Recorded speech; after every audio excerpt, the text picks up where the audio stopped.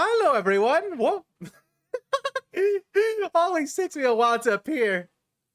Hello, everyone. Just wait a second, and we should be able to start. Okay, everything's in order. Do I have sound? Yes, I do.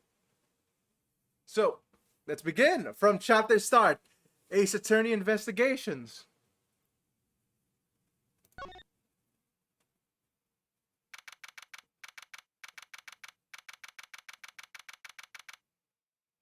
What? Oh, shoot. Did something happen? Hold on a second. It was... The capture works until it doesn't. Holy crap, wait a minute. That is bizarre. Let me try that again.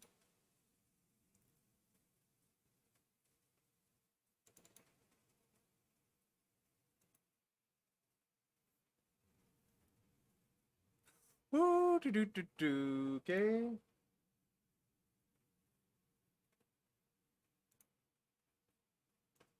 What are you doing? Hello, Ada. How have you been? Oh, I'm just trying to set up. So welcome, Raiders. I'm Biscuit. I'm a dual spirit. Usually I play card games, but today we're gonna play Ace Attorney. I was expecting a raid. Hold on.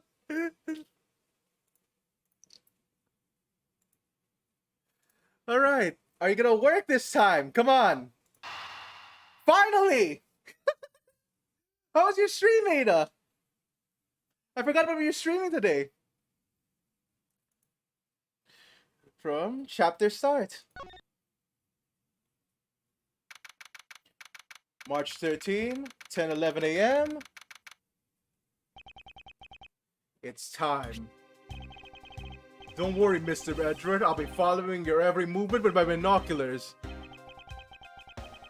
Oh, very nice, Ada. I think you've been sick for a while now, so I'm glad you're feeling better. What the heck's going on? Holy crap! I have no idea how to do this. Hold on a second. Why do you do this right now, Capture? I've tested you 3 times already. Wait.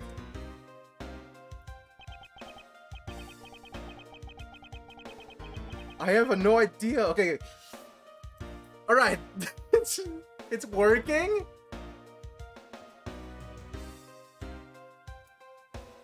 All right. No, it's still working. I've tested this capture 7 times. For some reason, it'll just not work randomly. Let's see. I checked that the money's all there, safe inside this suitcase.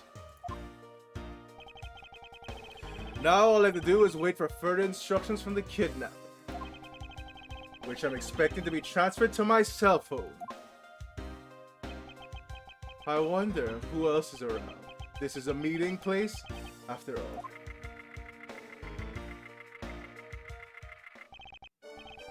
Yeah, it's everyone's favorite, the Gatewater Hotel. I'm starting to. Wait, no, it's not the hotel. It's Gatewaterland. Oh no, Watergate has spread, and it has its own amusement park now. And a big hello to you. I'm Proto Badger. Nice to meet you.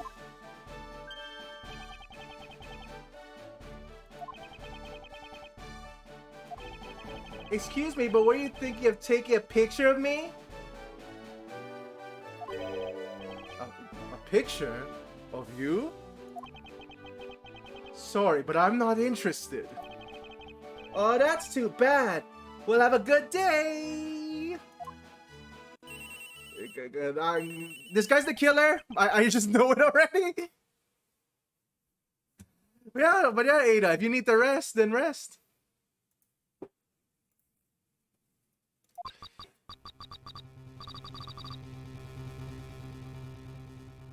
Wait, Ernest? Okay, I don't think we've heard this name before. Ernest Amano.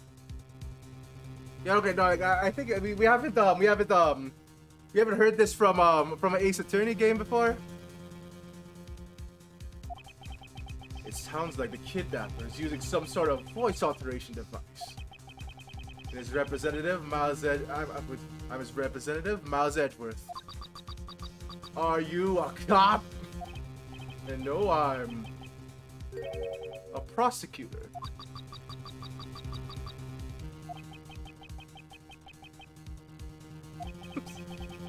I know what you're wondering, and yes, I have brought the ransom money with me. I see. In that case, bring me the money with you to the. I'm not sure how to imitate static.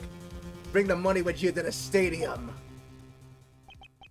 So this person intends to see if I'm being followed, huh?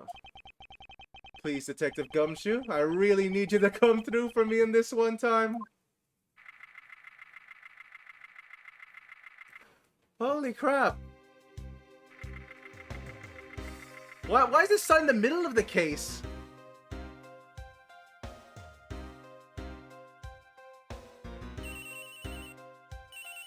Oh, Uber Dragon, hello! And it's going great! We just started. I'm really confused about this case currently, cause we're starting at the middle of it. Edgeworth speaking. Next, come to the haunted house. And just how long do you intend to have me wander around? That's for me to decide. You don't have much of a choice here, my friend. I suppose not.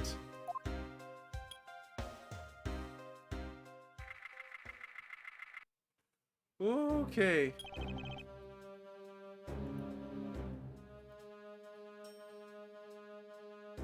So, I've heard... Okay, no. What?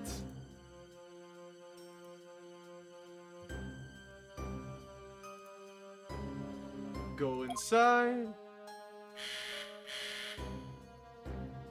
Wait, are the mirrors different? Yeah, no, the mirror, the suitcase has no color. What the heck? Oh my god! It keeps happening! Holy crap, wait a minute. Here, let's switch to another capture. This is going bonkers.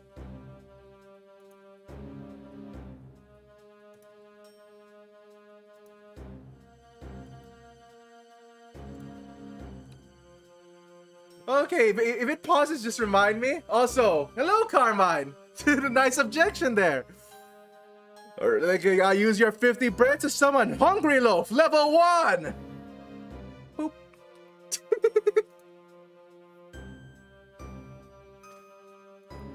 Okay, yeah. So sometimes it works, sometimes it doesn't. Do I have to use window capture for this?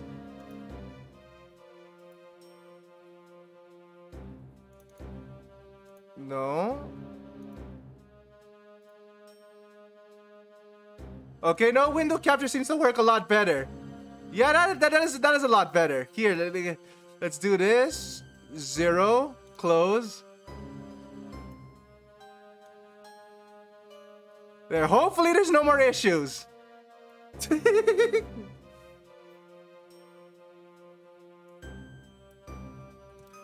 What a dismal place. That's it. Go through those doors. Am I being watched from somewhere?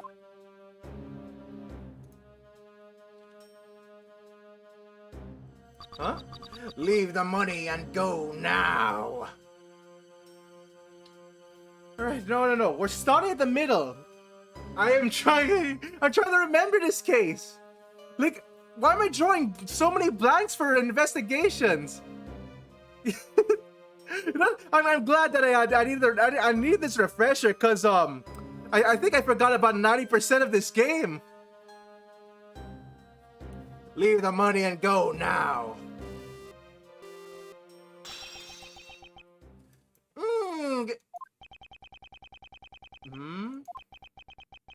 I was hoping for exchange, but maybe I should do as they say for now and not push it.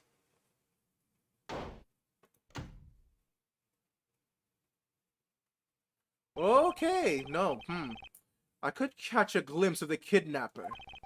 Perhaps I should keep an eye on the haunted house until the police backup arrives.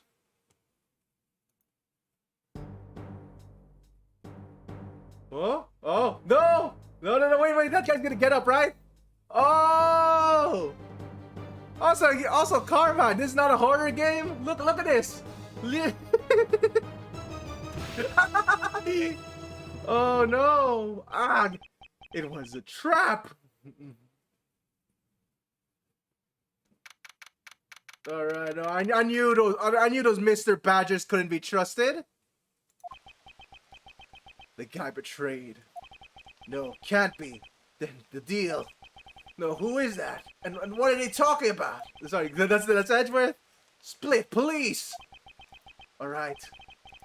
In front of, meet up. I can't move my body. I fear I may faint again.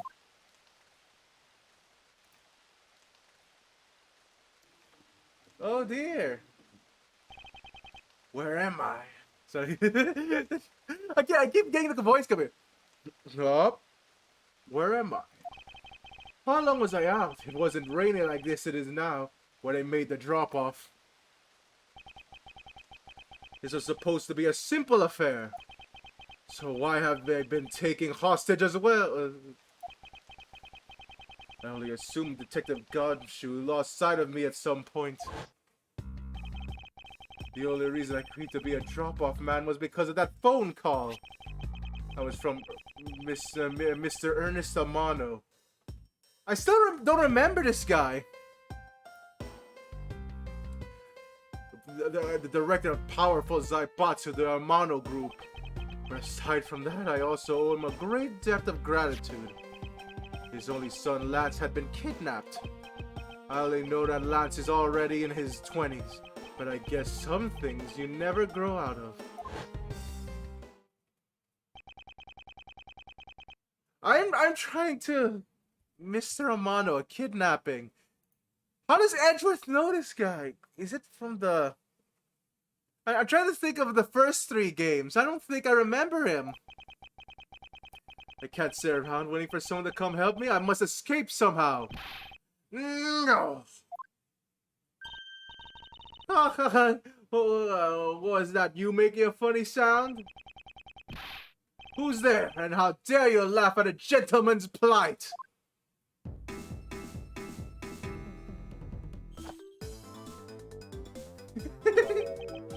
Who are you? Are you one of the kidnappers? A kidnapper? Me? No way. I'm not into such petty crimes. Nope, I'm after something much, much bigger. Yeah, yeah, I know what you're talking about, Carmine. Ugh, I must be worn out from the day's ordeal at Puka Smiles. Oh, I forgot to introduce myself. Sorry about that. I have... Even in the depths of night, when no other bird dares to take flight. One alone soars to shine, the light of righteousness of the world's blight. And that one is me, I'm the great thief, Yatagarasu. Great thief? Did you really just claim to be Yatagarasu? Oh, but my real name is Kay. Okay, you're supposed to hide your name. You can call me Kay. Kay, good. Glad that's settled. Not quite. I have a mountain of questions for you. I'm not sure why she revealed her name instantly. But first, if you would be so kind as to remove these ropes. I wonder, should I remove them? I was actually having a lot of fun watching you make those silly faces. Hey, there's no need to get all mad and ice glary on me, you know? This rope goes through here, and there you go. What a relief, I owe you my thanks. That's okay, you can pay me back in full later. Now, what questions should I start with? Unfortunately, I can already tell nothing is going to be easy in this cheeky girl. Alright, so do we have any evidence?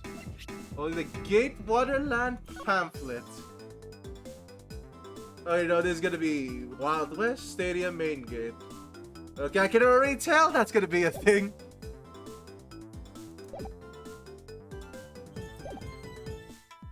Okay, Great Thief? You call yourself a great thief, and yet, are you really a thief at all? You doubt me? I get it, you think that a young lady like me couldn't possibly be a big-time thief, right? It's not quite what I have a tough time believing. I mean, you revealed your name instantly, Kay. Like, I don't think a great thief would reveal her name. Then again, you know, she might be so good at, her job that she could just reveal her name to anyone. Makes sense. I am the real, genuine Yatagarasu, you know? Yup, I'm the pure-blooded great thief. It's a little something I inherited from my predecessor. In that case, you wouldn't mind if I arrested you then, right? What? Of course I'd mind. I haven't stolen anything yet. Seriously, I don't know how can you say such a horrible thing to your savior. That's true. Technically, she hasn't stolen anything in front of me yet. Right? Are you really Yatagarasu? When you say you're Yatagarasu, do you mean you are the Yatagarasu? Yup. The most righteous of the righteous, the legendary great thief. But the title has only really succeeded to me, so I haven't had a chance to steal anything yet. Alright, so she hasn't stolen anything yet. But the Yatagarasu's calling card was in the first case. I was not aware that thieves could pass down their titles like that. But don't worry, I've got some big plans and I mean, you're trying to steal in front of us! Big plans, huh? They wouldn't have to happen to lead to a big arrest, would they? I knew it! There's just no reason. There's no reasoning with a prosecutor. I'm not the problem here! I'll have you know that a Yatagarasu has no interest in stealing petty trinkets. There's one thing and only one thing I want to steal. Only one thing, and what would that be? But that's going to have to wait until we find our way out of here. At least there's one thing we agree on. I'm sure I'll have plenty of time to learn more about you. So, you never told me what your name is, Mr. Prosecutor. Oh, I guess not. I am Miles Edgeworth. Now I remember.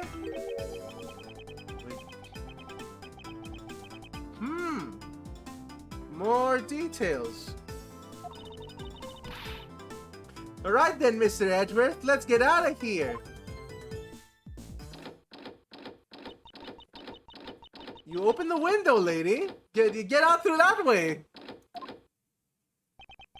It would seem that we are locked in from the other side. And with this, it's officially a Dark Souls game. What? No way! I don't hear you. La la la la la. Okay, do you remember where you... Yeah, no, it's the window. It looks like that might be our only way out of this room. Whoops, slight miscalculation. That's a good height to make an entrance from, but I can't jump that high to make an exit. I mean, there's boxes right here. Okay, like, I suppose we have no choice but to look around and see if we can't find another way out. Alright, isolation room, beginning the investigation.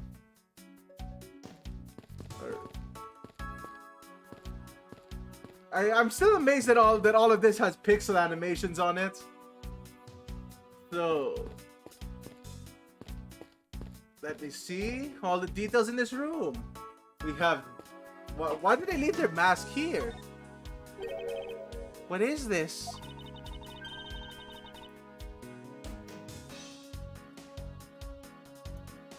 So, the perpetrator left their mask in the scene of the crime. They left their mask here. Why would they want to go maskless? So right there. Hello, Vaxatori. Sorry about that. I shall send you to the stars now. Bye-bye. Oh, wait. Yeah, that's a promote. Yeah, that's a bot. Bye-bye. Bop. So, looks like the Bad Badger it's looking as bad as ever. Looks like a costume. It looks like a costume head to me. I guess the Bad Badger's costume is at the very least a two-piece, huh?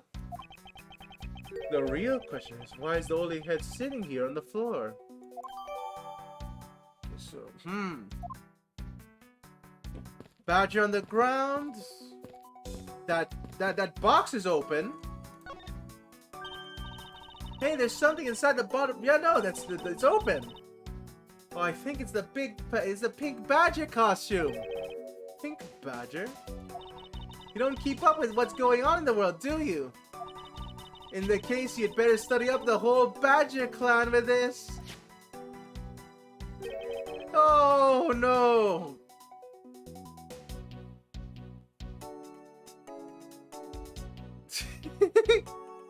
Is this really gonna lead to the case? Alright, so Proto Badger. What is this thing? Think of it as a bible of all the things you'll ever need to know about the clan. Or I suppose I can keep it as a reference guide or something. Alright. Okay, no. I see now. I see what's gonna happen. So what's gonna happen is that someone switched a Badger head with so someone switched a Badger head, but they didn't switch the costume, the base of it. So this guide is gonna help us. Let me see.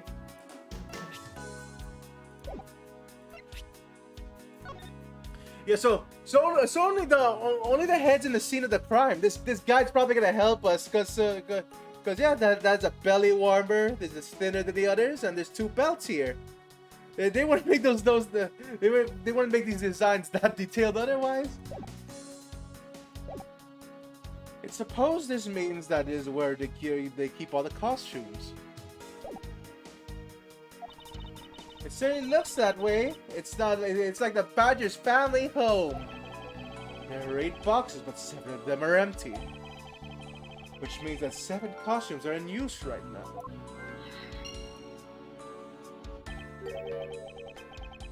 But aren't these Badgers mascots of the police force? Well, I heard that the police have a hand of sponsoring this theme park. Probably because the Gatewater Group owes the police from all those cases they solved.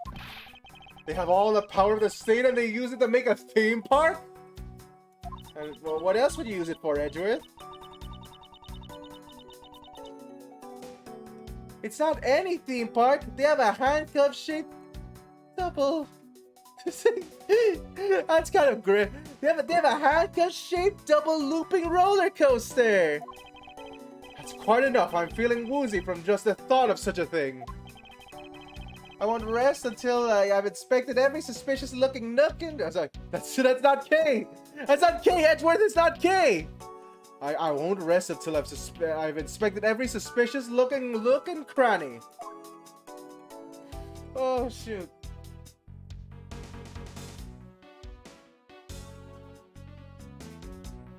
So Pink is here. And is that just the key out of here? And what do we have here? It's the key. Ah! It's a key! Why do I feel laser-like stare aimed right at me?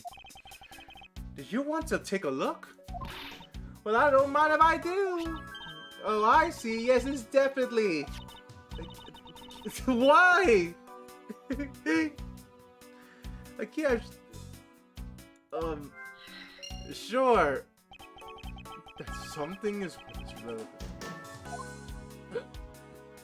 Oh no, I was expecting Edgeworth to be snarky there, but okay, I guess it's not the key out of this room.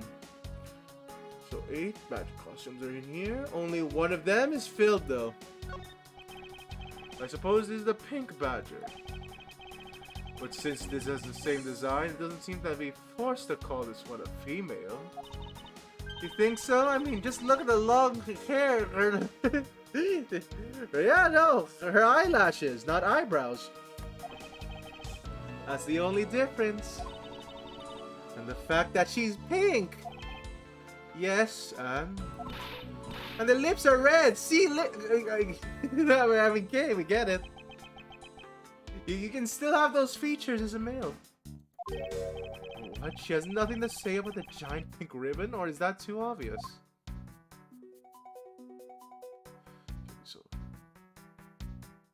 So why are these two boxes? They have markings on them.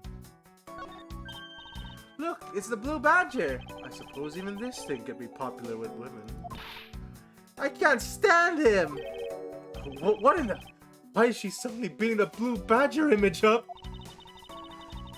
He's got the word badge right in his name. How bad is that for a girl like me? Oh. And to think he's out there wandering around in this park. I'd be careful or he's going to arrest me by the power of his name alone. I somehow doubt that the Blue Badger has the power to arrest. That's not true. That's not true. The Blue Badger does have the power to arrest someone. Like he was integral to a few cases.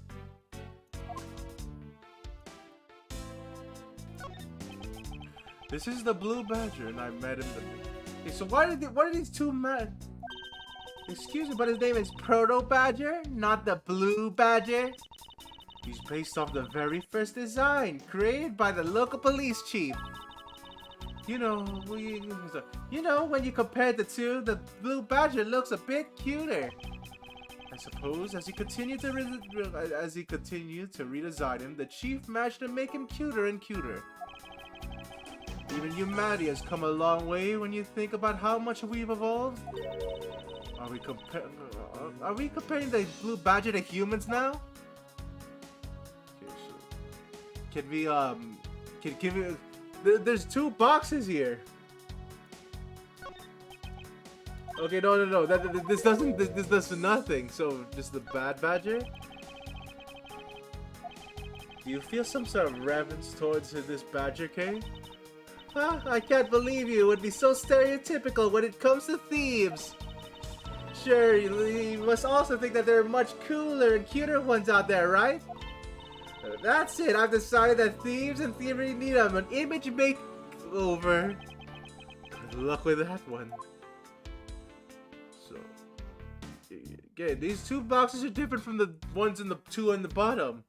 Only the pink badger is missing. So there's two heads here, meaning they took the costumes.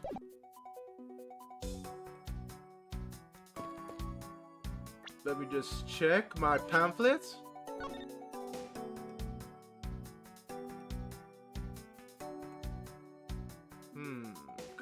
So the one had no pupils, but I don't remember it being the Bad Badger that was that one.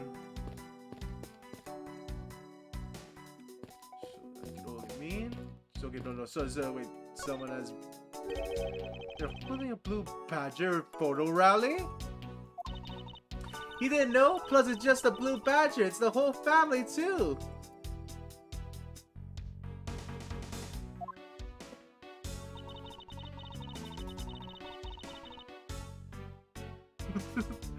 I'm surprised they still let the Bad Badger in. Take a picture of every member of the Badger family and receive a prize. There's only one of each for the farm. Wait a minute, there's only one of each of them. But 3 of the costumes are missing except the pink badger. Interesting. Well, there's a costume head sitting over there. Why not start a picture of that? You can't do that, that's cheating. There's only one of each badger in the park, so you have to work for it. Speaking of badgers, there's one sitting against the wall in the haunted house. Seriously? But Sub, I don't think that one counts, Mr. Edgeworth. You have to take pictures of the costume ones walking around the park. So those are the rules of this game. How quaint. Alright, so well, we already have a few clues from this. Paint, one of them is open. They didn't close it. Maybe we can use the paint to help us escape. And what exactly do you have in mind? Well, we could paint help in really giant letters. And who, pray tell, would see the giant letters were inside a building? Okay, then how do we light a fire? How about we light a fire, the paint on fire? And send out the colored smoke that's not out. Anyone who saw it would think some kind of crazy arsonist was about to call the cops. Actually, that may not be all great for me, seeing as I'm a thief and all.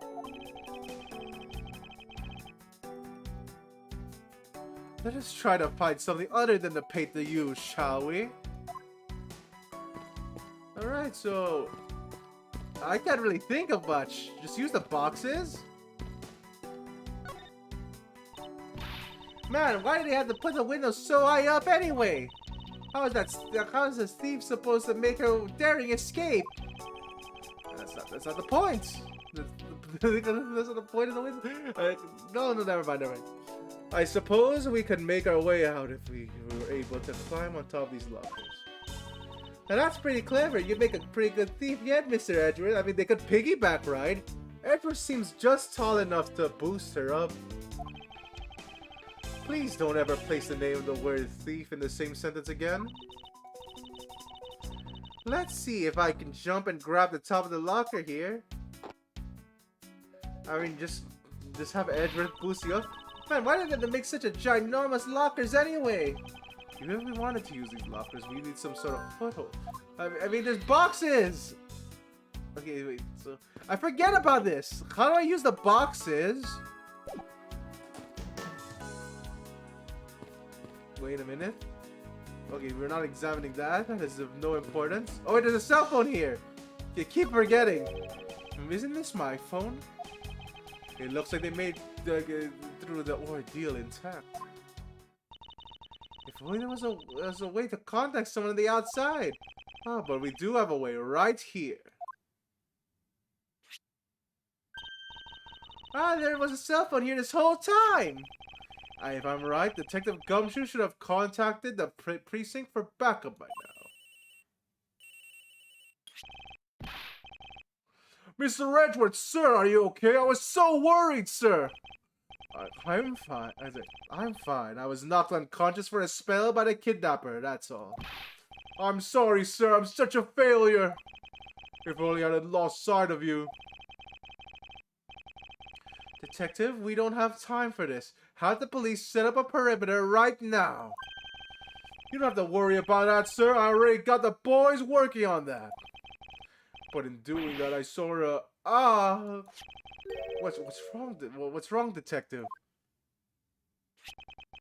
Sorry to butt in, but I'm afraid you're going to have to make do with me. Who is this? Xing Long Lang. Shi Long Lang? Shi Long Lang of Interpol. A pleasure to speak with you, Mr. Edgeworth. I'm afraid I've heard a great deal about you. So, why is exactly an Interpol agent like yourself involved in a domestic kidnapping case? Don't worry, don't sweat the details. A crime's a crime, whether it's on local or global scale. Besides, you're the one who's in the world of holy fuck, what's going... And why would you say that?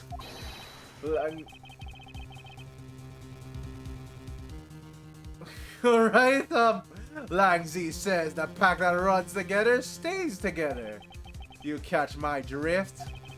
You caused quite a ruckus by running blindly into a situation and then getting I mean, Gumshoe didn't come with us.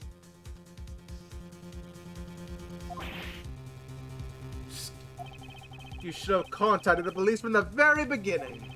I'm sorry that this happened because of a lapse in judgment. However, I humbly request that you please help me out of here, post haste. Sorry, no can do. What? We're hunting the kidnapper now, and I haven't gotten any hands to spare. As I said, my pack moves as one. You're the one who wanted to go it alone, so good luck to you, Miss. What a piece of crap. And and once we do catch the kidnapper, rest assured we'll come and find you eventually. You. What's wrong? Did you get cut off? No, my phone ran out of power. No way! It doesn't matter anyway. We should try to get out of here through our own means. There's boxes! Use... Alright, no. I think now that we have that call, we can now use the boxes, right? Please tell me we can use the boxes. Can we use the boxes? Never hurts to take another look. Alright, can you just use the... You can't use the... Okay. It's not the boxes.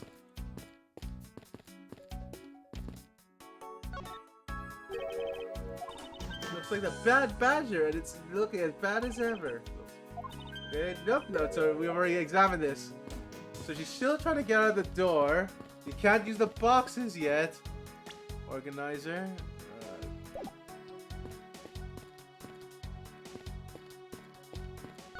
Okay, am I already trapped here? Did I already forget the solution to this place? Right. So this one doesn't have a costume. Okay, wait a minute. So they didn't... That? Okay, no, it's the same, but it's filled. Alright, so is there any logic we have here?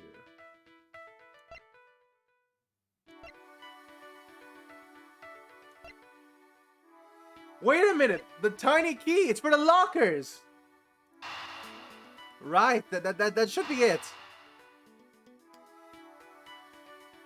Oh, shoot.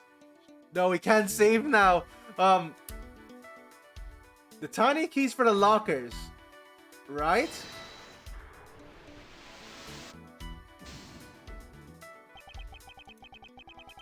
What? All right, no. So it has to be for something else. Organizer.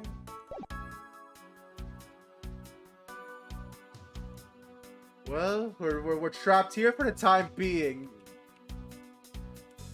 How do I do this? So there's this. So we assign. There's lockers also. That just leads to the badger head. Are we talking? We already talked to her about. Wait, no, we have another option. Do you know where the person who kidnapped me went? Well, after they locked you up in here, it sounded like they went to the next room and started talking to someone. I feel I've heard something as well, but it's all a haze in my mind. But I do recall that the kidnapper was talking to someone. It was just a guess before but I guess I really am dealing with two kidnappers here. After that, they left. It almost seemed as if they were done with you. It almost seemed as if they were done with you. I suppose that is the case, as my kidnapping seems to be an afterthought to the 1 million. If they went into the next room, let's see what we can find out through the slot. Okay, no. I'm stupid, just talk with everyone. Oh, well, we can peer into the room the kidnappers went from there. Won't rest until... Alright, there we go. We're there. Now we can escape. There. Get in the hatch. Is that what I think it is? It looks like the kidnappers had an escape tunnel prepared just in case. That's awesome. They're like a bunch of great thieves themselves. No, they're not. But I highly doubt that they made a tunnel. They made the tunnel themselves. floor panel was removed and propped up against the beam in a very specific way.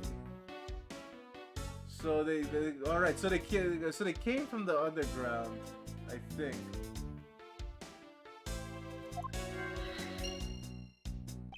Came from there. I think this building was originally built with a basement or underground area. Next room. There's a door on the opposite side of there's a door on the opposite side that appears to be the same as this one. Which would mean that I can probably assume that these two rooms are very similar in structure. I believe that you have just found a ticket out. Folding chairs? You're not gonna expect that. Expect that beam. There's a beam in the room identical to the one in this room. There's even a hook on it to hold the floor panel in place. Which reminds me. Did you find something useful, Mr. Edgeworth? Perhaps I may have found a very handy hint to how we'll get out of here. So, there's one propped up to the place, there's a hook. And there should be a hidden hatch over here.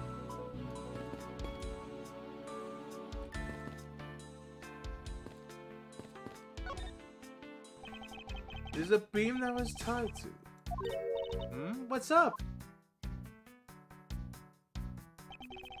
Upon we perhaps could make it. I mean, that's what we're getting at, Edgeworth, right? Like there's a secret. There's a tunnel here too. No way, that's the case though. Is this tarp covering it? Good thinking. And if it's climbing action you need, just leave it to me. And this little hook, next to this little hook, looks like it might make a good foothold. Up you go, okay? And good luck. Count on it. Great Garasu spreads her mighty wings and takes to the skies. Here I go. As I thought, the beam was definitely not made for climbing.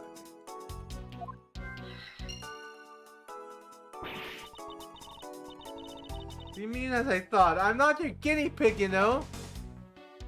There's a hook here. That means that there's a secret passage.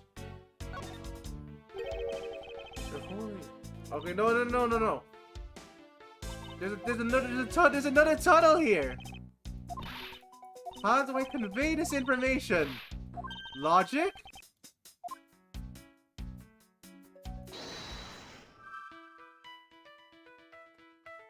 The beam that I was tied. There we go. Okay. The beam that I was tied to, open floor panel. There should be an open floor panel, right?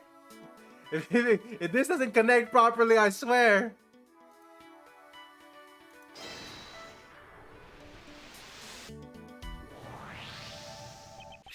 This hook on this beam. I know I've already tried. There's no way I can jump from this hook to the window. Come on, even you have to admit when something's just not possible. Sorry, that's not Edgeworth. I was about to suggest that again, rather than that it's here for a different purpose. Really? Like what? A floor hatch. As you saw in the adjacent room, it's clearly keeping up the floor panel propped up.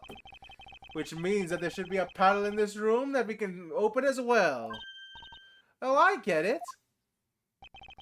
We didn't notice its existence all this time because it was being hidden by this tarp. Alrighty then, let's fold this thing up and let's see what's underneath. That is what I call a treasure.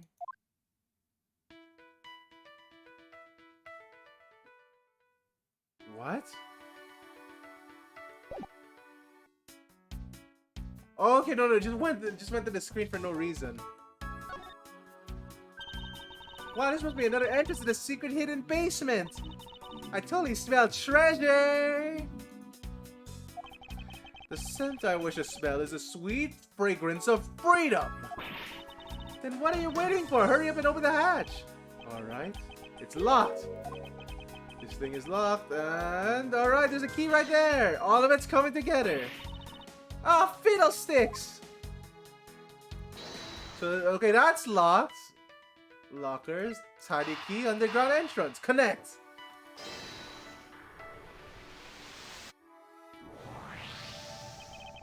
I believe you're up, Kay. Huh? Why me? Because we need to use a tiny key that you've taken quite a liking to. Oh, gotcha. Just leave it to me. I love the tense feeling of these moments when you're about to uncover something big.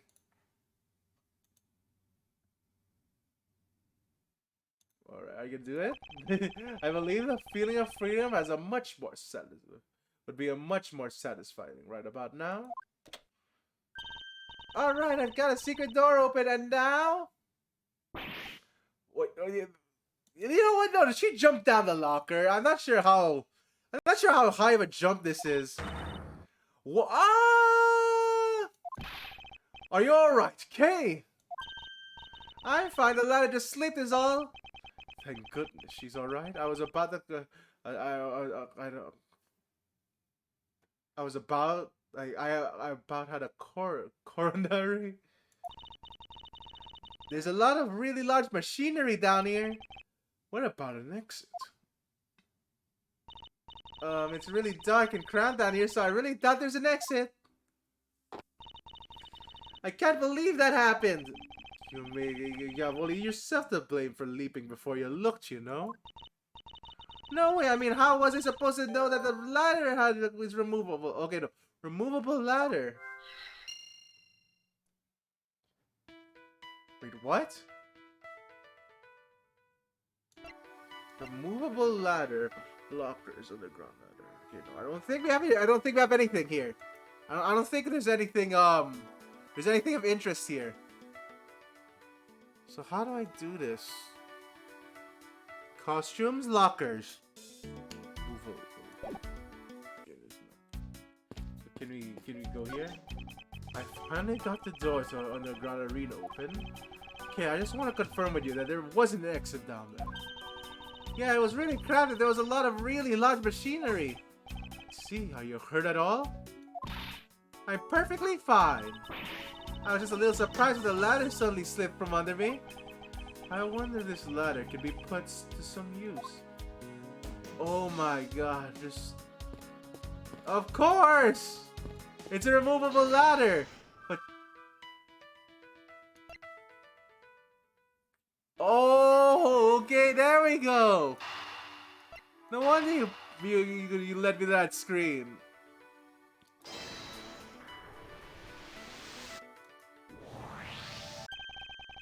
I figured how we will escape this prison, Kay. Oh, so how are we going to bust out? It seems that your reckless actions were of use after all. Are you actually praising me? More of a thank you for giving me an idea regarding this ladder. The underground ladder, what about it? This ladder isn't just for those who wish to go down. Patronizing? Oh, I see. If we use this, we can go down the lockers. Yes, I believe it's long enough to reach the top of these lockers. Well, then what are you waiting for? Investigation complete. Finally, we get our one, Alright, now we can get out of here. Okay, yeah, no, it turns out that was, the key was for the hatch. Alright, there we go. Yes, we spent the entirely too much time in here. Kidnappers who held me hostage and a mysterious Interpol agent. This case is only getting started, and I'll be the one bringing it to a resounding end. Oh, shoot. So is this it? 1,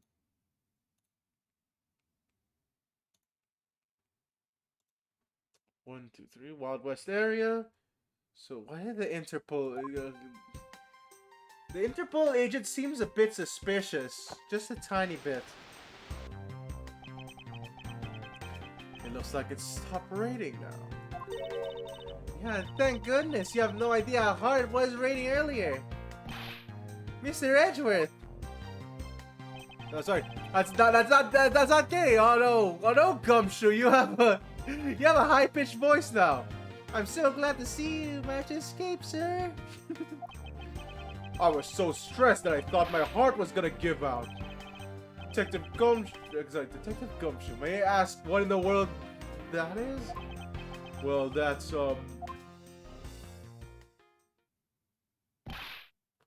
count off. 1, 2, 3, 4, 5, 6, 7, 8. 900. Shifu, all 99 members are here and accounted for, sir.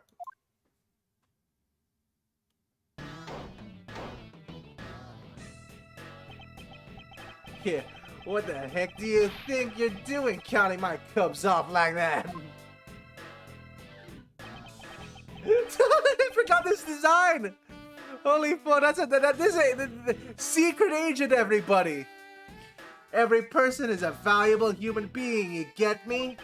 And everyone has a name that their parents gave to them.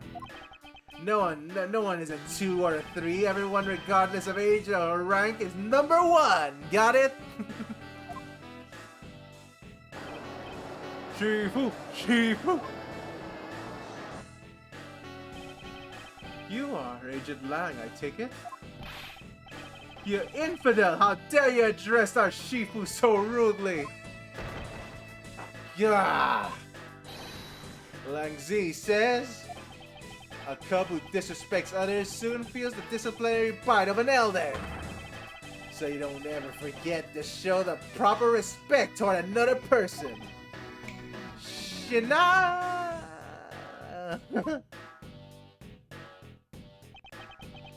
This isn't much, but please accept my card. Oh, thank you. Please accept mine in return. You all see that just now? That is proper way for 2 people to show their respect. Keep that in mind and you'll get far in life, got it?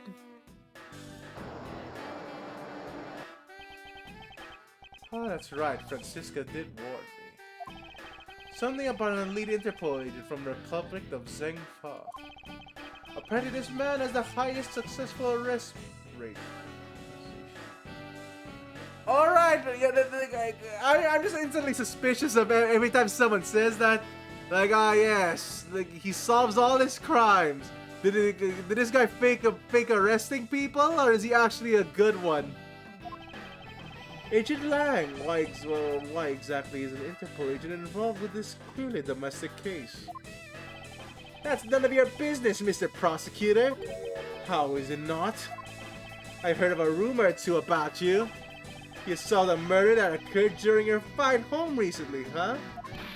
Huh, but you sure took a while to arrest just one little flight attendant. How pathetic! How dare you say that about Miss... Okay, Lang, everything was against us there. We couldn't even search for clues freely. Are you saying you could have solved it faster, pal? The comedic relief jumps to the aid of his master. How cliché! Look at I'm getting that is that. Look what I'm getting at is that I had been there, no one would have died. That's not true. Fucking, you can't solve a crime without someone. I would have stopped the crime before it got committed. Capiche?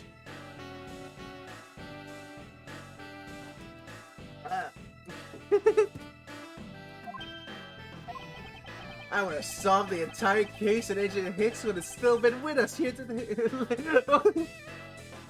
Holy fuck! The fucking statements on this guy!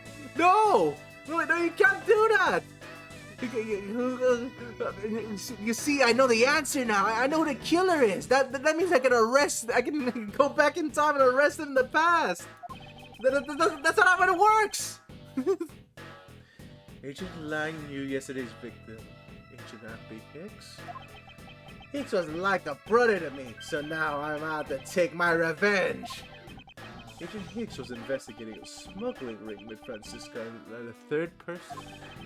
This must be the man she was talking about. In that case, you should understand how I feel as the kidnapper somehow is someone I know.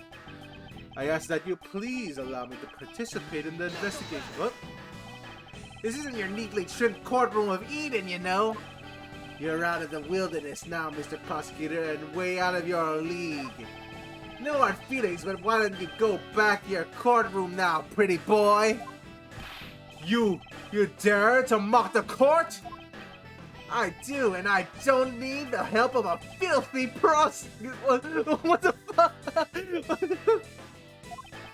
Sorry, but the truth doesn't need the likes of you to distort it to...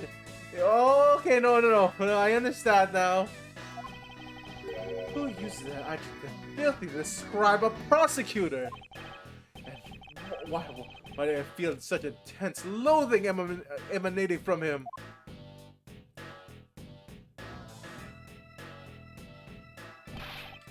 Alright, man, good job on the perimeter around Gatewater Land. Now just find me the kidnapper and bring the punk to me! Dismissed! Sir!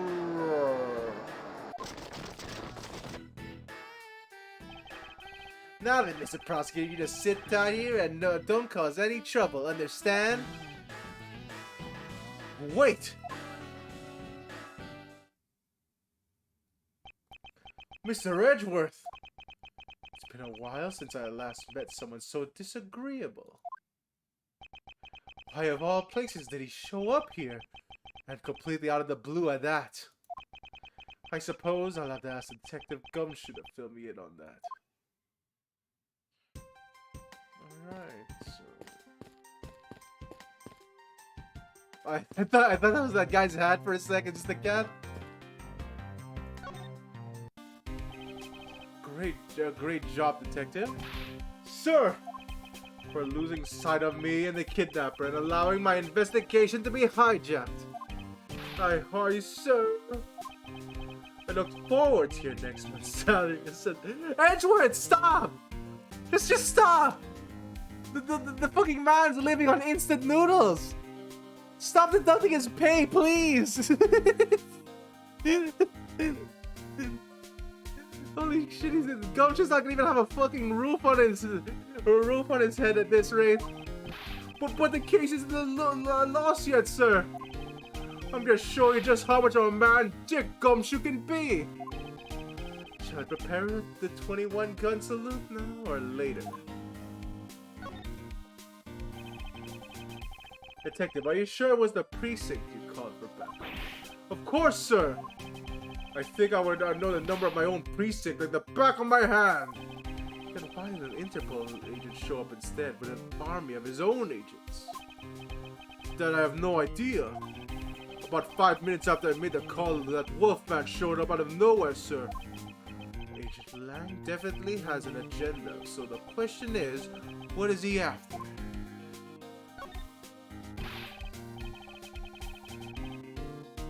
Mr. Edgeworth, I was wondering if I may ask about one thing, sir. Yes, what is it? Who is that girl over there? I mean... I'm Mr. Edgeworth's assistant, Kay Faraday. Okay, so she didn't reveal to be Yana Garasu that time, right? What? Funny, I don't recall making you my assistant. Yeah, I made Edgeworth assist on me. It's been like that since forever. Sorry if I stole your supporting role. How can you say something so serious with that giant grin on your face, pal? Mr. Edgeworth, we got a thief on our hands, sir. She stole my role, sir. I'm taking her in, getting her convicted, and making sure she serves her out her sentence. Oh, come on. It'll be fun like musical chairs. You'd better stay fast on your feet. No way. I will not lose the spotlight to you, little girl. So, evidence. We got nothing. We got profiles. So, Lance Amano.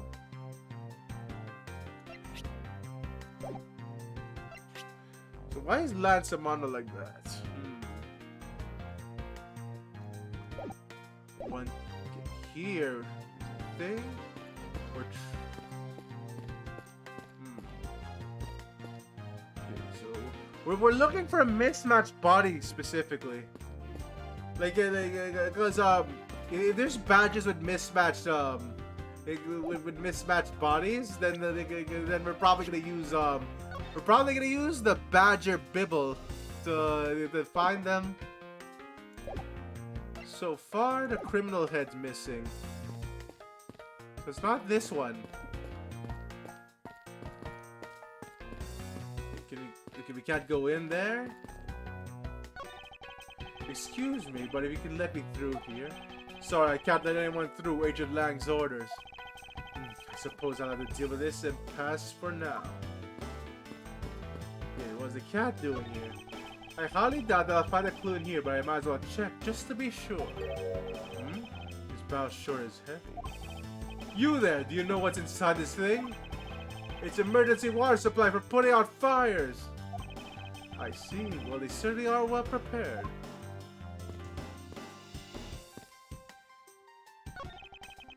Excuse me, but if you could let me through here. Sorry, I can't let anyone through Agent Lang's orders. Okay, no. We're not gonna... Wow! They're not gonna let us investigate at all. This horizontal bar is used for tying up horses. Apparently you can ride real horses at the cowboy ranch. Area just up ahead. Is it possible that the culprits have already escaped with the help of a stolen horse? I'm not sure about that, Edgeworth. Then again, you never know in this game.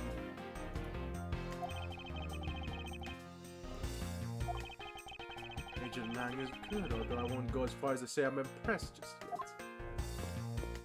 So, yeah, no, I'm pretty sure someone would be suspicious if they were trying to get away on a horse. And Mr. Badger.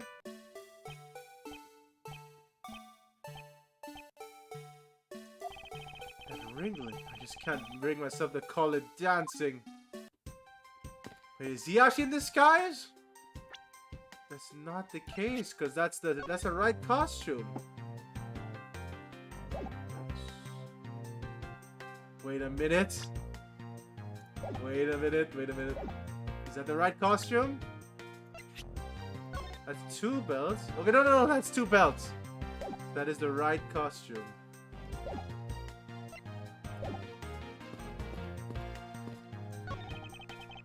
Excuse me, but can you just let me through here? Sorry, I can't let anyone... Well, we can escape! We can't escape Cowboy Ranch!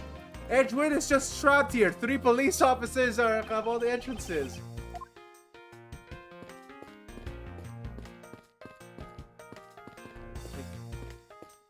There's nothing to do.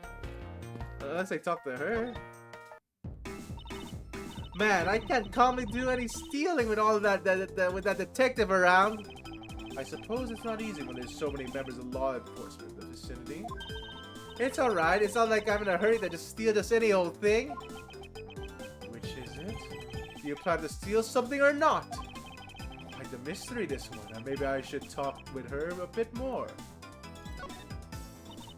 So what are you going to do about the investigation, the kidnapping?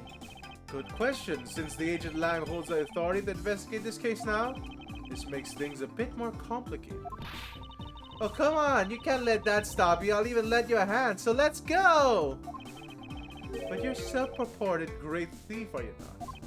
I don't believe I can let someone of an unlawful nature participate in an investigation. But you don't listen, do you? I'm not any ordinary great thief, I'm Yatagarasu! And as I said earlier,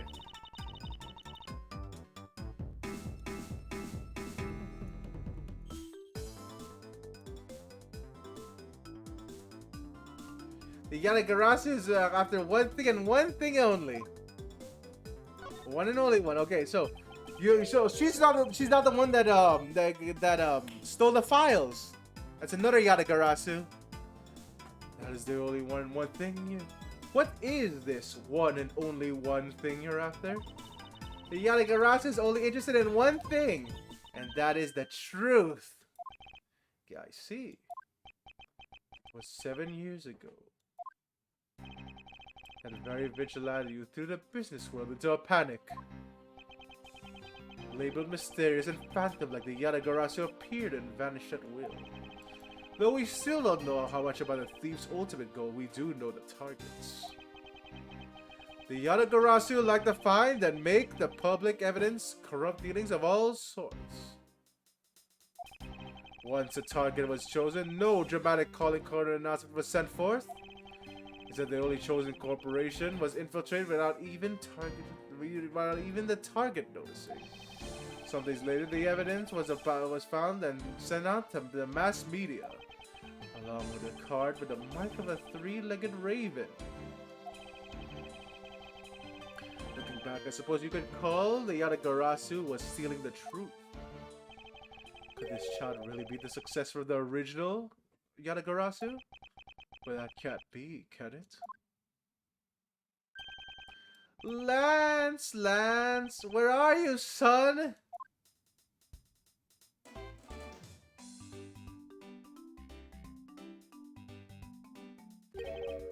Mr. Amano?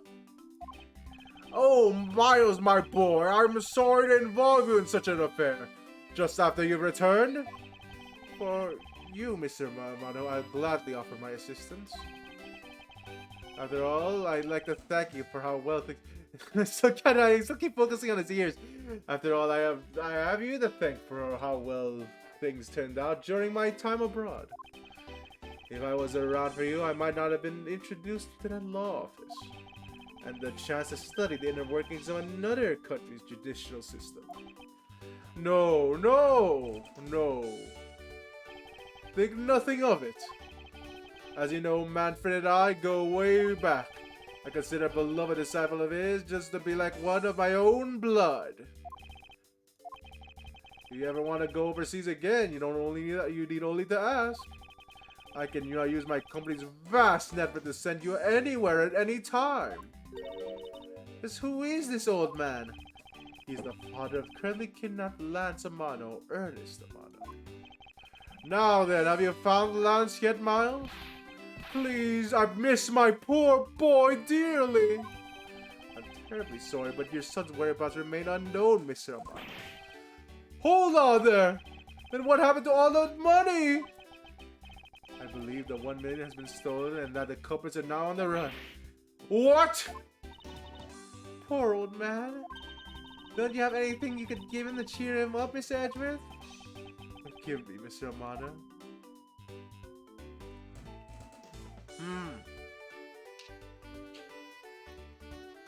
So using a voice changer. Is it possible that Lance kidnapped himself? I was wondering if you could please tell me the details of the kidnapping one more time. Oh, it was yesterday a call came to the house. From the receiver came to the sound of my son. Help me, Daddy! I know this is tough, but please stay with me here, Mr. Amano. You don't understand, he hadn't called me Daddy in ages! It was incredibly moving. I wish I'd recorded him saying that.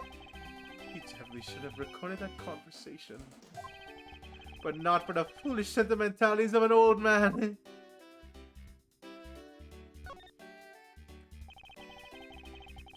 Refresh my memory. What kind of a person is Lance again? How will telling you about Lance help you get him back? And surprisingly, a lot can be deduced from a person's relationships and behavior. Very well then, Lance is my one and only son and he turned 21 this year. He is very much like me when I was his age, kind and very attractive. I'm sure women simply can't keep their hands off him. Is there anything else about him you noticed of late? Now that you mention it, I haven't been able to get in contact with our butler, Oliver. Your butler? Yeah, his name is Oliver Deacon. He's been with our family for years now. He gets along so well with Lance, so I thought maybe he would know where my son is. Mr. Amano, how could you please tell me more about your butler, Mr. Deacon? As a butler, he's outstanding and even serves Lance's personal private tutor. He took a brief leave recently, but even after it was over, I haven't been able to reach him. So you still haven't spoken with him since his leave. What about his family and friends? They said they hadn't seen him. I've tried everything I could think of, Miles. Do you think this could have something to do with Lata's kidnapping? It's possible, but I can't say anything for sure quite yet. So even the person closest to the victim has gone missing. Oliver Deacon sounds like one name I'd better keep in mind.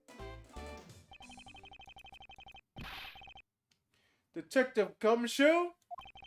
Yes, sir. Let's begin our investigation. Even that Interpol agent holds authority to head this investigation, we can't allow ourselves to stand idly by twiddling our thumbs. I'm with you 100%, Mr. Edwards, sir. I, Dick Gumshoe, pledge to stick by your side through thick and thin. Mr. Amato, it was my fault that the culprit escaped. Which is why, with your blessing, I vow to return Lance to you myself.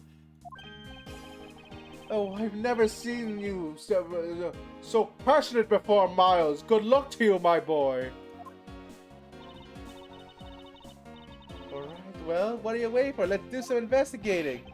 You think I'm losing to you, pal? Forget it!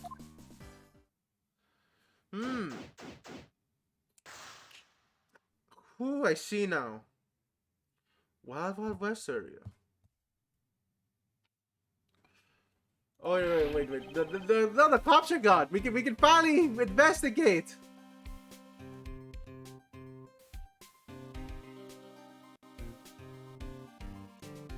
Holy crap! We're free! We're free from the Wild West prison! Thanks to you, thanks to Agent Lang, we can leave this area. But the culprits were here until only very recently. Which means we may be able to find some clues that will tell us how they escaped. Okay, let's go looking! Hey, you there! Who, me? What are you doing goofing off in a place like this? I wasn't goofing off, I was about to help Mr. Edward kick off his investigation! You imbecile!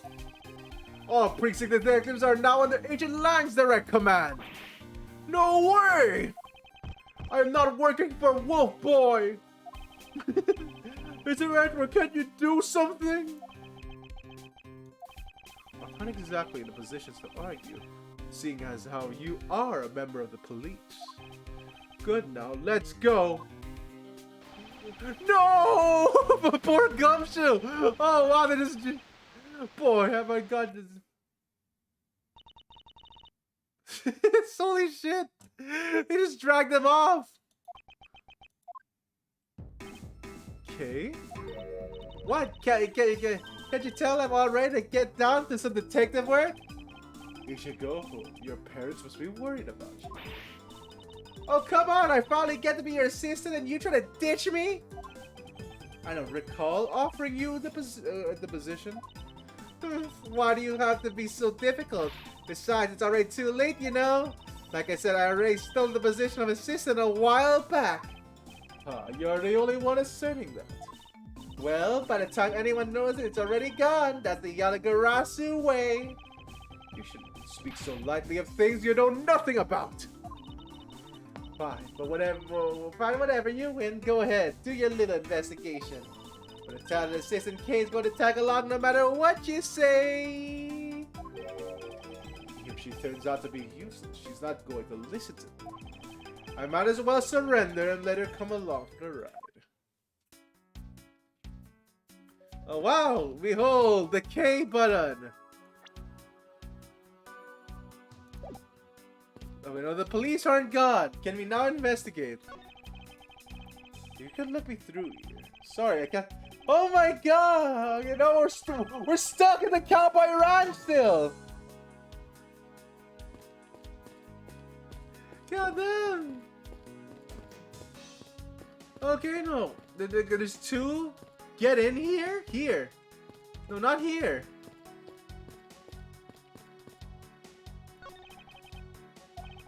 Alright, no, we're stuck! We're stuck in infinite cowboy hell! Where are we supposed to go?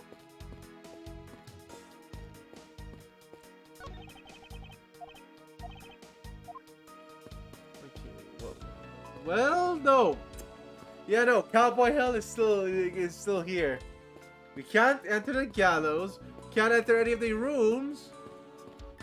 Fucking Lance is here. Can we use logic and anything? Like, that might be the case. No, we only have costume evidence. Okay, so... Yeah, no! We're trapped!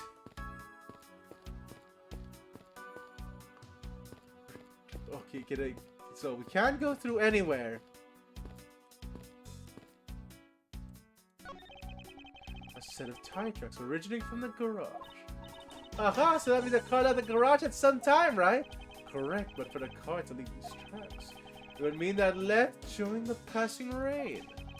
The only explanation is why these tracks are made of mud. Tires, 3 treads. I think we can safely assume it's a special type of car.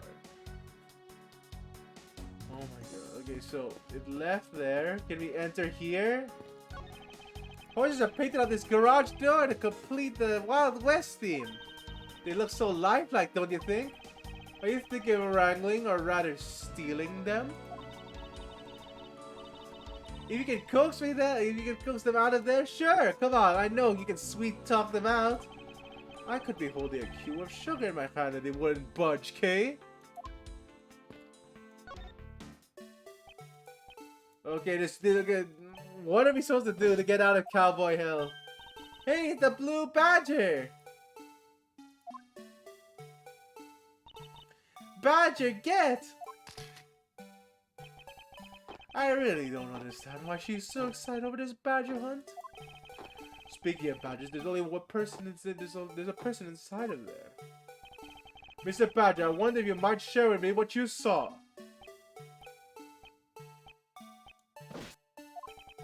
He's doing that contorted, wriggling dance again. Aha! Oh no! It's this guy again! Oh no! No! No, we have to work with him! Aren't you Officer Meekins? No, not Officer Meekins! Please! Oh, this case got worse. Just, sir! Mike Meekins reporting for duty, sir! The man was a witness in one of the cases I headed 2 years ago.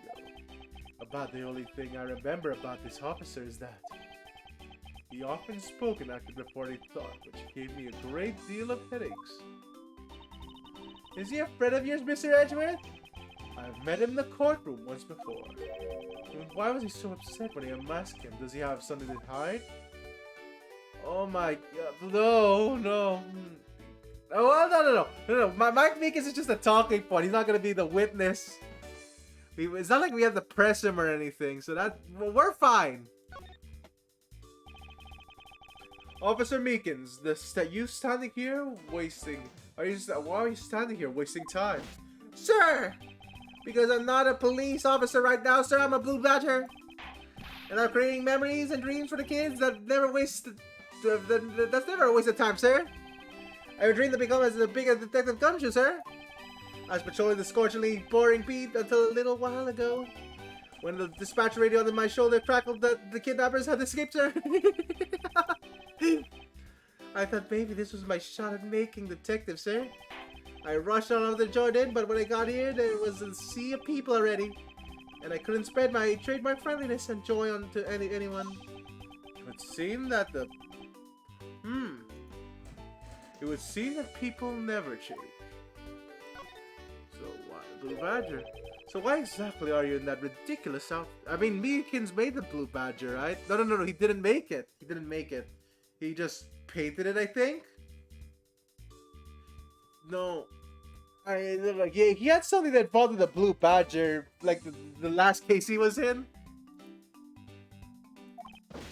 Sir, that's because, sir, I'm here to keep the visitors in good spirits, sir. It's also to hide the fact that I'm an officer on the trail of the kidnapper, sir. I see. Agent Lang is very wise to employ this sort of diversionary tactics. To being the head of the role of the Blue Badger out of all the different disguises, sir. It's such an honor. Any clues? How long do you have been standing there? How long have you been standing there, officer? Sir, for about 1 little hour, sir. That's around the time I woke up from the being knocked out unconscious. And I've been here ever since, sir. That's true, then possible visitor Meekins saw the kidnappers escaping. I mean, but however, I must tell you that I didn't see a thing, sir. I haven't asked you anything yet, officer. No, but I know you will, sir. He's hiding something. Oh, you're kidding me, Meekins. Stop hiding it. Officer Meekins, I insist that you tell me once more about your recent movement. Sir, I've been playing the Blue Badger this whole time, sir, and getting into it too. I patrol the park and all while wearing this costume. And about 1 hour ago, I came over here, sir. I haven't seen any suspicious-looking people this whole time, sir. But I did see a badger, sir. A lone blue badger. What you said just now, contradictory to the facts. How so, Mr. Edgeworth? Testimony contradicts. Oh, crap. We can't go to the profiles. So that means...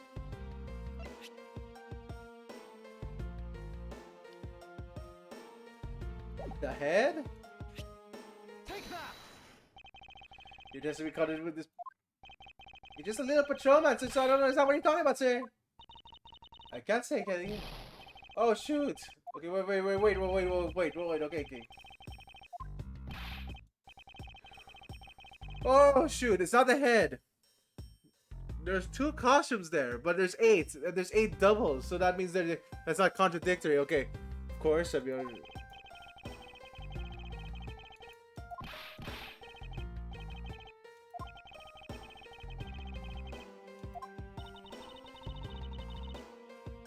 No! He's the... Okay, no, I get it! He's in a Blue Badger costume, meaning he's supposed to be the only Blue Badger, right?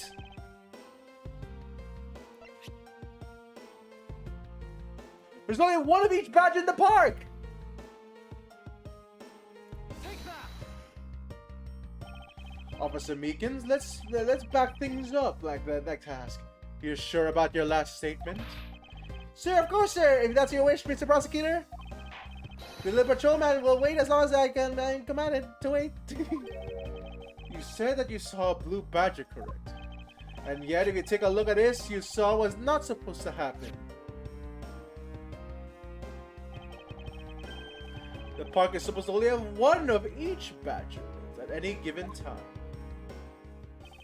Which means that as long as you are a blue badger, Officer Meekins, you should not have been another. You should have not seen another blue badger wandering the premises.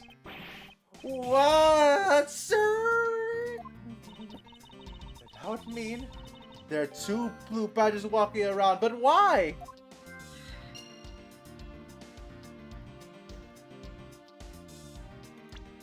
So there's 2.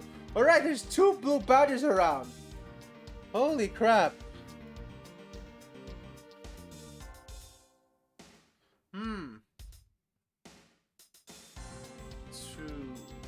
Back.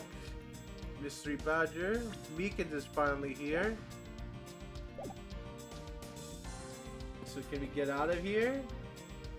I'm gonna guess that's a no. All of these? No. Oh my god. Oh, so... Well, I just want to see another place other than this.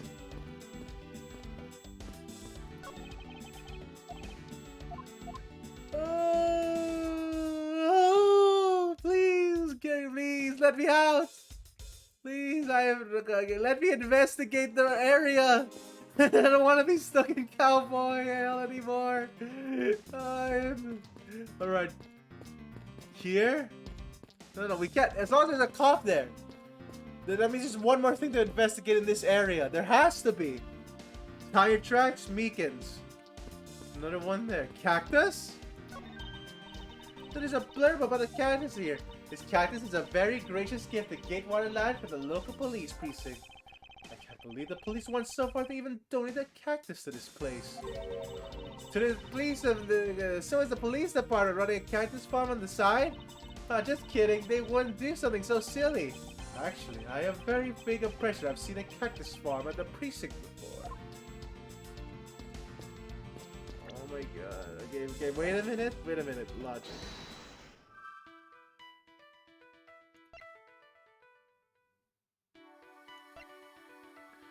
Shoot, okay, am I supposed to connect these two? Well, there goes my perfect things. So, yeah, they're good. So, we have costumes and a second blue badger. Am I supposed to connect these two to even continue? I don't think I see anything else worth investigating. Because... Yeah, I can't see anything else worth investigating here. There has to be something. Like...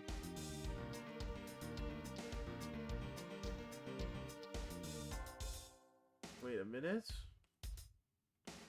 Yeah, no. Let's check the area one more time. I'll connect those two if I can't find anything. Tire tracks over here. There's wall. There's nothing. There's a pipe. There's a pipe that we went up. What the heck? I was trying to investigate the pipe. Wait, did I not see those footprints? Oh well then. Okay. Hey, there's a bunch of mud over here. So hey, there's a bunch of mud. There's a bunch of footprints in the mud over here. I remember hearing falling rain out there while I was being held in there. Yup, it was just a passing rain. That's why the ground was already pretty much dried up. It should be thankful it left us with some very nice footprint samples. You know what? I bet if we follow them, we can find out where the kidnapper went. Plus, be able to spot them because of their muddy shoes.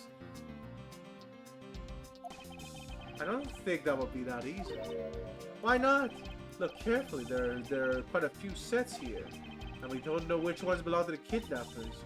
Well, that's true, we don't know what kind of shoes they were wearing.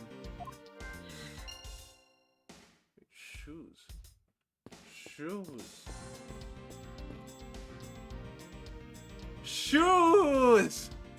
Wait, no, we know what, bro. Okay, we know exactly what shoes they were wearing. If they were wearing a blue badger costume, that means that they were wearing... Okay, so not costume, second. It's either second blue badger or one kind of shoes. So it's either costume or second blue badger that goes with that matches.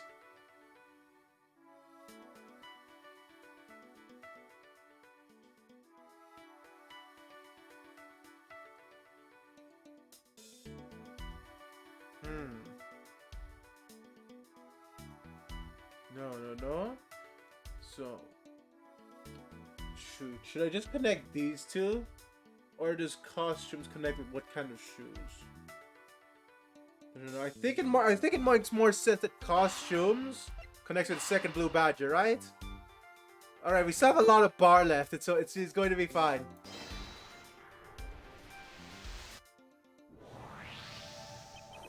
Very nice! A second blue badger that shouldn't exist. Clearly the true identity of the person underneath is... Oh, I know, one of the kidnappers, right? The person that wore a costume to get away.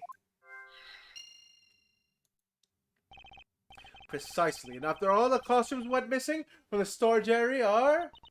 A blue badger, a proto blue badger, a bad badger. Is those three. So there are 3 phony badgers running around the park somewhere, huh? Not quite. One of them took off their head. So there's only... If one of them took off their head, there's only 2.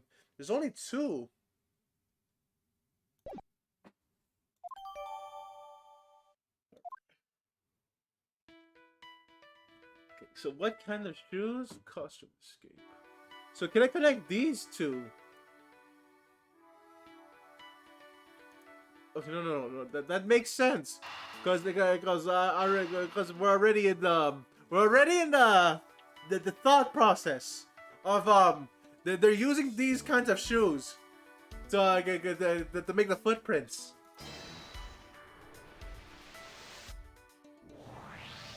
genius!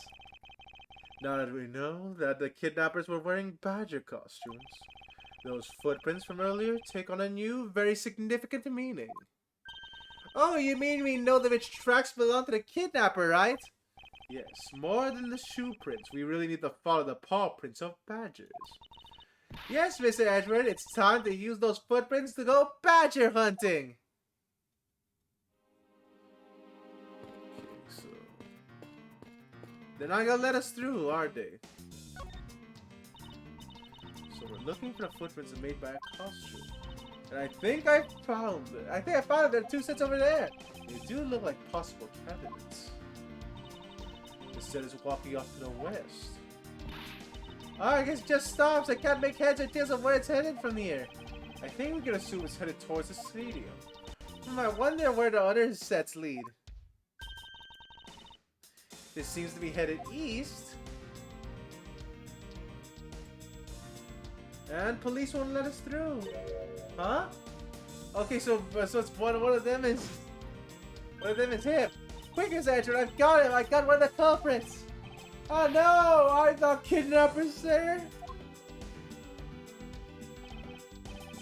Now, okay, clearly those footprints belong to Officer Meekins, but our criminals were each wearing a costume.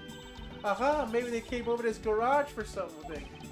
That's what I would suppose, Officer Meekins. If you would step aside for a moment, would you examine the garage?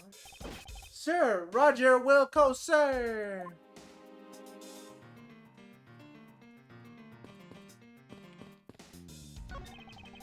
Let's open the shutter.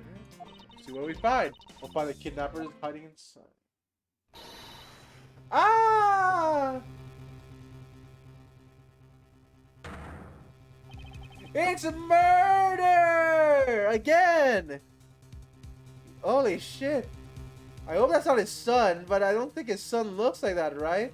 But what in the... We seem to have stumbled across a dead body. She must be in severe shock to have been the man first to find it. Now then, who is this man? It's Oliver! Oh, Mr. Amano, are you saying that man is... Yes, he's my butler. How could something like this have happened to him? Indeed, and why was Mr. Deacon here to begin with? I'd better investigate this crime scene quickly before Agent Lang or his men return. Kidnapper's footprints lead right to his garage. And right to a dead body. It's possible one of the kidnappers is now a murder victim. From my cursory examination, I believe the man died of a fatal bullet wound. You sure are calm for someone who just found the body. It is surprising what one can become accustomed to in a span of 2 days. Then again, Edward, you've seen dead bodies before. This isn't really new. I won't rest until I... Okay, so... What I'm noticing, they took the pink Badger car.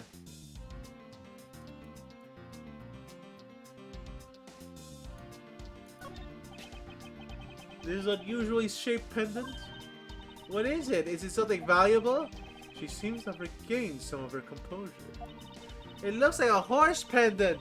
It's got an antique feel to it, and it's really pretty. Hold on, this is made of platinum silver. Nice, it isn't worth something after all. Oh, and look, there's something written on the back. Colin Devoré. It's a name. Colin Devoré? But this man's name is Oliver.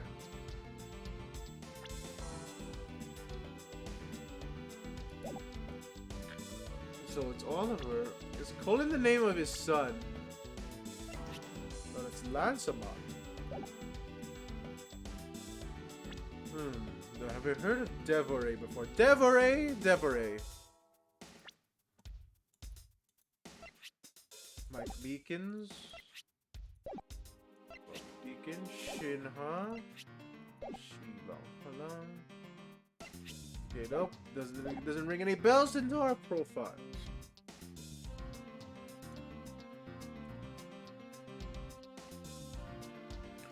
pink badgers here. They didn't take the costume, so why is the pink badger card missing? 2 cars are missing. There's 3. There's at least 3 people. There's 2 cars missing.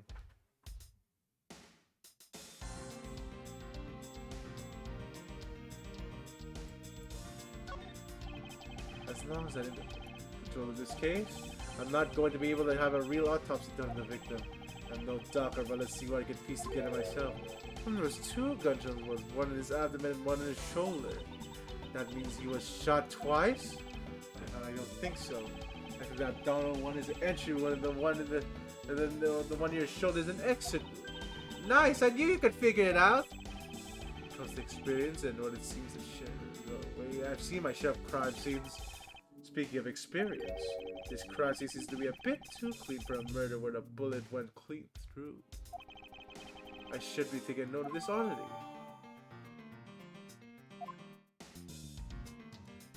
Is there anyone else here? There's a pink symbol under him, but that could have been, that might not be part of this case.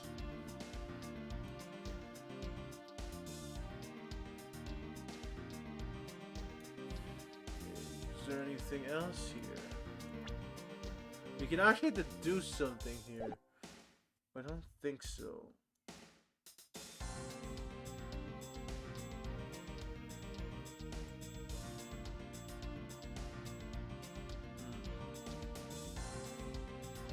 So, is there anyone here? Can you just press back? So that's his butler. We're trying to inspect everything about this. His hand is open here. Exit wound here. So he was shot from. He had to be shot from above to even have something like this happen to him.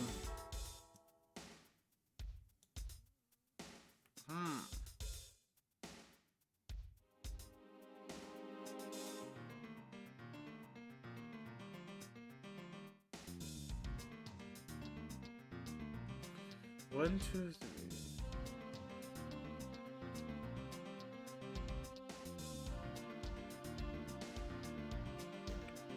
Wait a minute. So, examine this.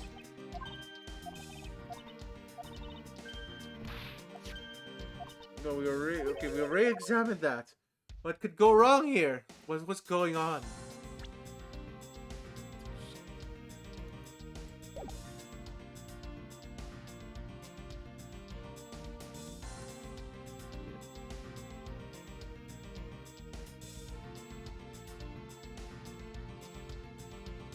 Okay, wait a minute. It's right here. Oliver Deacon, right? So, do we have to deduce this?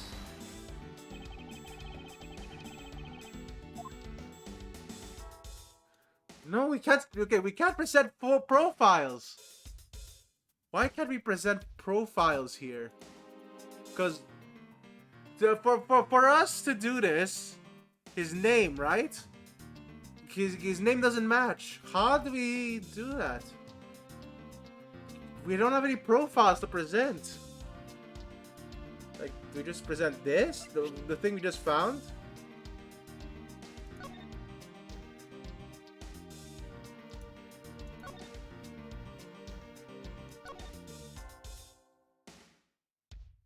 No, okay, there we go. This victim Oliver Deacon. Is this the... We're just gonna lose a bit of bar anyway. But like, that has to be it, right? There's Oliver Deacon in the name here of this. We can't really do the profiles. So that means that present this, right? Holy fuck! Whoa!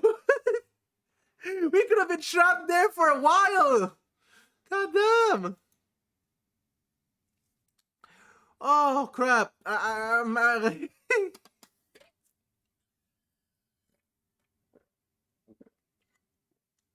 Shoot! Holy crap! I can imagine someone just being trapped there. Like you can't you You can't put profiles as evidence. That's not intuitive at all. There's something not right about the name on that pendant. The name of a Mono family butler, and his name is Oliver Deacon. But the name on the pendant is Colin Devery. I wonder what's up with that. I don't know, but I think we've hit upon an important piece of information. Okay, so now we have his pendant. Oh, okay. That was the last one, at least. Lance, where are you, sweetie? Excuse me, but are you? Oh. Who's this again? Hmm? Oh, this is bad. He's really good looking. Ugh, stop it, Lauren. You can't let yourself fall for a playboy like him you're in love with. Sounds like someone doesn't know the meaning of the inner monologue, huh? Sorry to interrupt your conversation, but might you be a friend of Lance? Yes, I'm Lance's girlfriend. My name is Lauren Paups. Lauren Pops. Lauren? What's a pun here again? Lauren Paups. Pops? Popes. No.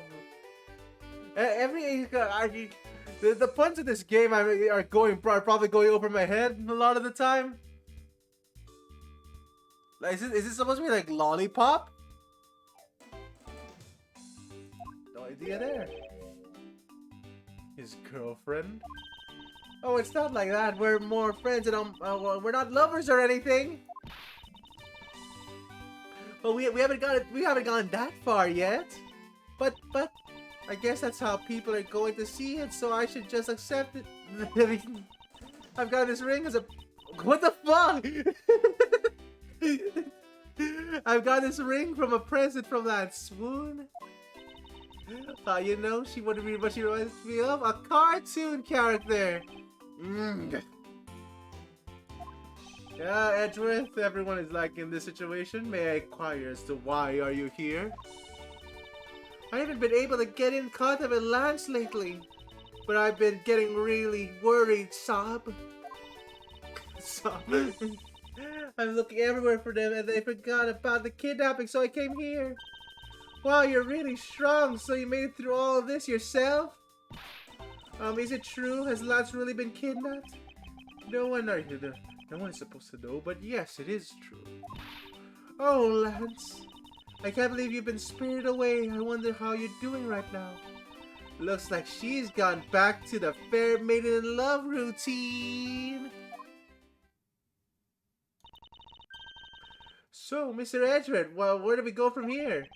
Well, we found the body, so we should just look into the murder. Oh, fuck, it's this guy! My man brought me up to speed over the radio. And I have to say, you really should have called. I heard you found some... We're not gonna call you, Lang! You trapped us in cowboy hell! We've been here for 2 hours already! I have nothing to hide, Agent Lang. It's exactly what you've seen before you. I'll take it from here. Yeah, that guy's really dead! Hey, you waiting for an invitation?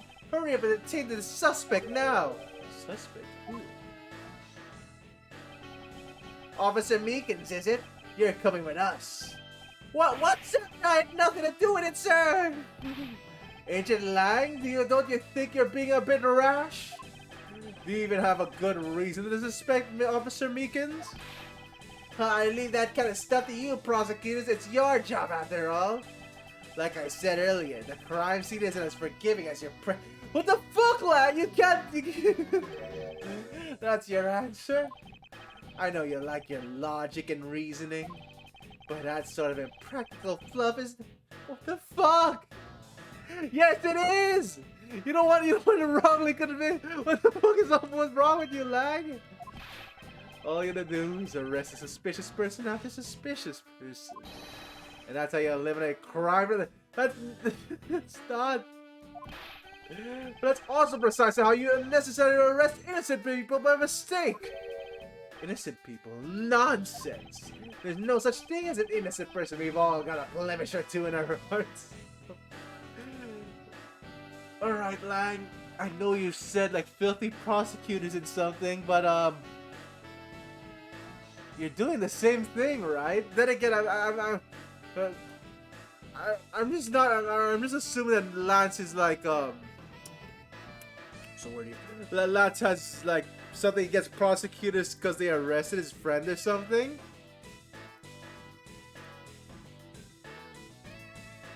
No idea.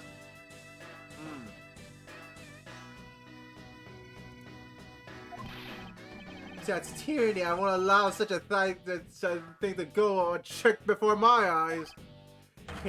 Too bad you don't call the shots around here. You know, you think this kind of behavior would be wrangled up instantly. Like Lang, I know you're I know you want to have the highest arrest rate, but god damn it, we've caught wrong perpetrator after wrong perpetrator here. Like you would arrest a man on false charges without even conducting an investigation. Have you no honor as a member of law enforcement? How could you? What the fuck? You're supposed to not get. Oh, you fucking bootlegger! You're supposed to hold it.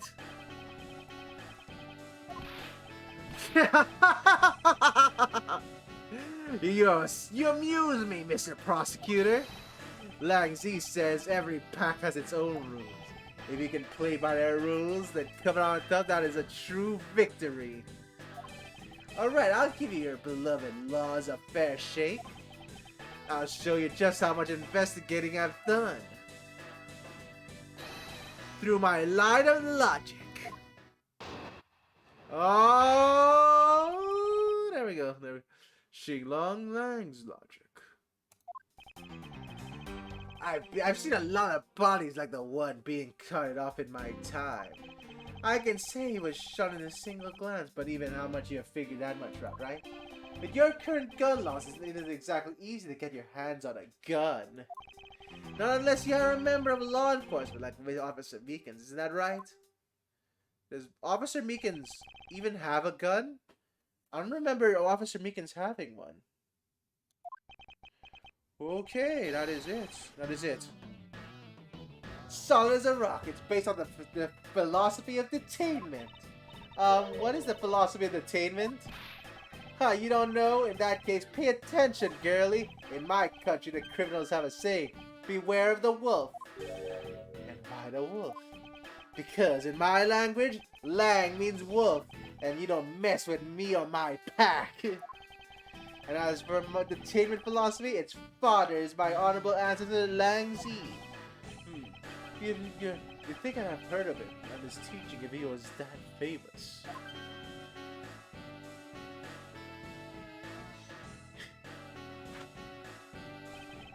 Lang Z developed it as he worked to lock criminals away thousands of years ago. That's not I'm pretty sure it hasn't aged that well, Lang. To this day, Zegfa police still trades the goods. Yeah, no, don't use thousand-year traditions for this. Holy fuck. 1,000 years ago, that makes your story about as believable as fairy tales. If anything wears down and breaks over time. Do you really believe something as ancient that can be applied to today's world? You want to put it to a test? Alright, rebuttal. Lang's logic. I see a lot of bodies like the one being carried off in my time. Okay, so... Wolf, welcome! Here you go. With your 50 loaves, I summon Hungry Loaf, level 1! Boop. How do you do, Hungry Wolf? I almost called you Hungry Wolf. How do you do, Dirtball Wolf? I've seen a lot of bodies in my time. Oh no, you were second! Dirtball Wolf, come on! Oh, you're losing your game!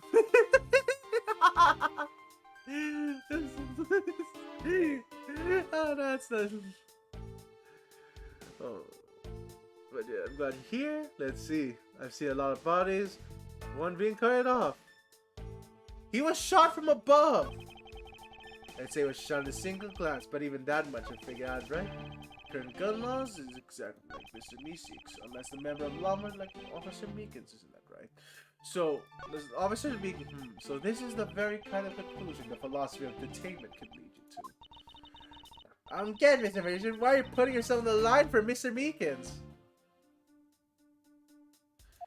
Pretty nice myself, Dirtball Wolf. I have been very motivated to stream lately. Like, it's been 2 hours. I'm not even. I'm usually a bit tired at 2 hours, but but I'm keeping awake. Probably gonna go for about maybe 8 this stream. What? I can't simply stand while Agent Lang ignores the country's laws. Shingo Lang? Just what sort of investigator are you? So, we're trying this again. 1, 2, 3, over here.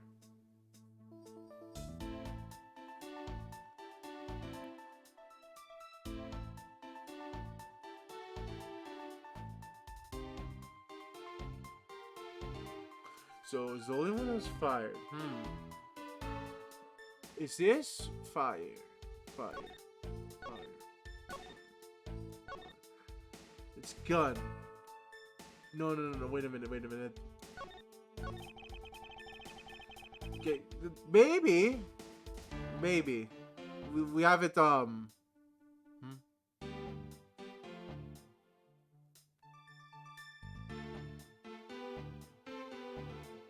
Oh yeah, Dirtball Wolf. This is yeah, this is after the main 3 games already. Hold it. So what can you tell me about? What can you tell me about the body? A lot. Even without taught you of my ways, they teach you the basics of forensics along with the detention policy. Then you wouldn't mind telling me a little of what you figured out, correct? Okay, shot in a single glance. I just love how this man over here, he can be like, ah yes, we can arrest Mr. Meekins. But oh wow, you know what Edgeworth could just say here? Where's the motive, bitch? Where's the motive? Where's Mr. Meekins' fucking motive right now? Why would he shoot someone's butler?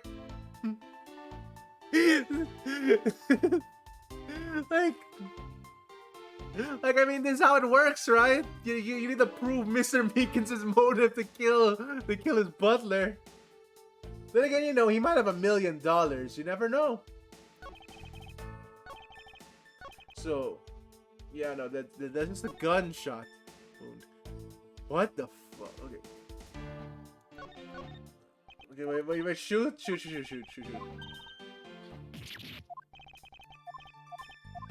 Okay, no, I'm not sure why I'm being so precious with my presses. Just press everything. We're not playing the fucking clown case where you can only press a limited number of times. I'm still traumatized by that case. Holy crap. Screw that clown. Yes, I think anyone who saw the bullet wounds would come to the same conclusion. Hey, don't pat yourself on the back yet. And what's that supposed to mean?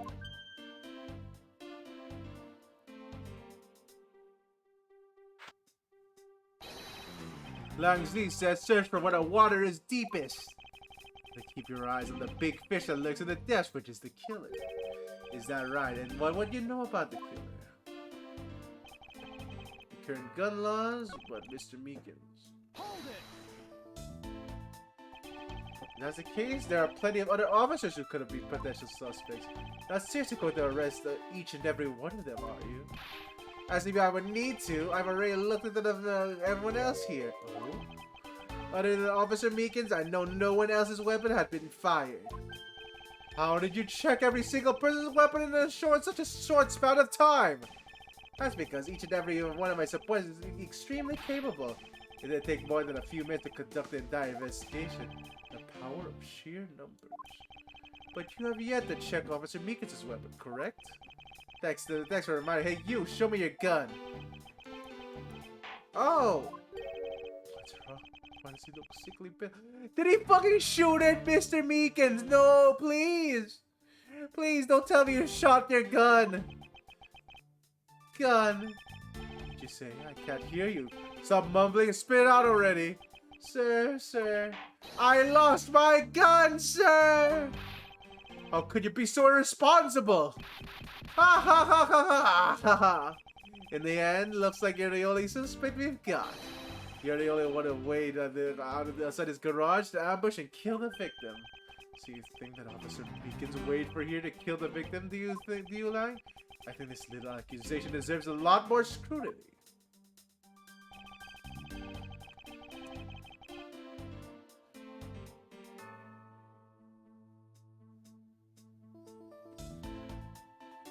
Kill him is good. What am I? No, wait. Officer Meekins. In the garage! That's it. He said in the garage. If I remember correctly. Very little blood on the side. It can't be the garage. There would be a bigger blood splatter. Objection!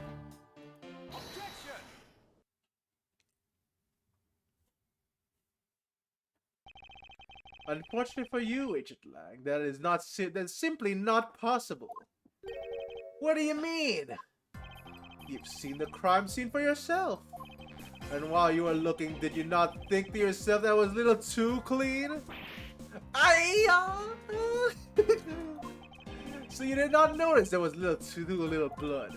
Do you still wish to claim Officer Meekins committed the murder here? Because this little crime scene, and if it was your men who let me think it was, then I suggest you leave the case to the local police to set the record straight.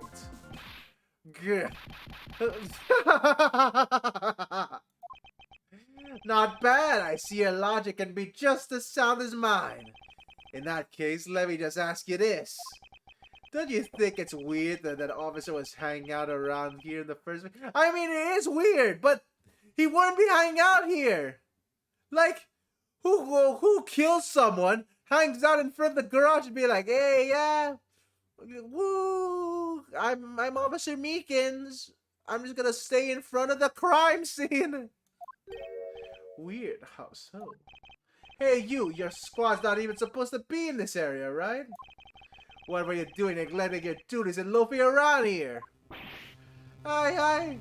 Don't you dare give me some lame excuse like I found myself taking a walk. But sir, I really did take a walk, sir. You're a disgrace. How dare you have been taking Black Pack obligations so lightly? Officer Meekins looked extra weak. Is he hiding something? Mr. Edgeworth, please, sir. Save me the way you did earlier, please, sir. Officer Meekins, please give me a detailed account of what happened. Sir, not you too. Alright, well, me versus Officer Meekins. Get it, come on. It's true, sir. I wasn't in this area, sir. I was told to check every square inch of the main gate area, sir. I went looking for the kidnappers while selling dreams of the blue Badger mobile, sir. But I got completely caught in the role selling dreams to children, sir. Before I knew it, I found myself in here in this area, sir. What is this blue Badger mobile? It's a moving store on wheels that sells sweet dreams and merchandise. So the blue Badger mobile is just a roaming souvenir shop? Sir, I was chasing the kidnapper down while I was being a good dream merchant. He seems rather worked up, even more than his usual hyperactive self. He sure seems to be, he seems sure of what he's saying. Can you try to calm down and lower your voice to a more reasonable level, officer? Sir, Roger, sir. So let me see here. Beacon's testimony. Okay. It's true I wasn't assigned to this area.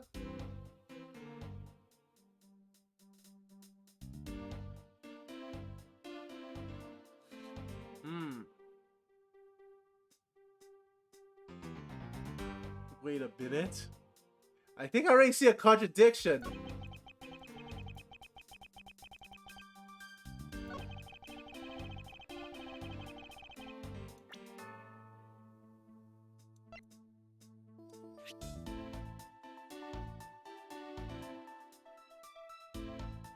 Is this the contradiction? It's parked. But that can't be, because it's parked there. There should be tire tracks, right? Am I missing something? Okay, wait a minute. Let me see the other statements before doing this. But I got completely caught up in my role selling things to children. Before I knew it, I found myself here in this area. So he's in the Blue Badger. It's parked.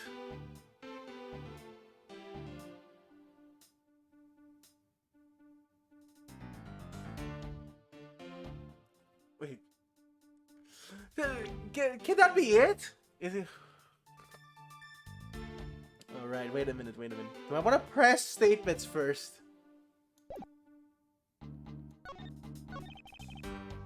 Hold it. Alright then, wherever you go. Then where were you assigned to? I was assigned to the main gate, sir. Must mean the area which the bridge and the outrageous fountain. Okay then, why are you in the Wild Wild West area? It's because of a very deep reason, madam. Every square inch.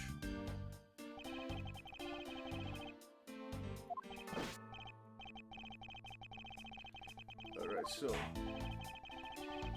there has to be something here. Oh, what did you expect when you're dressed like the Blue Badger? I thought I had no choice at the point, sir, so... Okay, press this. What exactly do you mean by selling dreams? Sir, the Blue Badger Mobile is where dreams are collected. What? Sweetness, like you've never known to expect any dreams, and ma'am, like innocence drops. And bitterness found only in the nightmares, ma'am, like guilty jawbreakers. Selling those as I push the Blue Badger will be along my sworn duty, ma'am. Okay, selling dreams to kids. You completely forgot to look for the kidnappers. No, sir, of course not, sir. I would have never done something like that, sir. You're absolutely right. Wow, you're good at this, forcing people to consider the best thing, Mr. Edward. To be frank, I'm just a little man, sir. I'm better at selling kids a few small dreams than looking for a big crook, sir. Enough wallowing in your own self-pity. Let's return to your testimony. Yes, sir. Found yourself in this area. You parked the car? I was in the middle of the sea of kids, sir. When one of the kids decided to challenge me to a fight, sir. I had to run away from the child's painful drop kicks, and before I knew it, a good old drop kick. I wish I could dish out a fair share of those. But holy shit! I don't think I could have done a drop kick. I was always the best when you felt the one really connect with your opponent. In any case, you wound up here for a reason completely unrelated to the investigation. Yes, sir! That's right, sir! It's not something you should be admitting to with your head held high, officer. It sounds like you simply forgot his real job and became the Blue Badger. However, this is one of the few with his one flaw in Officer Meekins' story. But I have a feeling that he'll need some product before you spill the beans. Okay, wait a minute. Shoot, there's no leads. Okay, wait a minute. We have a new clue. It was parked. He never said anything about parking it, right? After pressing it all, he said he found himself in this area. He used the Badger Mobile, but he didn't mention parking the Badger Mobile. It has to be right. Oh my, holy shit! I'm doubting this so much. Go on. Okay, it's only a few. It's only a few. A small stain of orange in the bar. Just present it. If it's wrong, that's okay. Never, never mind. I'm a genius. I wasn't doubting that for a second. Officer Meekins, I would appreciate if you didn't tell such transparent lies. Sir, I'm lying, sir? Yes, you are. If you think you're really cut up for selling dreams out of the Blue Badger Mobile until recently, then what is it doing there inside the garage? Ah! Actually, I just lost track, sir. Lost track of what? By the time I realized the Blue Badger Mobile was nowhere to be found, sir. Which would mean it was perhaps stolen? And that's when it came out of this area, thinking that maybe it was in the garage, sir. But when you found me, Mr. Edwards, sir. Unlikely, sorry. Who do you think is going to buy such a convenient tale as that? And what exactly is convenient about his story?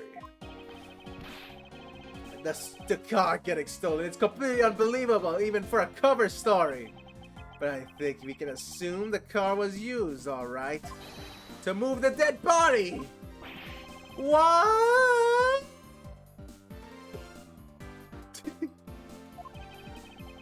You killed the victim at some dislocation, Officer Meekins. And then you used the Blue Badger wheel to transport it all the way here.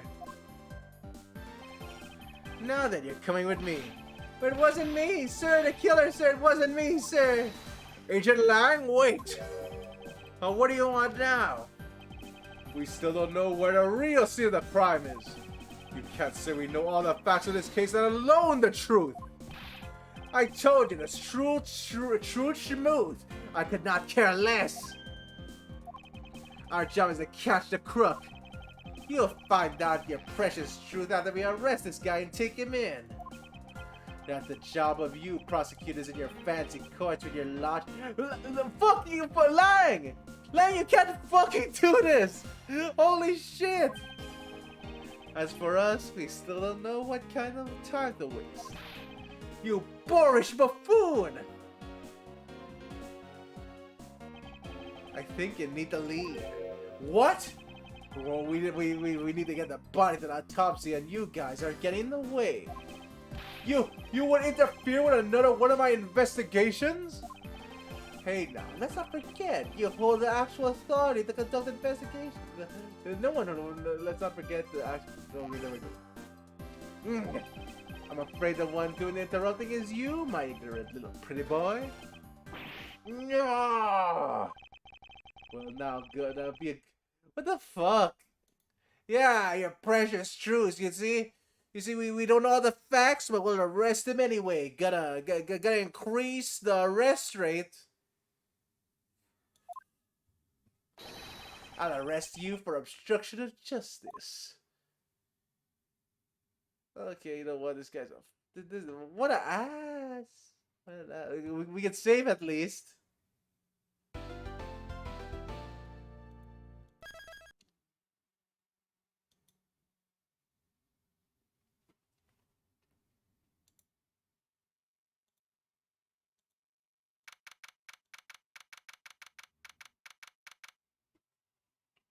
Gatewater Land, main gate. Hey, chased out like a pair of peasants. Mr. Edgeworth. Yes, Kay? There's something even thieves should never steal. Do you know what that is?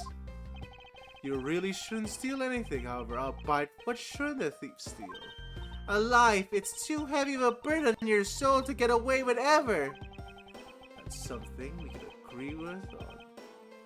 Well said, Kay. No matter what we try, the murder is one crime that could never truly be hidden. And I don't intend to prove that by my own hands.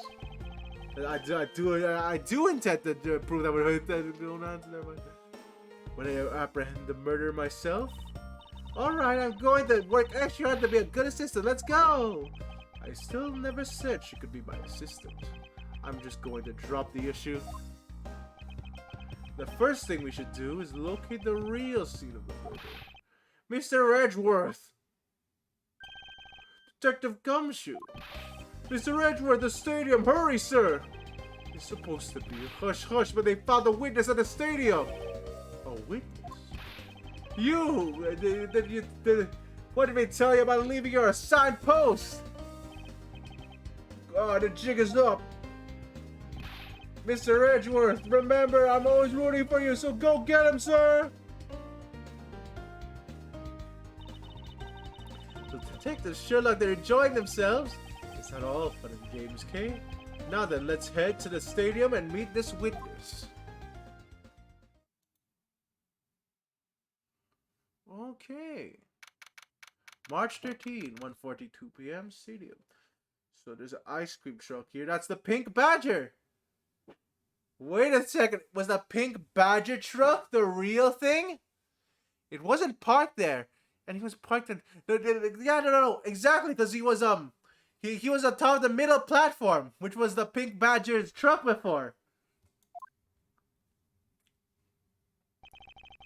I thought there was a witness here.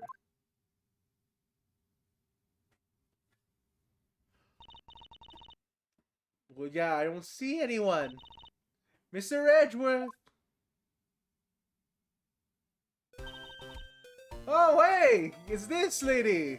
Long time no see you are, Miss Emma Sky. Yes, Miss Emma Sky! Woo! You wouldn't know Miss Emma Sky unless you played the... No, wait, it's a first game. Emma doesn't appear anywhere else, right? Like, it's a first game with a secret with the secret Nintendo DS case. Also, of course, Severe. I'm going to summon immediately. I summon with your 50 loaves. I summon with your 50 breads. I summon a hungry loaf, level 1. Boop. And yes, Emma Sky does have style. You're correct, Miss. You are Miss Emma Sky, correct? Did she appear anywhere else? I think it's only the first game, only in the special case. Is the girl, the sister of my former superior, Lana Sky. 2 years ago, we stood in the same courtroom together as witness and prosecutor. But I thought she was gone to Europe to study forensics. I mean, yeah, it's a monster. You need a lot of power to summon a monster, Severe. I can't believe you remember me, Mr. Edgeworth. Of course I do. How have you been? You look to be in good spirits. Are you still studying abroad? You bet. But more than anything, I want to investigate crime scientifically. It is still hungry, Severe. You just have to believe that. I'm just studying non-stop every day to become a top-notch forensic scientist. It's the spring break now, so I thought I'd come back for a bit. I see. Alright, so Miss Lana Sky is here. Investigate the truck. I assume there's another Badger-mobile? Yeah, it's different for the color, but the blue Badger's car. That's obviously the one, right? Like, the pink Badger's the one of the cars missing. I mean, this one's like the one that carried the body. Yes, this is the retina searing pink model.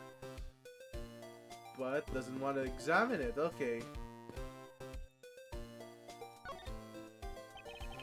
I almost did not recognize you. You've grown. You've really grown in these past. Edgeworth, I don't think. Okay. Yeah, I don't think she's grown that much. I mean, she's just wearing a hat, right? Please don't tease me, Mr. Edgeworth. I know I still have a long way to go. But I'm going to be a super forensic scientist today. You'll see.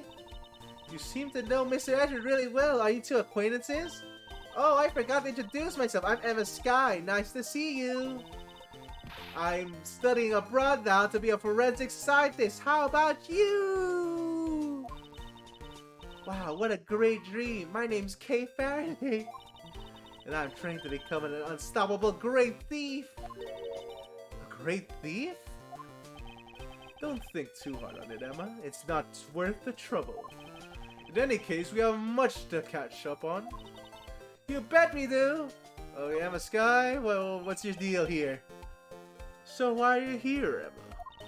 Well, I just happened to be decided to come back home for spring break. And then I heard that you'd come back too, so I raced on over here. I had really wanted to welcome you back to the airport, but I had just missed you. And how exactly did you know I was here? I thought the power of science, naturally. Never underestimate the science, what science can do for you. Did you wiretap our calls? I used these to track your footprints, and I followed them straight to you.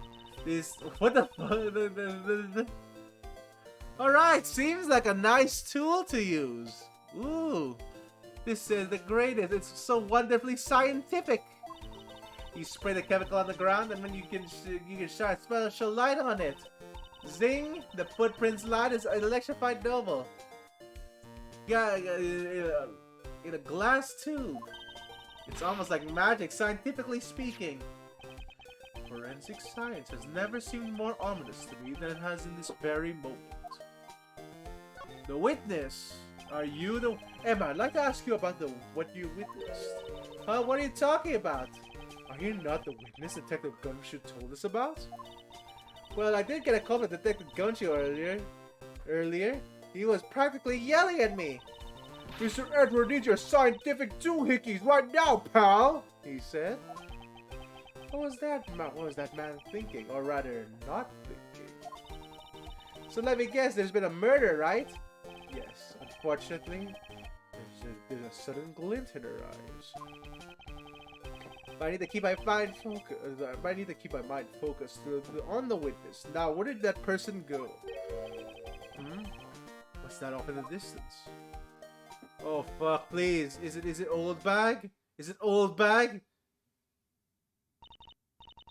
Oh, hey, it's a big badger. It's fucking Miss Old Bag, isn't it? No, no, please don't tell me it's Miss Old Bag. It's Badger just want to see anything. Come on. Come on, please. Okay, she has a handcuff. I think this Badger has something to say to you, Mr. Edgeworth. Are you by chance the witness I've been searching for? Sorry, but I don't speak Badger that. That's fucking Miss Old Bag, isn't it? I'm fucking suspecting that. Unless it's someone else. Come on. Come on. Come on, show me who it is. Who the fuck is this? It's fucking Miss Old Bag. I fucking knew it. No, you can't fool me.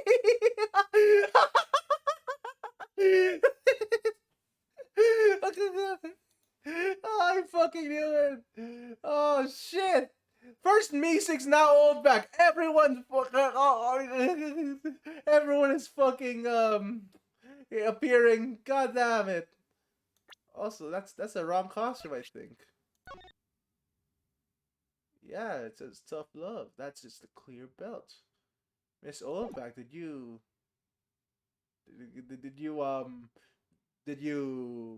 like alter that costume? I think that might be it. Oh my god, okay. Yeah, that doesn't make any sense! Like, it's Old Bag! Fucking... I think Master Mask is gonna come. Like, no doubt about it, right? But damn it! They keep giving her jobs! This character keeps fucking appearing! Why? Arg! I can't take being inside that stuffy head anymore! You're... No! Why her? Why? Yeah, okay, Edgeworth, same brain here. He doesn't like this character either. I first met this woman 3 years ago. She was a witness in one of my cases. She has since gone out of her way to pop up unexpectedly and cause me great grief. Edgy poo! Oh fuck no! Why couldn't you understand what I was trying to tell you? I mean, really? I was trying so hard to keep the kids' dreams alive by staying in character. But you couldn't pick up on what I was trying to convey to you. I'm sick and tired of that roundabout way of thinking, so I'm going to just be direct. I had a bad feeling before, but it's just made it official. The day has gone beyond typical not my day into the realm of waking nightmare. Oh shit. So you're a fellow Mr. Edward too, Miss Pink Badger? Oh, you can say that, but right now I'm just a Pink Badger theory. Oh, you know what? At least Old Bag is now nicer to other people now, right? Like, at least I can agree with that. But wow, Edward is just... Edward is just doing everyone's reactions this stream. That's so funny. She may look the part, but I know better than to trust my eyes around this one. She has lied! She keeps lying! My name is Wendy Oldbag. But you can call me Wendy or Granny or whatever. Suit your fancy. Nice to meet you, Miss Oldbag. I'm Kay Faraday. What do I care about a young whippersnapper like you? Yeesh, I was just trying to be polite. Oh my god. Alright, Wendy Oldbag. Here we go. Here we go! Why do you keep... Why does this character keep reoccurring?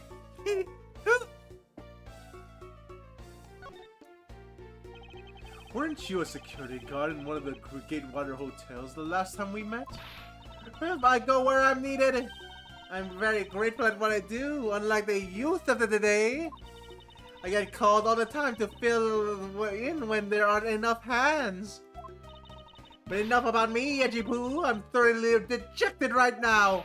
I finally get a chance to see you again. Here you are talking with two young girls. Fucking crap! Save me from this game!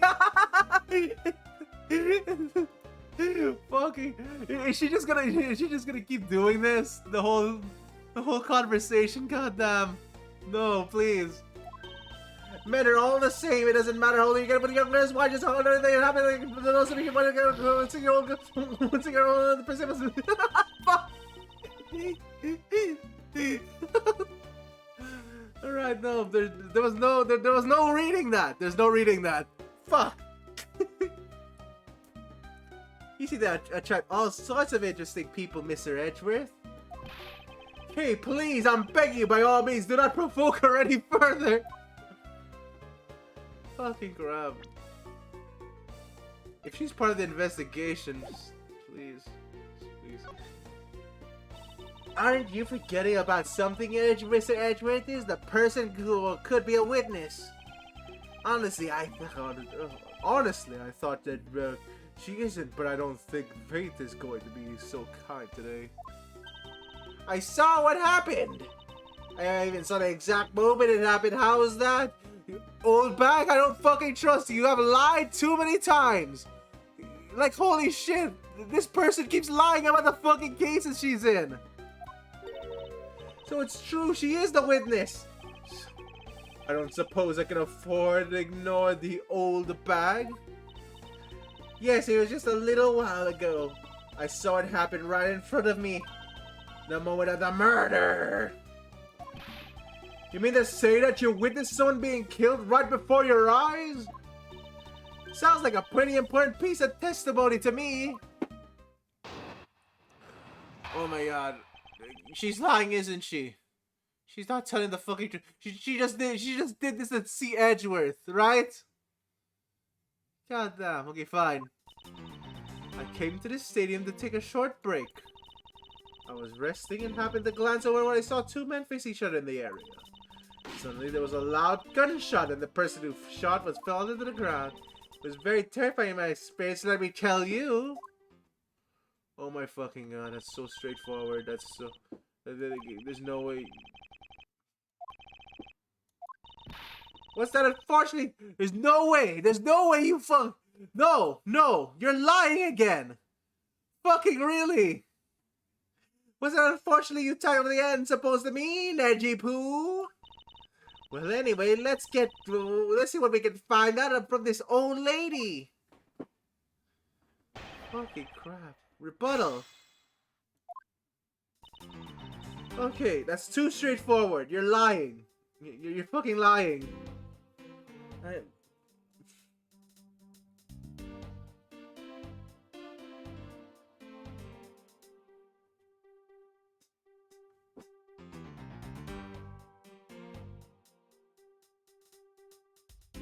Okay, wait a minute.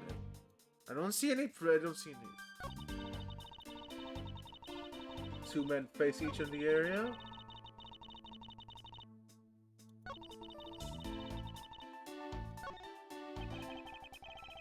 I can tell, but she's rather big. Okay, no. She's making all the spots. Like, go into more detail. Who just says, "Oh, I saw two men," and yeah, you know all the details from there. I'm not gonna tell what they're wearing or anything, or what do them look like. You're just gonna have to figure that out on your own, Edgy Poo. You mean the look took a break from being the pink badger? You may not think it, but it's a hard work to keeping a kid's dreams alive. You smell of sweat, your hip creaks with pain, you even begin to dream about work. That's the kind of story that would scar a child for life, you know? Well, that's why I chose to come here to take a break here, whippersnapper. I don't plan on playing the part of the dead badger in front of a bunch of kids. So what did you see while the pink badger were arrested?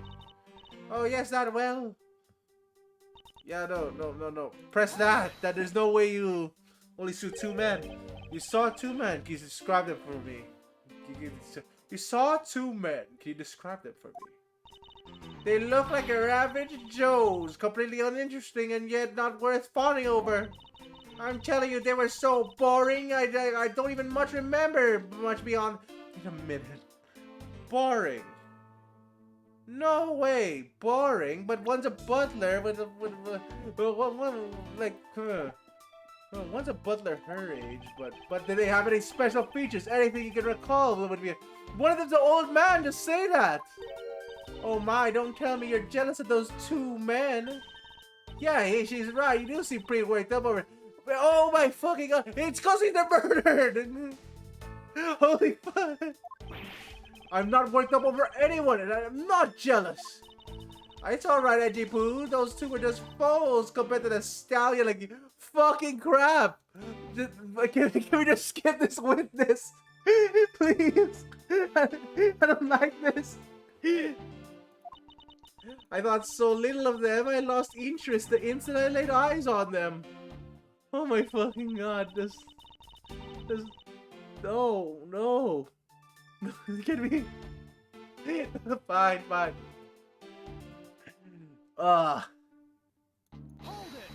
There's a loud gunshot.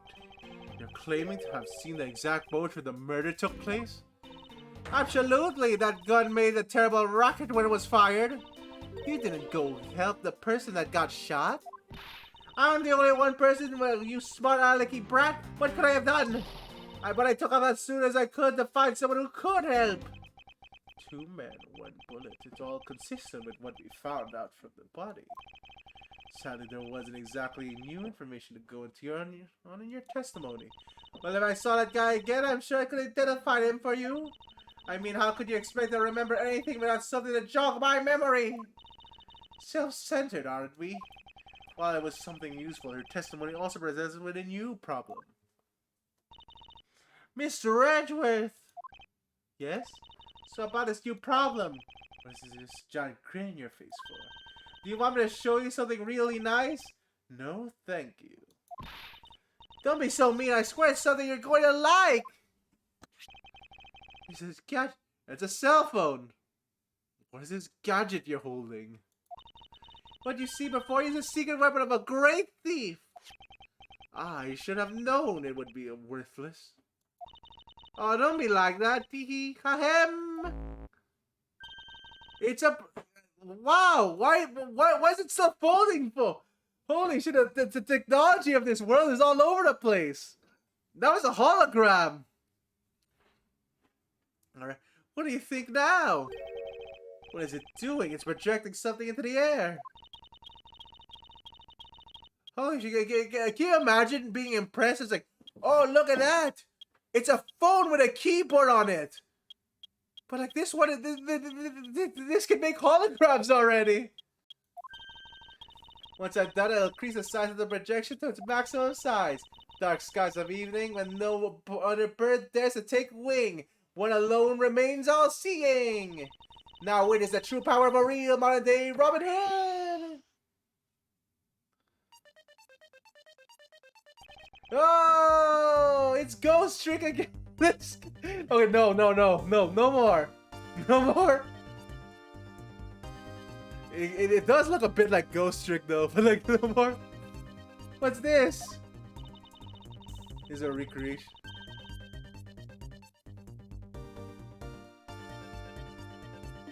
Yeah, the entire world has changed on me. I guess Edgeworth is dead now. Yeah, I guess Edgeworth is dead. Here's a recreation of the murder based on the info I inputted the little thief. Little thief, I dare say, you're taking the Robin Hood thing a little too far. Like the little thief is actually meant to be a simulator for me to plan my thefts. Oh yeah, no doubt about it. Edgeworth was a human, a ghost in a human's body. A human.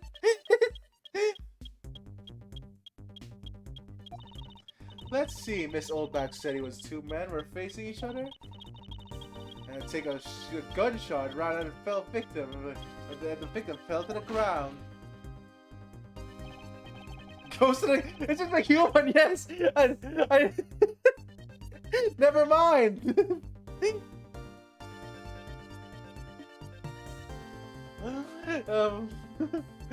So with this, we can expect... Actually, yeah, no, we're all ghosts in human bodies, right? So with this, we can inspect the crime scene as if it was in the past. See, so what do you think? I have to say I'm impressed by the technology thieves have access to these days. Well, it is super secret weapon of the mighty Yadakarasu! Indeed. Oh, but if there isn't enough information, or if something is out of place, the recreation can come out a little strange. In other words, I can use this authenticate the validity of the witness's testimony. You got it! You really catch on quick, Mr. Edgeworth! Right now, the simulation is a recreation of the witness's testimony. So for now, I should be able to re-examine everything. And if I find anything illogical or strange, I can then ask for clarification. Feel free to examine anything in the simulation the way you always do. You can even present evidence when you find a contradiction. And if you find something, I've got a little thief with me, so you let me know, okay? Begin the investigation. Oh wow, we're still walking around. Does anyone else see this? This is impressive technology. The silhouette of a killer with his gun ready. Okay, is it possible to recreate the face of the killer? It's not possible! Edgeworth, have you seen the explanation? We can only input information. Well, I can't exactly input what we don't know into a little thief. She has a point. Yeah, no. According to this way, the victim fell to the ground here. That's right, but if that's the case, then we've already found our first contradiction. Huh? What? Where? If this is the real MC of the crowd, there's something missing that it should be here. Which piece of evidence shows the missing item?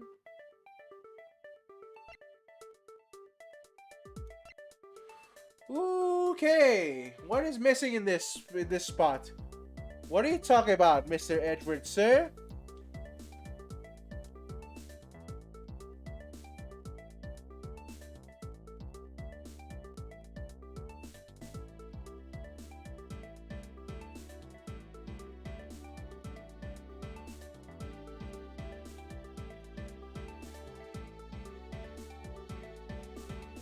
What is this?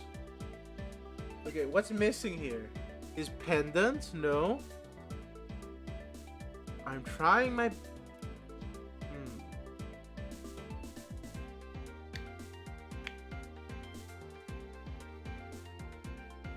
Like, this is the only file.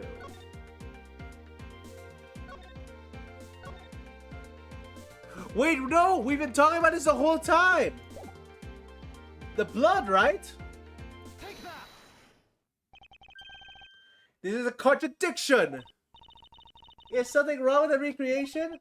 This is the real scene of the crime. Something specific should be here. The blood! Right?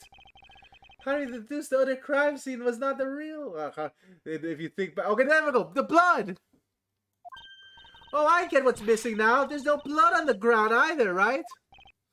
Right. The fact that there's no blood casts doubt on the witness's testimony. Edgy Poo, how can you doubt me like that? Are you calling me a liar? I know what I saw the victims get shot down. You know, I don't think she's lying, Mr. Edgeworth. To be honest, I can't think of a reason why she would lie to me. In fact, maybe there is another explanation for a lack of blood. Why is there no blood? Do you have any logic?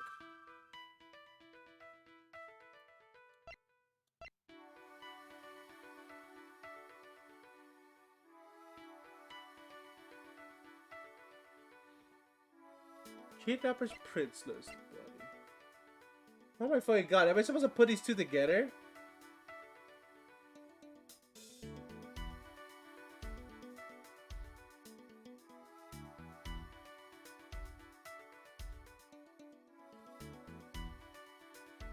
Wait a minute. No, wait. Did the blood soak up all the the blood soak up all the costume? Did the costume soak up all the blood? Is that why there's no blood in the floor? That seems... No. Blood. Okay, let's just connect these two. They're only leads.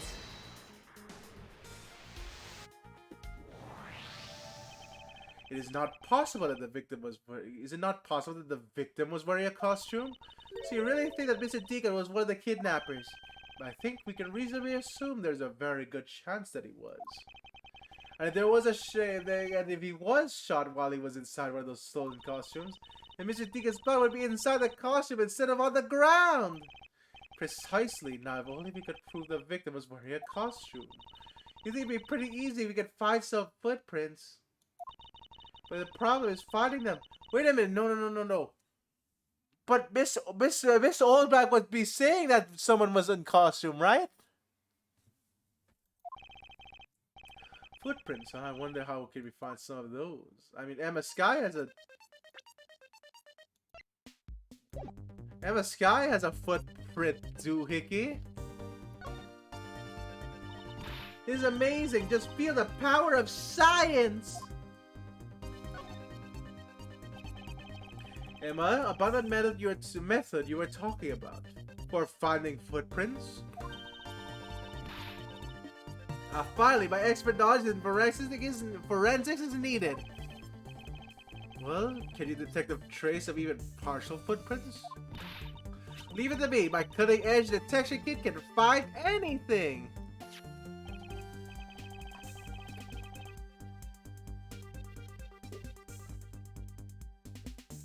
Yeah, green ghost world equal. This is a science world now. Same brain cell, Uber Dragon. Very well. Could you please analyze the footprints in this area? Okay, stand down and witness the power of the science at work. Yeah, science.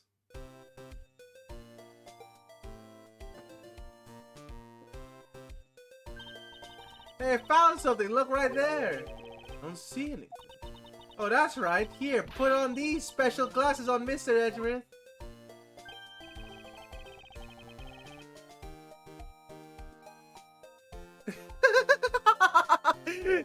Hey, stop teasing me about that. I'm sorry, I forgot how a bullet looked. All right.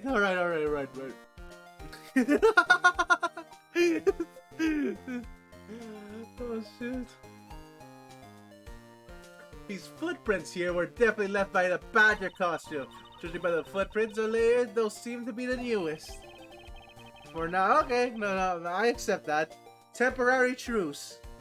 Did the victim conclude that the victim was already wearing a costume at the time? Let's jot it down. Okay, in that case, I'll update a little thief simulation parameters. I can wait to see what we find out about this new info.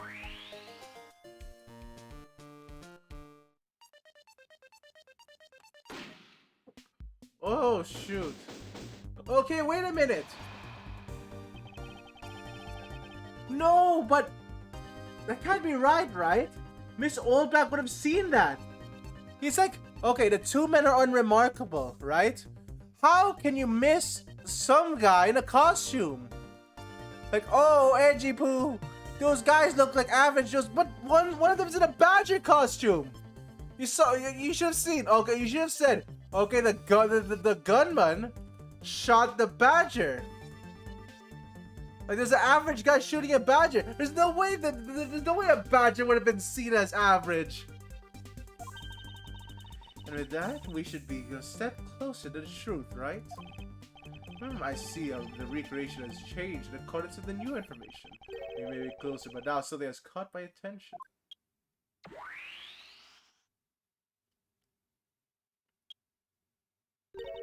What do you want? What do you want? Your testimony, naturally. I'd like to hear it one more time, if you please.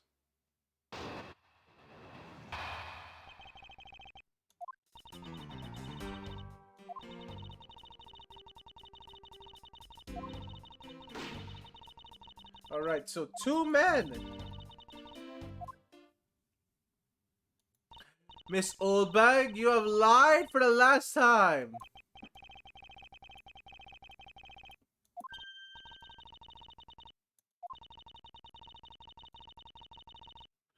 Holy crap, you have lied for the last time, Oldbag. I'm tired of your crap. Stop lying. For that, we must first find the contradiction that it's two average men! It's two, you said two average men, Oldbag! One of them's in a fucking costume! There's no way you could have mistaken that!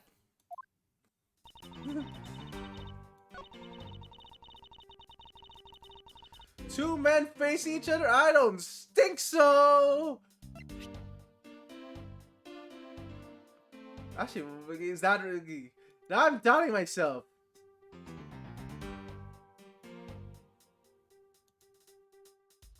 Like, is that it? Whoa, wanna be famous! Holy shit!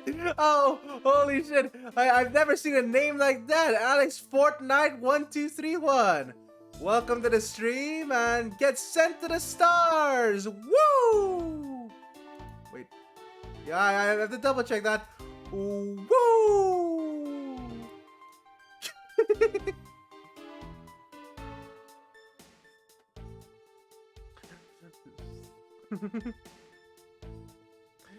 All right, Oldbag. There's no way you missed a costume being worn. Fuck.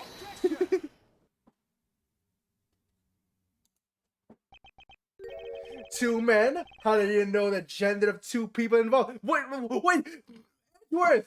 That's what you have against this. No. No, there's no, oh, how do you know the gender? No, it's, she called him average. You wouldn't call someone in a badger costume average. Oh well, you know what? I got it indirectly right. Let's say that.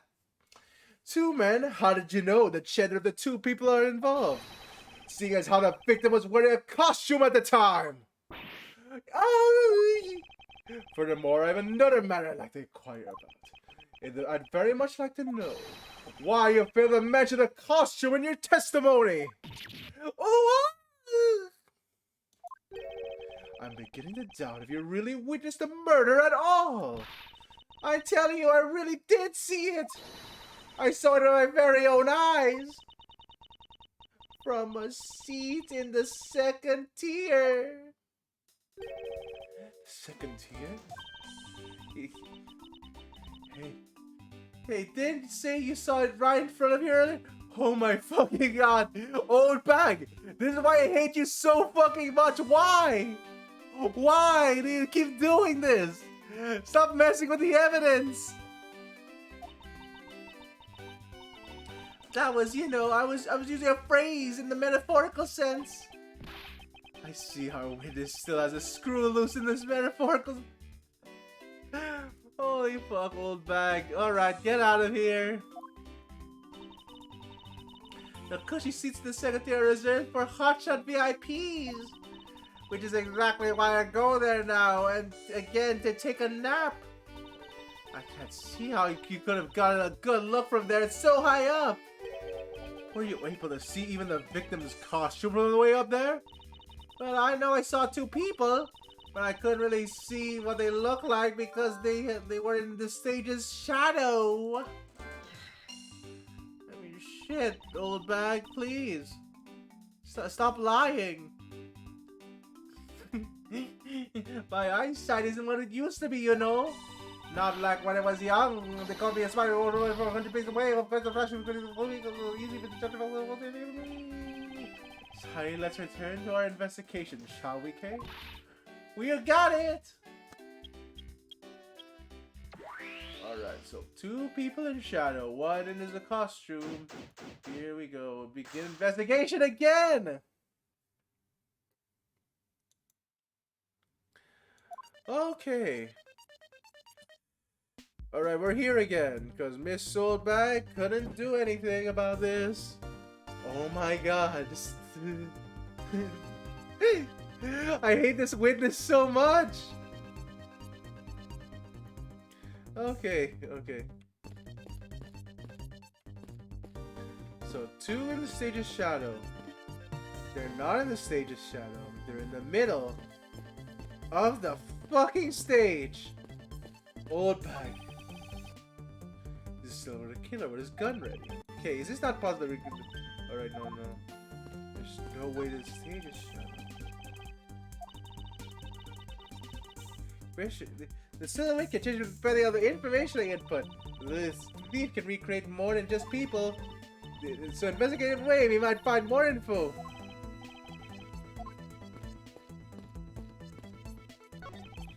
It looks like they broke the stage down. Oh my god. I guess this means they're done for the day. Oh, maybe because their show is scheduled to start. It's run tomorrow. Oh my god. Oh no, old bag. You're kidding me, right? The stage is packed up! It's packed up, Miss Old Bag! Oh my god, wow! Why do you keep lying? Connect! There's no shot on the stage! They packed it up, Old Bag! They couldn't have packed it up in a fucking few seconds! Get out of here! The woman's testimony is to be believed. That woman's testimony is to be believed. The murder occurred before the stage was broken down. Do you want me to input that info on the little thief? Yes, if you phrase. Oh wait, no. It might not have been. It might not have been a lie. You never know. She could actually be telling the truth. Okay. No, I get it now. I get it. That's why the wound was there. He was above him. There's clearly a contradiction here. Please stop stealing my lines. Oh, come on. I wasn't that hard to see it coming. It's even for a layman like me. No, you see, Kay. That's where you're wrong. The killer, he clipped into the stage using the no clip command, and then he shot the victim. I suppose in any case, it's not possible for the killer to have stood in that way, because there was a very real stage set up in that spot at the time. No, the no clip could happen. Yes, yeesh, I told you I got it. Do you feel like I need everything explained? Yes, well, in any case, we still need to resolve this unusual situation. Isn't it obvious the killer was on top of the stage naturally? Plus, right, Miss Old Bag? Yes, I remember now. The killer was standing on the front of the stage. See, now let me update the info into the simulation.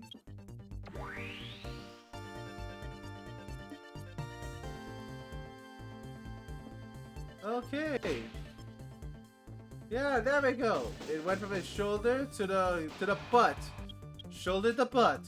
That means he was on the stage. There we go. Well, what do we have here? A bunch of hooligans running amok, I see. Oh, well,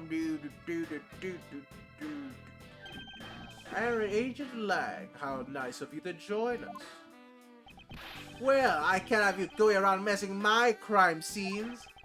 Agent Lang, we discovered the real scene of the murders here at the stadium. I see. Thanks. For what? I just tried to show you my appreciation for all the time you saved me. Who knew that such a strange little toy could recreate a crime scene like that? Little thief is not a toy! You too! Sir! Alright, is the stage.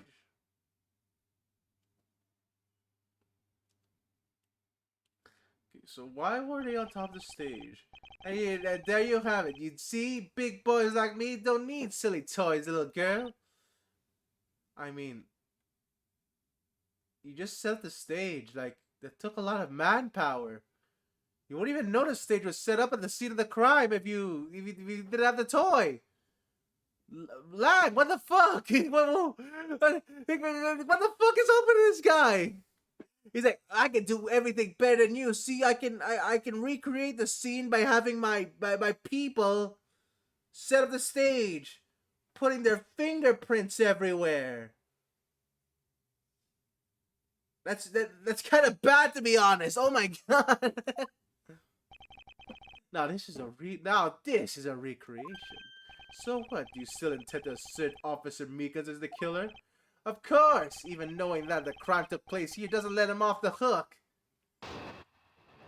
Oh my god, please. Here we go. This is the real scene of the crime. Officer Meekins lay in wait at the victim. What the fuck? What the? Officer Meekins? Really? The victim finally showed he shot it from on high. That's the truth your little recreation showed. You have made two different testimonies for the same suspect. Oh my god, please just stop. Just stop being an investigator, Lang, please. God. How far will you go to accuse Officer Meekins of the crime? He's the most likely suspect we got, especially given the situation with his. You haven't found anyone! You haven't even found $1 million yet! You buffoon!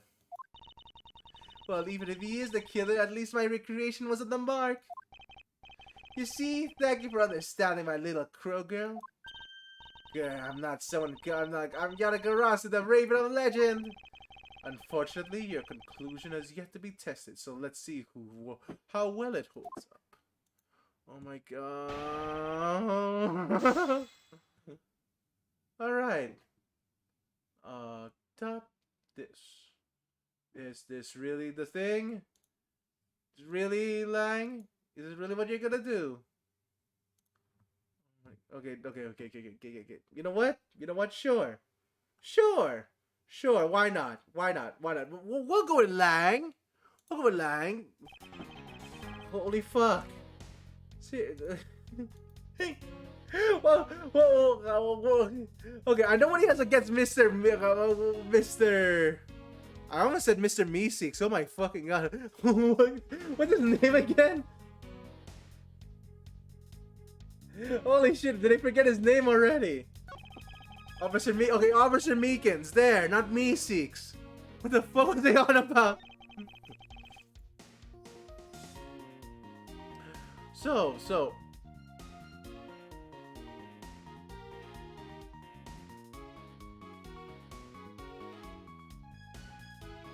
Let me see here, right now.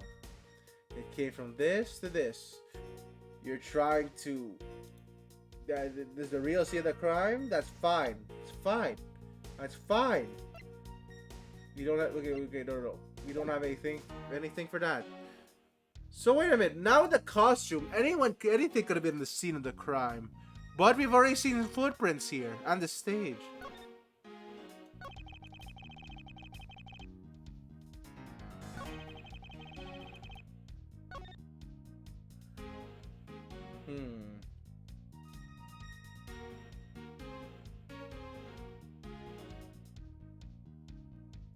Wait a minute. What?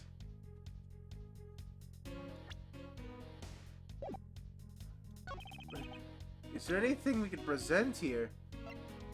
Like, seems we agree with all this.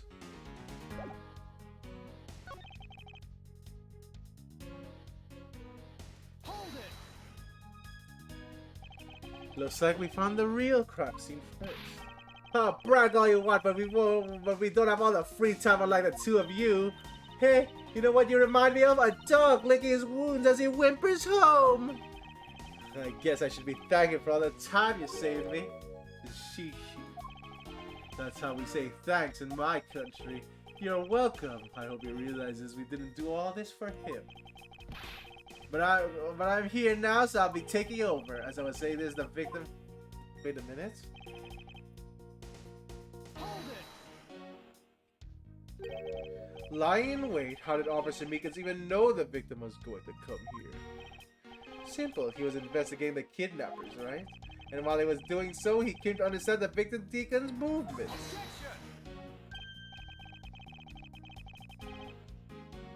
You know what? That is yeah. I guess I should be thankful. Like yeah, like I guess I see how you got Falco from that.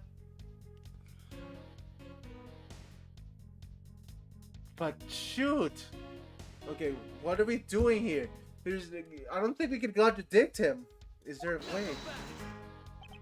You mean his motive? Who knows? And who? Oh my fucking god! This is it, right? Look at this fucking guy. He doesn't care about the motive at all. If he was in our shoes, we would have to prove the fucking motive to even arrest the guy. God damn it. I wish we had this power. You can find out for yourself when you talk to him in jail. If you have no respect for the order of the law. Don't get me wrong, but I need more than there's no motive to convince me. Fuck you! Fuck you, we can never do this! God damn, I wish we could have done that!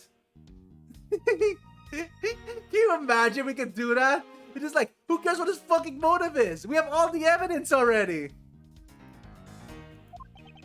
He's right, the lack of a motive is a rather weak argument. Edgeworth? You have no right to say that considering you've used this argument! You know what? No, you know what? I'm too hard on Edgeworth. He's learned, right? He's calmed down. He's calmed down. Like, yeah, sure, he used the no motive argument 2 times already. But you know, we can let it slide. So the officer lay in wait from the top of the stage. Finally, he showed it, and shot him from on high. Hold it.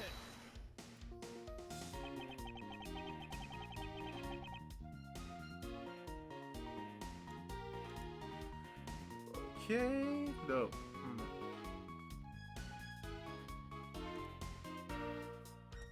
Like,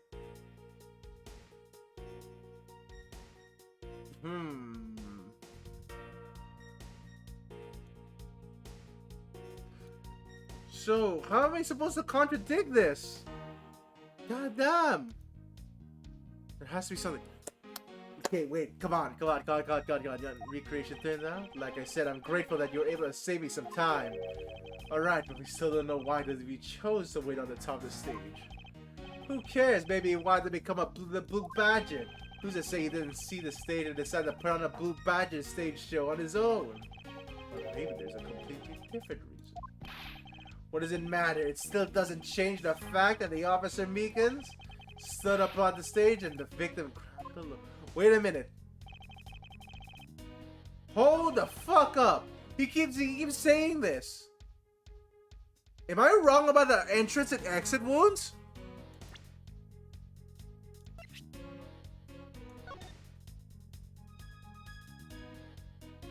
Fuck! I got it mixed up! The entry point is the lower right abdomen! Oh my god, that means the victim! The victim was in the top of the stage, not the killer! Alright, no! Next time I'll learn how to read! There's no way you could have shot him up from how high. Objection!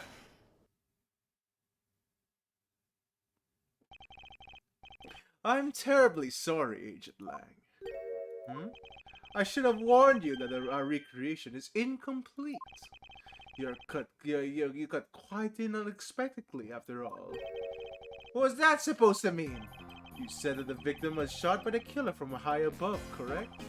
I hate to break it to you, but that's not possible. Huh? Why not?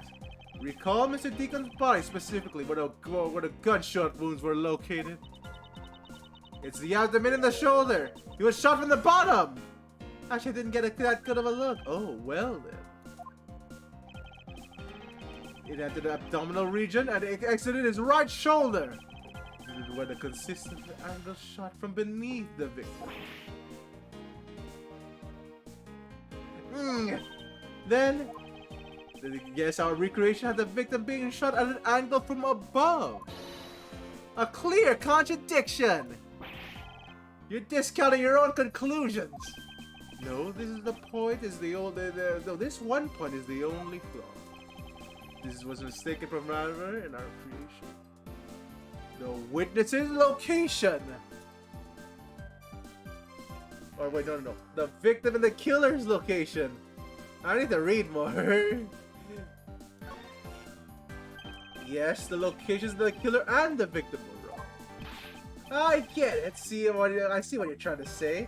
I believe the killer and the victim were standing opposite of what were initially thought. It was the victim who was on top of the stage and he was being shot by the killer.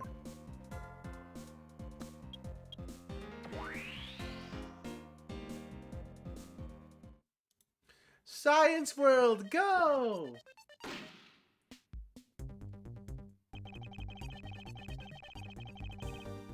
If this would happen, it also explained the positioning of the gunshot wounds. But then what about the footprints? Since the footprints don't lie, we can assume then that the killer also wore a costume. Okay, I'll try using that data instead.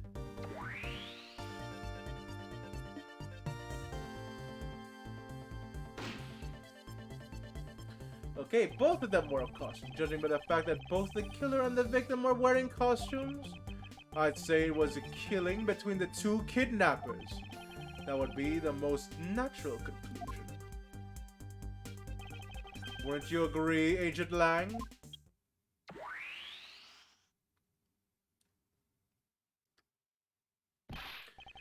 Well done, Mr. Prosecutor. But that alone doesn't clear Officer Meekins of the crime. Alright, fucker. Let's see what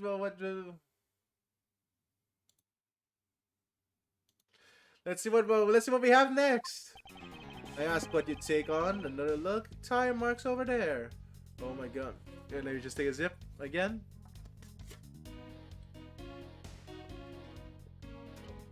Ah, shoot.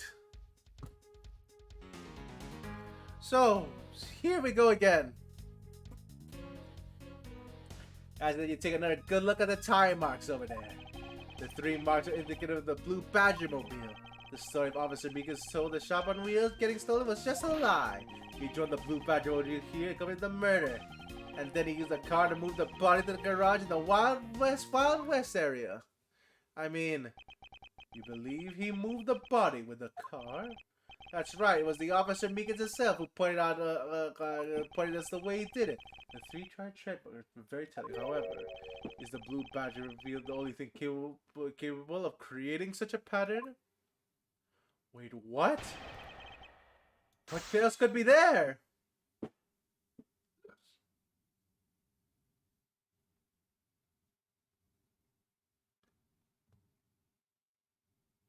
What?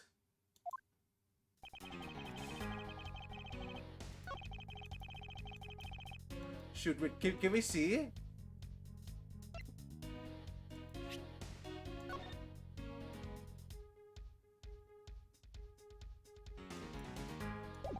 Okay, no, but can we see the tire marks?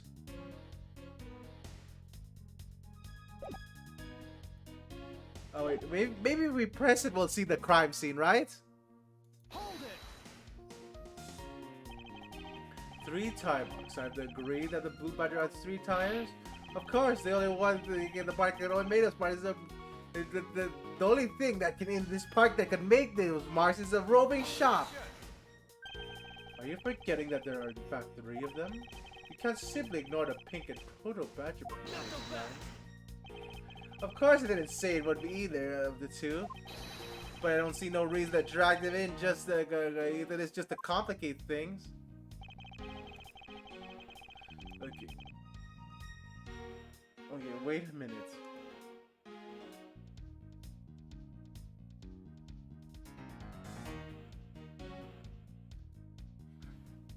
How? Oh my god, we can't see the marks! Like, I'm not sure about this. Like, can we, wait a minute.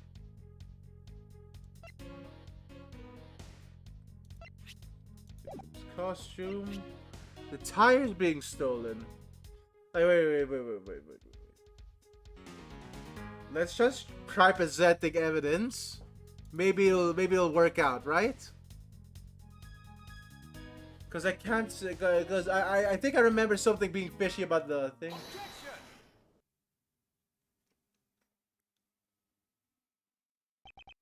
Sorry, Agent Lang, but that is impossible tale. And why is that? Those tire marks could not be left by Officer Meeks' Blue Badger mobile. One look at the car would have told you so.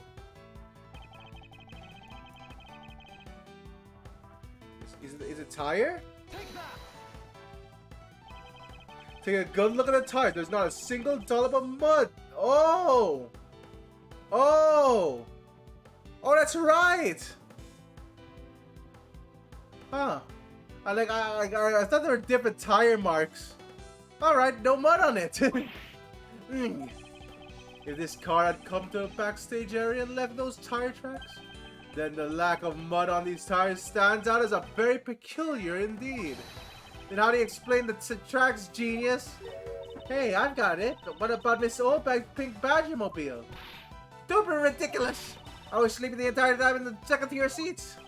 Indeed, I believe we can rule out someone that we were related to that crime. However, there is yet another one in the roving stall, as I recall. Oh, you mean the Proto Badger? That's right, there was one more parking space inside that garage. And it proves the existence of the Proto Badger mobile. Agent Lang, I suggest you find this Proto Badger mobile post-haste.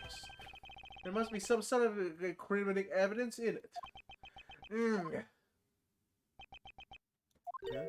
Hey, did you hear something? Help!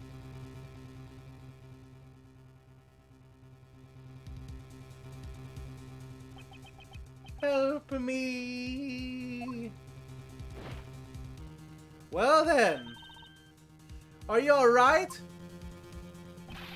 Well, this is something. Looks like we found a kidnapping victim. Where were you all this time? Wild West with the kidnappers. He was in the room next to the one I was held in. Ran away using underground and got lost.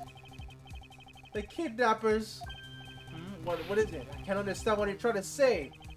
The kidnappers escaped wearing costumes. Do you see the faces of your kidnappers? No, I didn't see their faces. But one was a woman. A woman? Why didn't I put a piece of testimony? Hey, what are you doing here? Stop standing here and get to the cops over this. Are you just gonna accuse Miss Oldbag and fucking Officer Meekins of doing this? Really?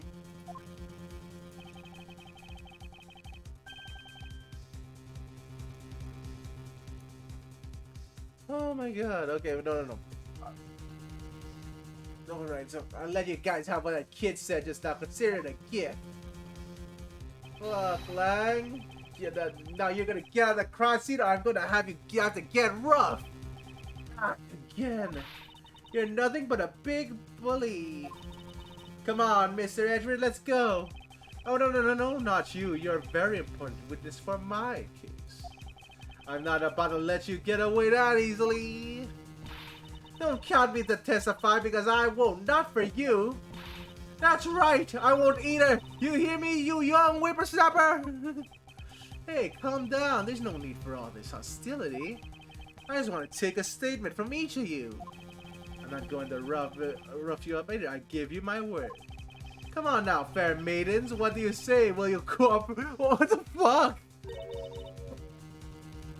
Fair maidens? Oh my, you little rascal. You sure know what hold back. That's the most basic compliment ever. Don't fall for it, I guess. Or not. Actually, you know what? No, old back. You can go. Lang Z says, the passage of time is but a fleeting moment, and the lady is young forever. Try to outdo my edgy poo with your fancy schmancy saying? Let's get this over with. We're clear. I'm not interested in giving you my statement. Sure, just as soon as Mr. Prosecutor leaves us be. Mr. Edgeworth! Alright, this is it, right? Did we continue? Oh, what the? How many parts does this game have? Is this another long case?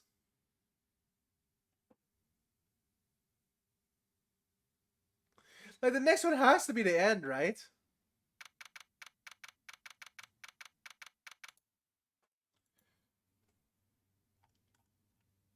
Right?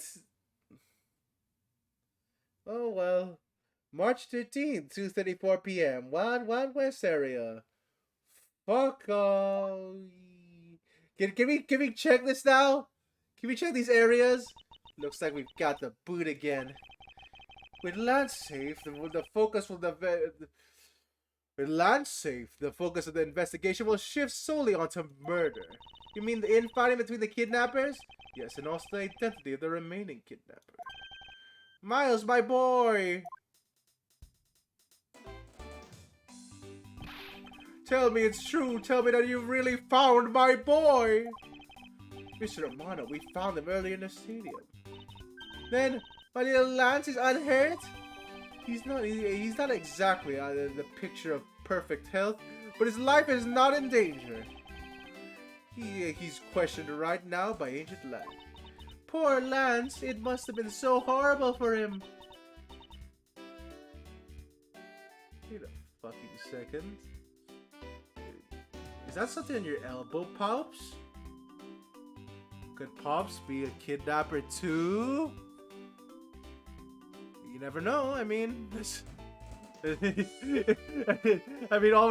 the evidence we have is just on your elbow is a bit scuffed, but I think that's gonna come up in the investigation.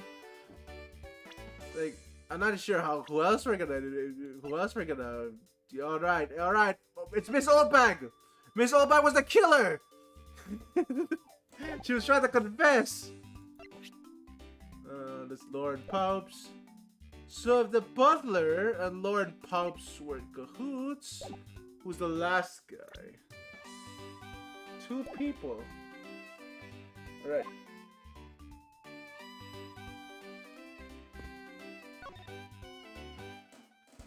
Ooh, Lance Amano. Miles, my boy, I can't thank you enough. It was nothing. I'm still in shock over what happened to Oliver. But I have to say, I'm relieved that Lance is alright. Oh, that's right. I mustn't forget to pass on to Lance as soon as the police are finished with him. A letter. Oh, shoot. What does the letter say? What the fuck does this letter say, Ernest? The way Lance is being chased after a woman reminds me of someone I know. Almost can't believe he received yet another love letter, you know? Here, take a look for yourself. Isn't this a breach of confidentiality?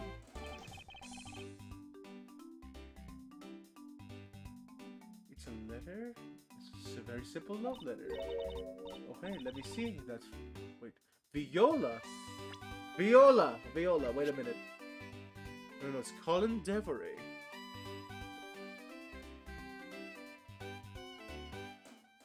Colin Devoray. Okay, so what? Why is okay? We have Oliver, Poppins, Lance, and Colin Devoray is engraved on the back, but that's not Oliver's. That's not Oliver's name, of course. And that says Viola. Am I missing something? So it says Viola. We got another love letter. Nope, definitely not her.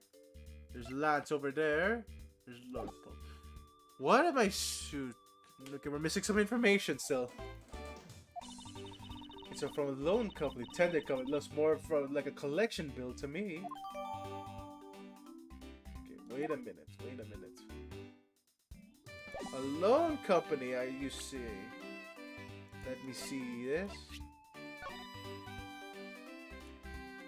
You know, I can't zoom in. I can't enhance. So this text isn't gonna be anything here. Ooh, okay.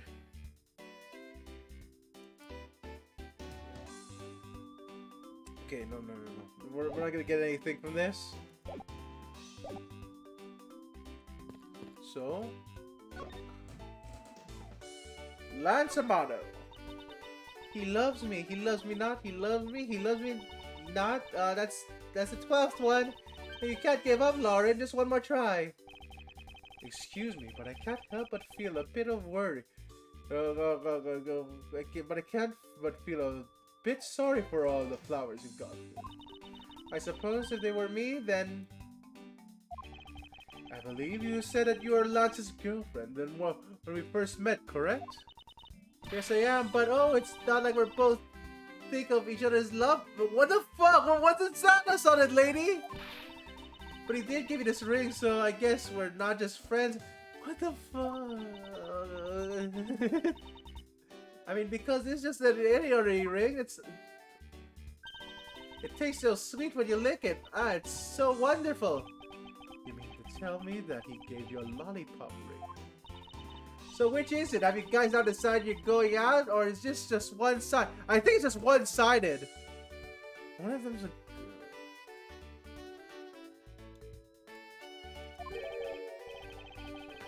Decided shouldn't be parties involved naturally, just so you know. My father used to work for Mr. Romano, and so Lance and I grew together. I said it out loud. I don't see how that's anything to be embarrassed about. So that your father was an employee of the Romano group. What did he do? I heard his job was to fly around the world on the Pegasus.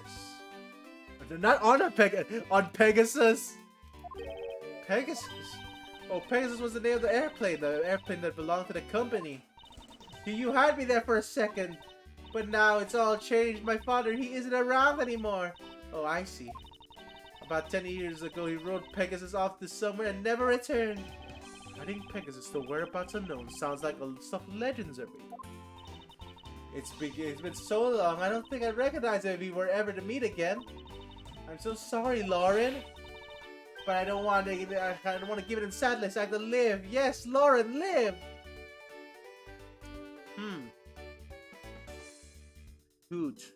Shoot. So, Pegasus.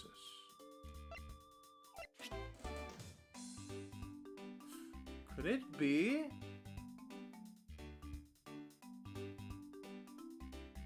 Wait a minute. Could it be that there's no one that's a coincidence, right? I know this doesn't look like a Pegasus. It used to have wings. Could wait a second. Colin Deveray's so her father might be part of this case. But you know, that's all coincidence. Like, maybe the pendant has no significance at all. You never know. You never know. About this incident, but isn't kidnapping already over and dealt with? I've been here the whole time, so I'm afraid I don't know much about any other incident. How did you come to know that Lance had been kidnapped? Oh, That's because of my woman's intuition. You based everything on that? I know everything when it comes to my land. It's really strange. It's really must be destiny. She started fantasizing again. So what are you going to do, Mr. Edgeworth? We've already established that there's a good chance that the killer is the other kidnapper. It is my duty to figure out who is the other personage. I believe there is one location that might hold a clue. Well, crap. The kidnapper's hideout, right? Like...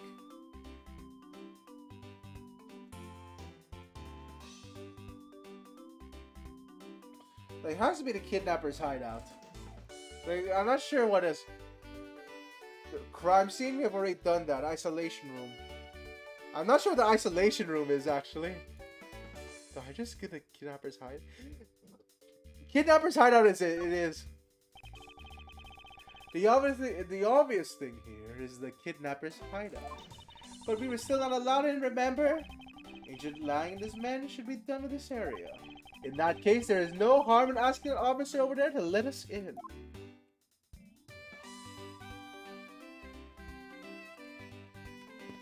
Alright, officer, are you gonna let us out of cowboy prison? Or are we gonna stay here? What do you have to report? Sir, nothing unusual out of the ordinary, sir. Oh, where have I heard such a redundancy before? Is it possible you let us take a look around inside? Sir, roger, sir! Yeah, we're out of cowboy hell! We're here! We're finally inside! Are you certain? Didn't Agent Lang order you not to follow me in? Sir, that's true, sir, but Detective Gumshoe asked me to personally let you in, sir! And I couldn't refuse a request from him, sir! Well, looks like Detective Gumshoe has a following. Furthermore, I was asked to get this document to you, sir. Wait, is it an autopsy?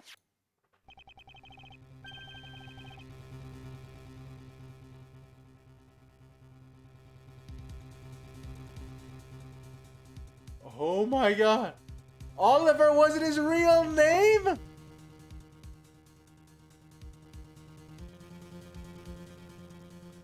Oh my god. Wow.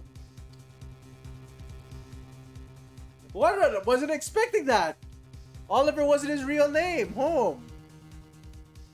Why would he wear a necklace with his real name, with his actual name on it? Oh well, question to be answered another time. Let's see, whereabouts unknown after escape, Penny deadly prison, stole a gun from a guard during escape, we thought it might be hid. Where is surveillance? He has yet to show up. But the name here says Colin Deveray. That's the same name that one on the back of the pendant. It appears that Colin Deveray was his real name. What's this? He was convinced. Can you imagine having a weight like that? 1, 2, 3, 4, 5 pounds? Well, 1, 2, 3.45 pounds. Wow, Colin Deveray, did you did you just stay in shape just for this exact weight? He was convicted in any case 10 years ago and sent to prison. What? What was he doing here? Apparently, he broke out of jail and then he just vanished. He must have become Oliver Deacon to cover up the fact that he was an escaped felon. So he was one of the criminal crew. Now I'm not sure what's going on anymore. Is there some sort of link between the victim's past and this current case? These police documents are rather detailed. I should take them down to give them a thorough read eventually. It's fine. Let's focus on the case. At the time starting the kidnapper's hideout. Yeah, I agree. We should investigate first. I think later. More than thinking things through, I think you should you should try remembering things first. Now, you could please unlock the door, officer. It was locked up until a little while ago, but since then the door's been wide open, sir. I'm not sure I follow. What is it you're saying? Care to explain a bit more detail? The door was locked down tight when they went in to check out the room. So they got about 10 officers to help out to break the door, sir. I see. I guess that means I get Agent Lang's leftovers. Well, then let's see what we find.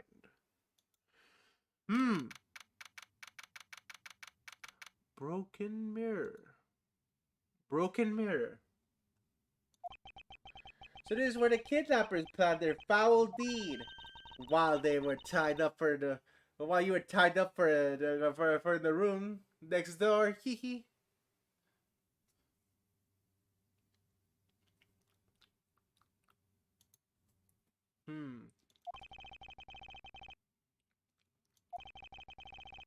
Now then, down the business. There still must be some clues up in this room. Let's try finding out. What's this again? Begin investigation. Okay. So you have a partner card, trading post. There's nothing here. There's a... Alright! There we go! Thrown away costume! That's so sad. It should have been that they throw it in pieces. Oh, there we go! So missing head, missing body.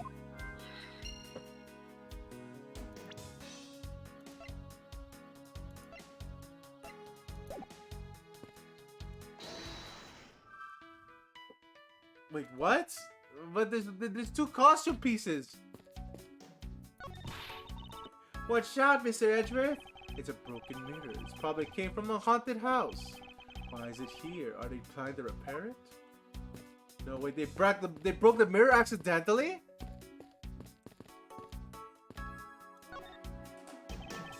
It won't rest the... Okay, what's the suspicious detail? Oh my god, I didn't expect a suspicious detail in here. There's 3 cups of coffee. Oh yeah, there's 3 cups of coffee. Okay, there's 3 perpetrators. And the key. I wonder what this key's to. You got me. It reminds me of the key we found in the other room. That's it. Hey, this must be the key for the other one of those trapdoors. That wasn't a trapdoor. You only called it that because you literally jumped into it. But that isn't what you're supposed to do when you see one. I'm not having this conversation with you. So 3 cups. Cheap styrofoam cups. Looks like there's only 3 cups for use. So it wasn't only 2 people. It wasn't only 3, but there's 3 people. That contradicts a bit with the master there that got kidnapped. So they killed the butler early? I think that might be it.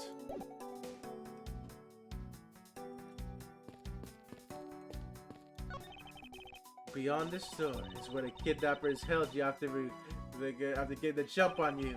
Must you keep reminding me? But it's the room where I got to see your awesome face. You didn't read to remind me of that mortifying moment either. Okay. So, mortifying moment over here. There's a badger costume. You can't check it out. Nothing here. Can't check this. Can you check this trapdoor? It is a trapdoor in the room too. It's not a trapdoor. It's the entrance of the underground passage. Okay. I know that. The door leading to the outside world was locked.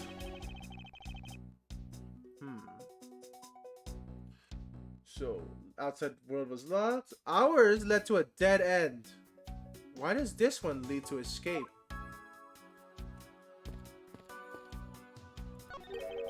What have we here? It looks like a sword, a broken sword. Strange. Why would it be broken like that? Swords don't usually break on their own. That's true. They hit your... Wait a minute, they hit you in the head with Edgeworth! Alright then, let's think about it this way. Maybe it broke when someone was trying to use it for something. Hypotheticals aren't going to get us anywhere. Perhaps we should think more on this later. Costume piece, broken pop sword, 3 cups. None of this is connecting yet. What are we missing? The door. We know the sword was used to hit Edgeworth. There's a haunted mirror here. A sign or a sign advertising the photo rally, something I have absolutely no interest in. Yeah, but I do, and I'm going to get the heads of the rest of the Badger family. You'll see. She definitely brings a decidedly different atmosphere to a criminal investigation. So, this is it. This is it. 1, 2, 3. 3 styrofoam cups. There has to be some logic that we can use here. Like, there's 3 styrofoam. There's a broken sword. Like, that's not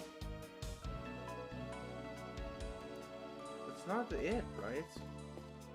Oh, wait a minute. They of course, that they might not have checked everything.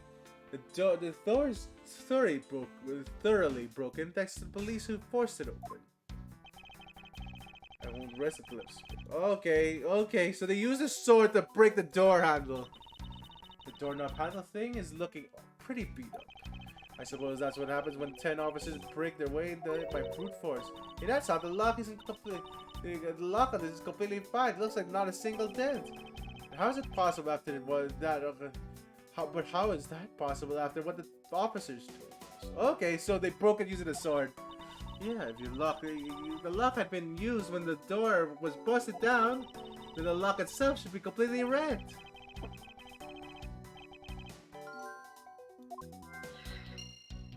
Yeah, they use a sword, so that's the logic, right? Use a sword on the door? Broken prop sword on door? Does it connect? Come on!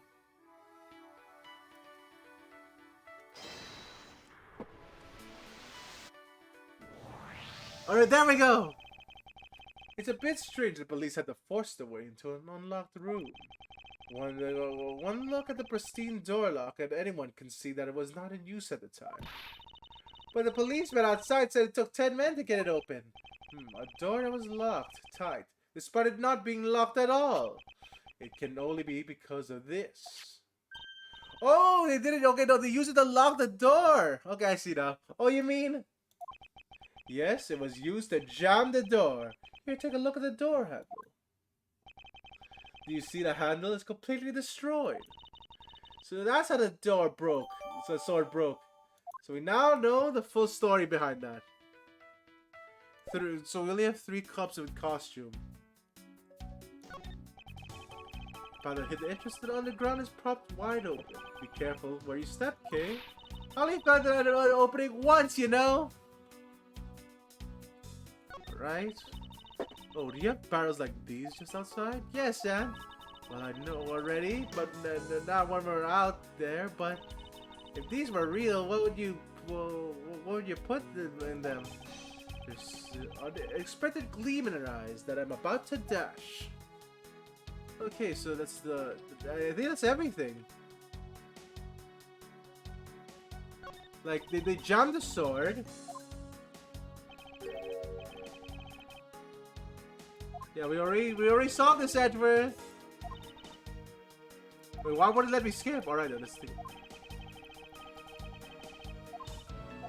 Alright, no. So we already did that. That's a different thing.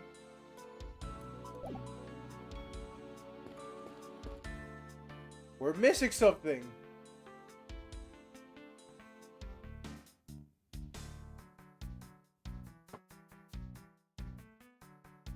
Like, what am I supposed to do? We examine the door. Wait, what? There's another suspicious thing? What could possibly he be here? Sign? Poster? Poster for the Gatewater Lad. It's stuck on the wall. Intrigue, fun, prestige. Gatewater Lad has it all, and it is waiting for you. It's not especially catchy, is it? That's not suspicious. Oh, the chairs? Folding chairs, and by the looks of it, they were probably used by the kidnappers. There are 3 chairs, sir. Okay, wait a minute. That's it? Alright. Behold, Edgeworth's flawless logic. 3 cups, 3 chairs. Okay, I'm not even gonna hesitate. They're just sure to connect.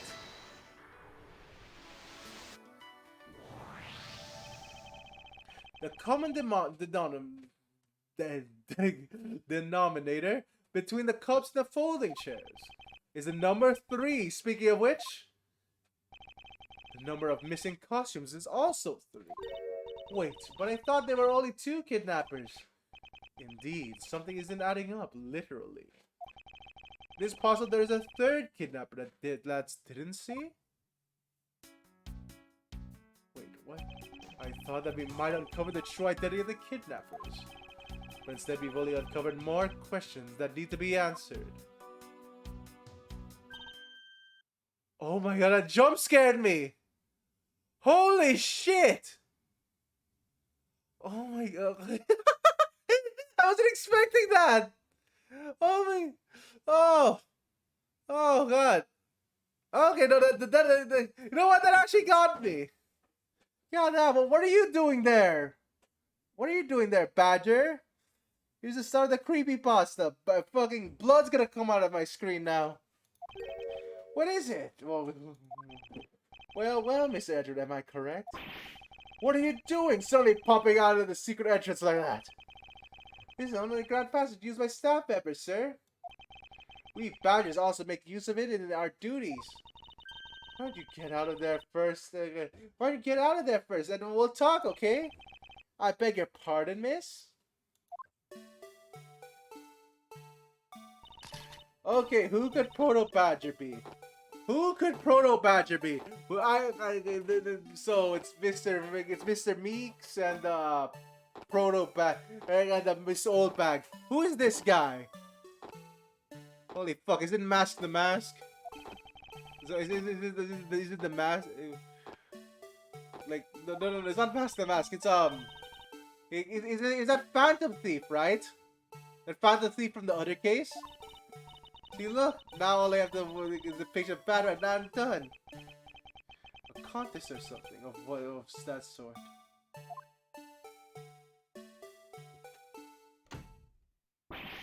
What? It's gone, but where did it go? What happened? What's wrong? A bad Badger costume is missing. It's right in the trash! It's in the trash! Where the head? Oh. Is that all? Well, it's missing because the kidnapper stole it. I heard about how they were stolen. But they said, though, that only 3 of the costumes had been taken.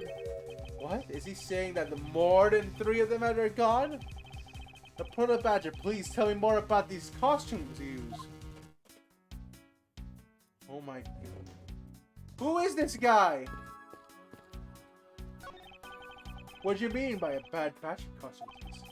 Why, that's why I said we are 1 Badger short. Counting the spares, we have only 2 of each costume on hand at all times. Okay, so one of them is walking around in the park. The other should be in that room. Actually, both of them should be in that room.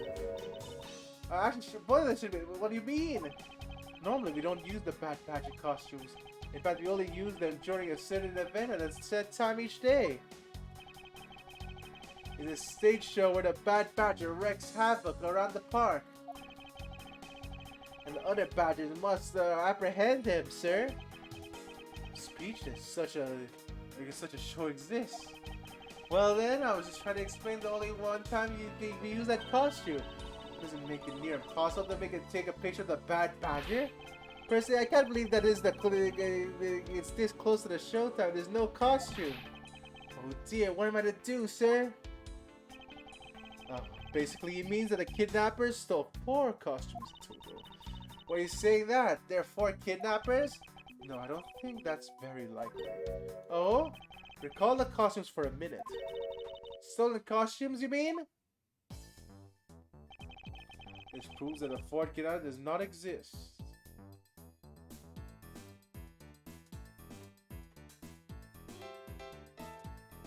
Oh my god. But if both of them are stolen. Take that! If you have 4 people and wanted to steal a 4th costume, wouldn't you naturally go for a full set and steal a pink badger instead? Yeah, that makes sense. And yet the kidnappers decided to steal another bad badger. I believe the culprits needed 2 bad badger costumes, but the question is why?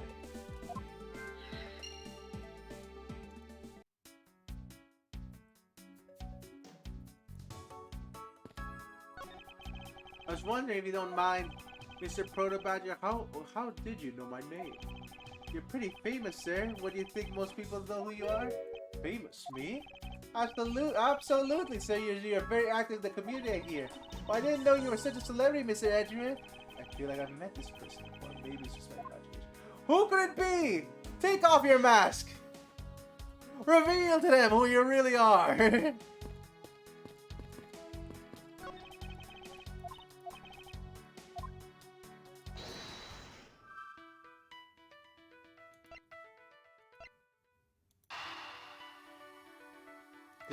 These connect, right? The only two leads left. The second Bad Badger costume. I believe it may be closer at hand than we think. Huh? What do you mean? It's thrown away. It's right in the trash. Holy crap! Well, Edward, you don't need to go through this. Oh yes, I'm in my logic palace. In my logic palace, I like it was already there. We saw the fucking severed head of Bad Badger near your freaking kidnap site. Wait a minute. The separate head. Does that mean they only need another body? Like it was bloody. So they just need another body. No, wait, that can't be right. You would be dead. Why do they need a fourth Bad Badger and two normal ones? Would you say that it's wearing some very telltale pants? Oh, you're right. I get it. It's because they get out there. Take a look.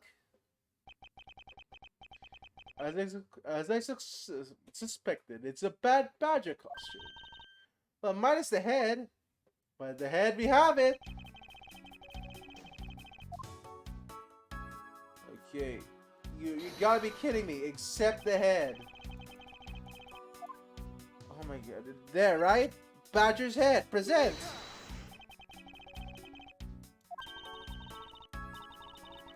Oh my... Okay, wait a minute. What? There's a head!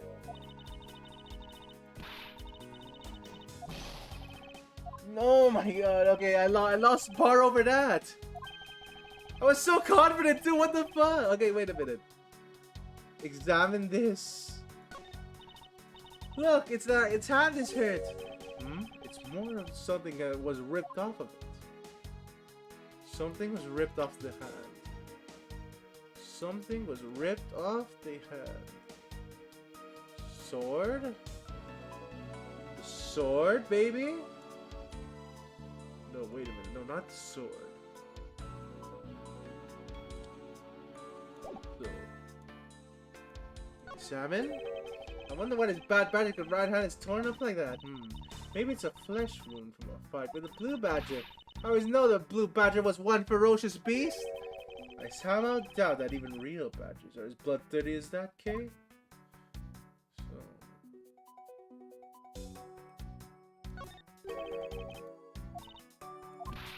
You're not gonna do that. You're not gonna do that. So, his head. Okay, no, it keeps focusing on its right hand. It has to be something.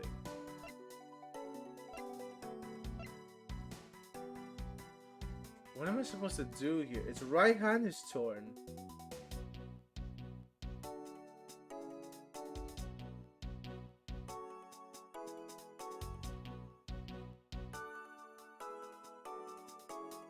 Like, let me see.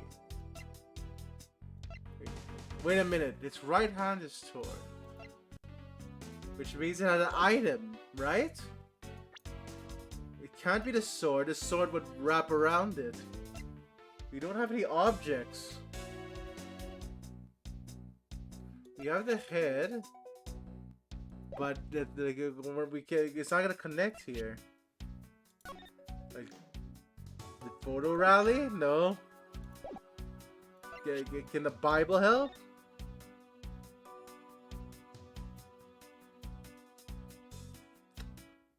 Okay, no, I'm dumb. I'm dumb. He has a gun. Okay, no, even in the flashback, hey, he has a gun. So you just use the Bible on it.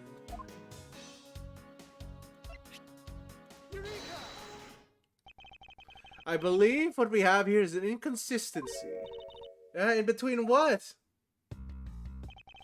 Look carefully. Our costume is not holding something. It's the gun! Okay, oh, the gun! Precisely. The Bad Badger was designed to hold a gun in his right hand. However... You there, did you remove the gun from the Bad Badger's hand? No, I did not, sir. The gun is supposed to be securely attached to the costume.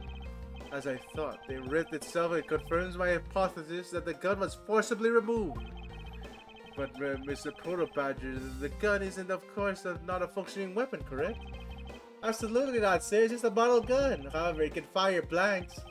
We need to use them for the stage show. It seems that a kidnapper also needs for the model gun. Wait, it fires blanks?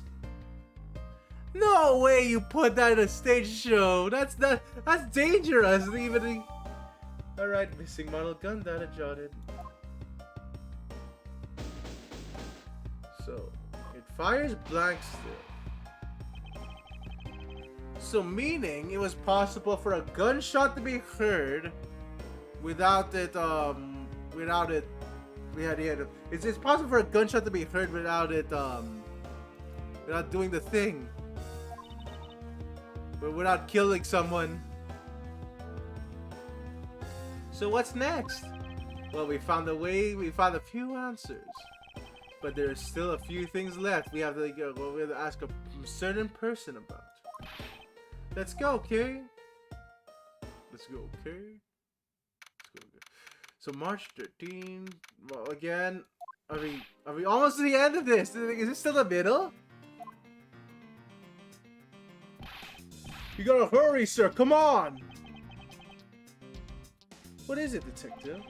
They found a blue badger costume down in front of the main gate, sir. What? Isn't that the one that the kidnappers was wearing? Bingo. That's why you gotta come to the main gate with me right now. If we hurry, we might still be able to get there before Wolf Boy does, sir. Alright, let's make haste to the main gate. Oh my god. Oh wow! How many parts is this?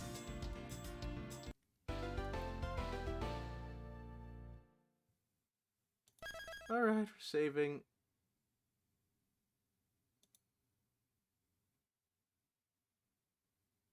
Holy, is this case alone gonna take 5 hours of our time?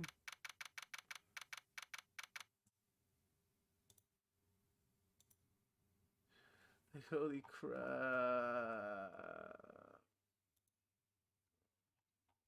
I think this case alone is gonna take 5 hours of our time. Like, we're not gonna be able to finish everything at this rate.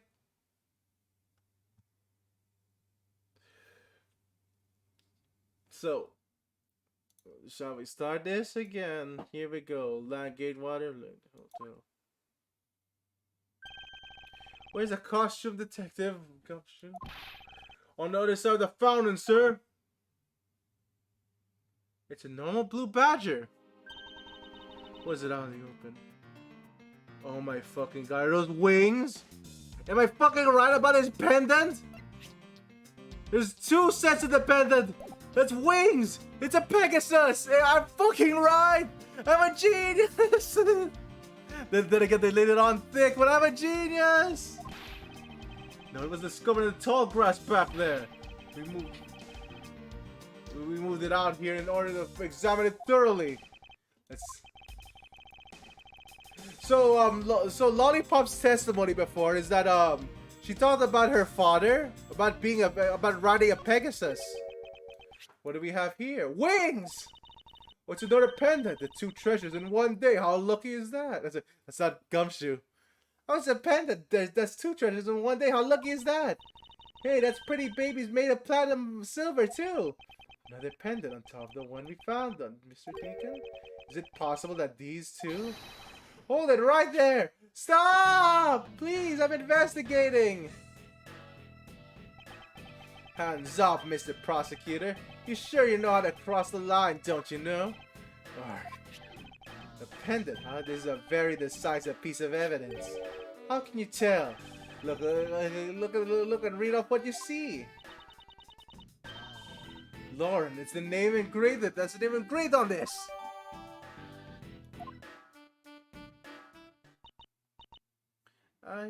Wait a minute. Oh my god. So, name engraved on that. But, profiles. I don't think her name is Lauren Paup. It's Lauren D. Deacon. Okay, nope. It's Lauren Deacon. Oh my god, your father was Oliver Deacon the whole time. But no, his name was actually Colin Devonair. So that story you talked about the fucking Pegasus about was leading to this? Oh wow, it all comes full circle. Wee, look at that. They connect. Oh wait, I actually made it smaller. They sure connect. Well, here we go.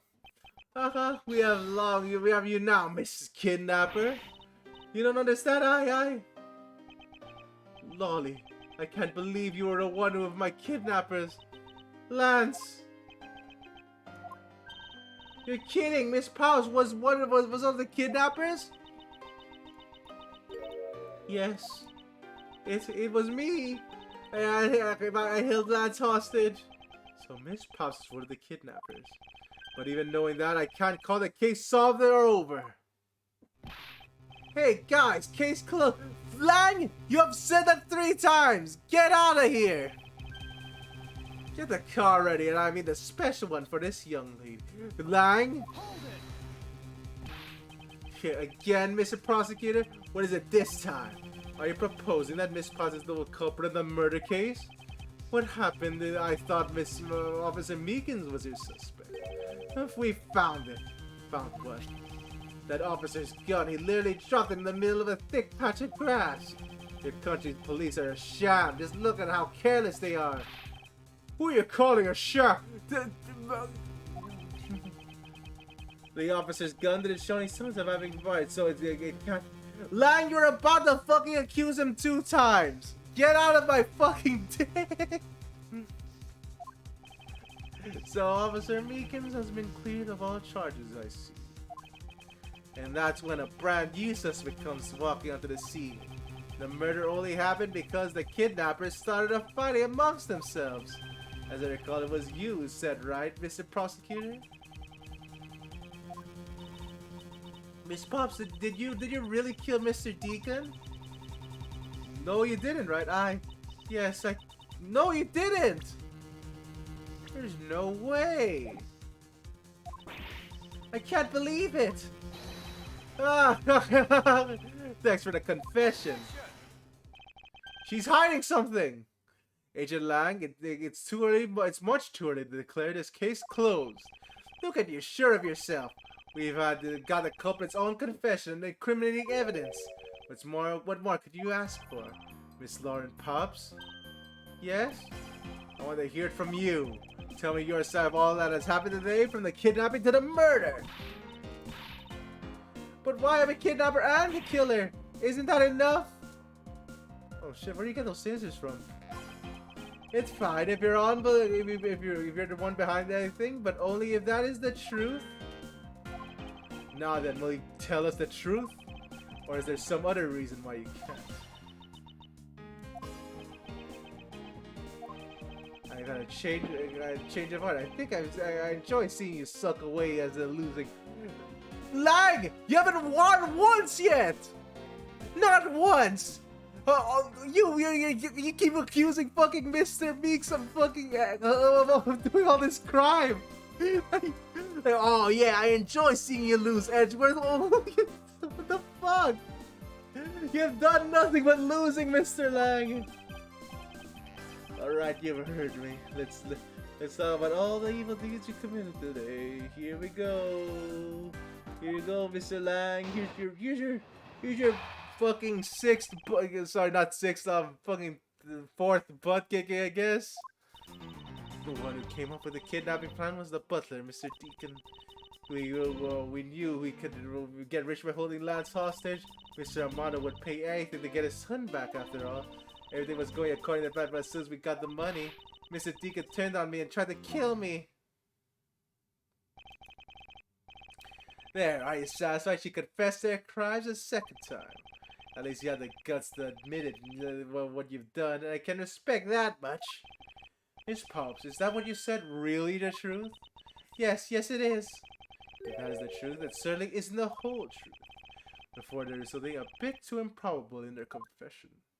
So there's a third one. We know that. We need to convey that there's a third person here.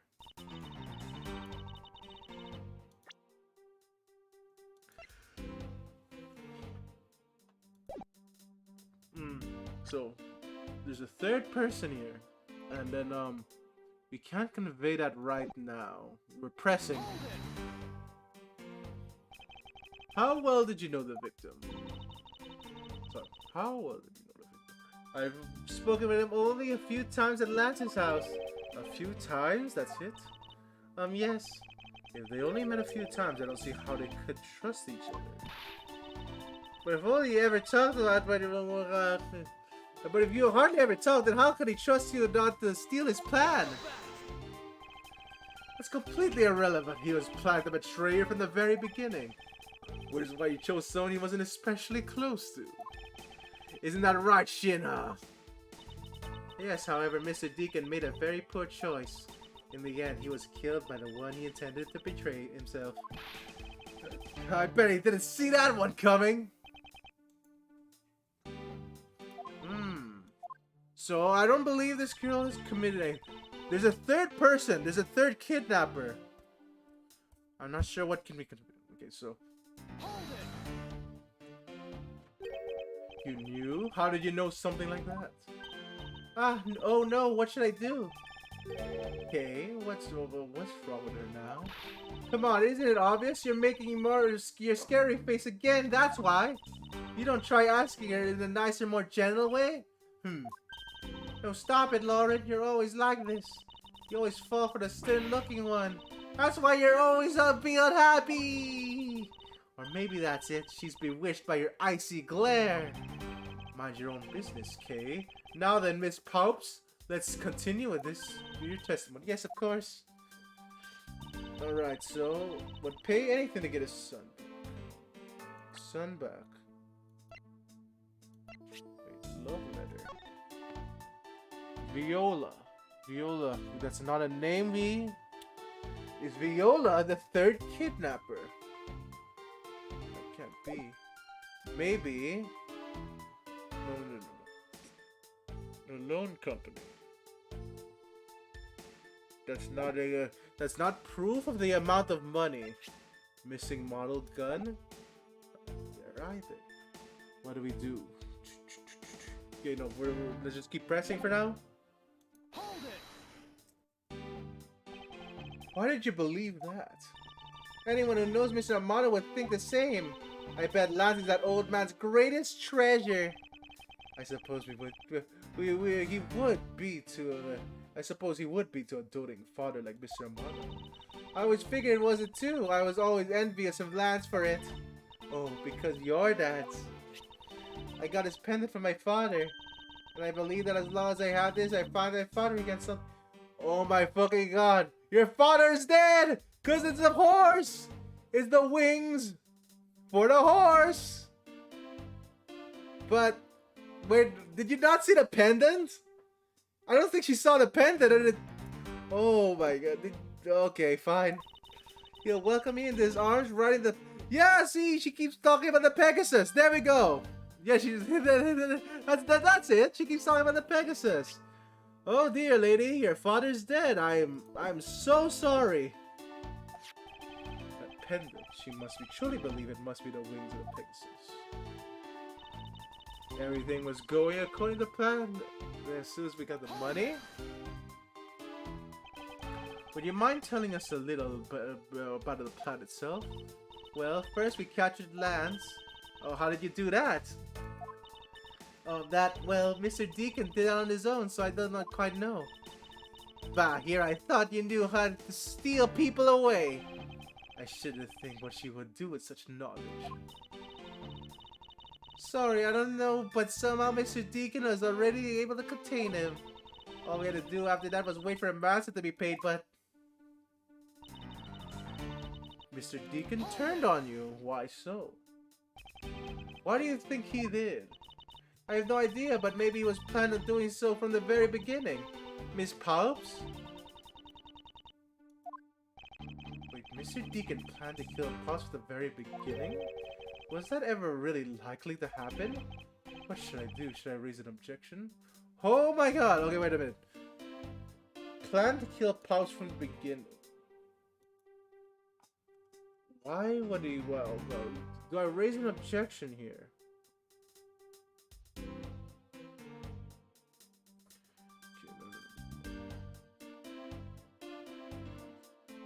No, wait a minute. That's our only lead. It has to raise an objection, right? But, I'm not sure. Okay, no. You know what? Let's see what the question is first before, overthinking this. Raise an objection. I'm sorry, but I don't think what you just claimed is all that likely. Huh? I don't think Mr. Deacon would have been able to would have ever been capable of killing you. But why? Why? We're total strangers. It's not uncommon for people to kill each other over money. Miss Palps, you really are clueless, aren't you? What do you mean? You never knew what your role in the kidnapping was, nor do you know who you really are. But I do. I can show you with this piece of evidence.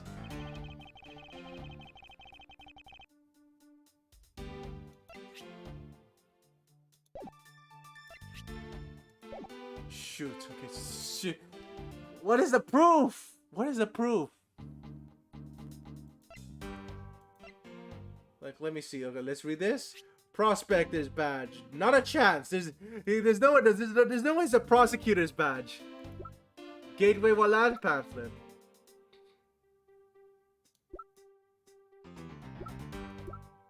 Wait a minute. He was in costume?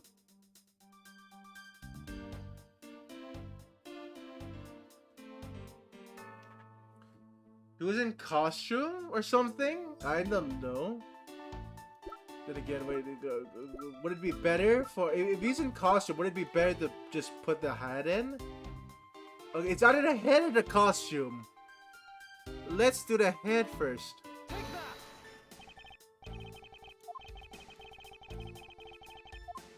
Okay, no. You want to know because of the costume? No, that's not it. That's not it.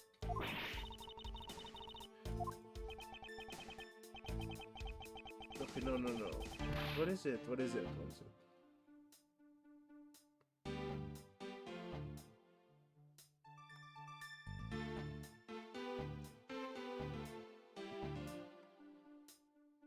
So he doesn't know that she doesn't know the role. What am I trying to do here?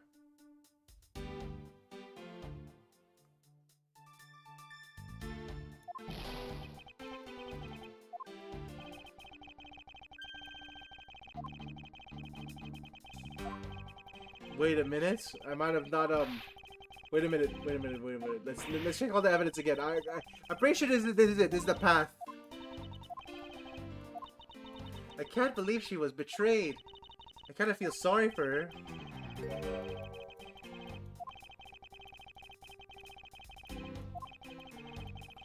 Okay, wait a minute. It's not the costume. So okay, no. Wait, no. Of course it's not the costume. They knew Mr. Deacon was already there. They knew she was working with Mr. Deacon. So everyone knows each other in this case. So what? Okay, so it has to be it. This is only raise an objection. Hold it.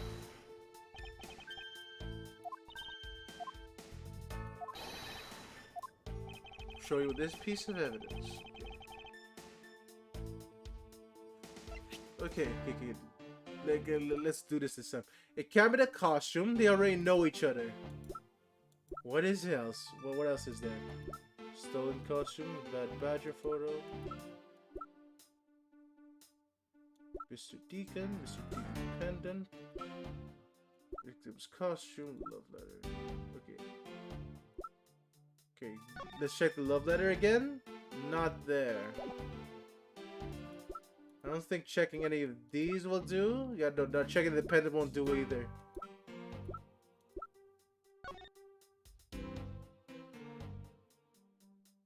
Shoot, what is it? What is it?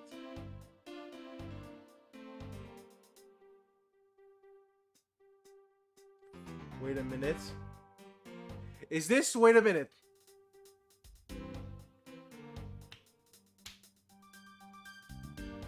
Oh my god.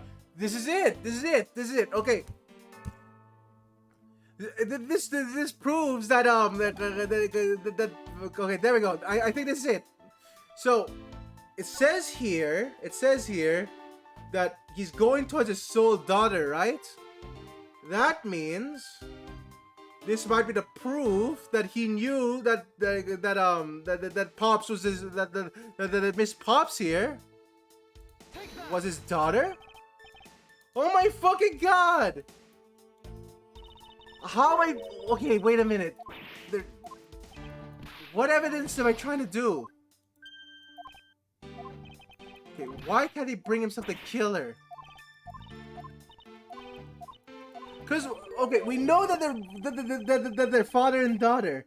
We can't prove that here. We have to prove that we have to prove it. We have to prove something else, right?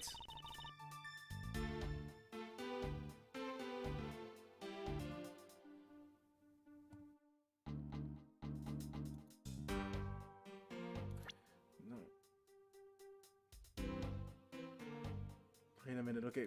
What other proof that is there for this connection?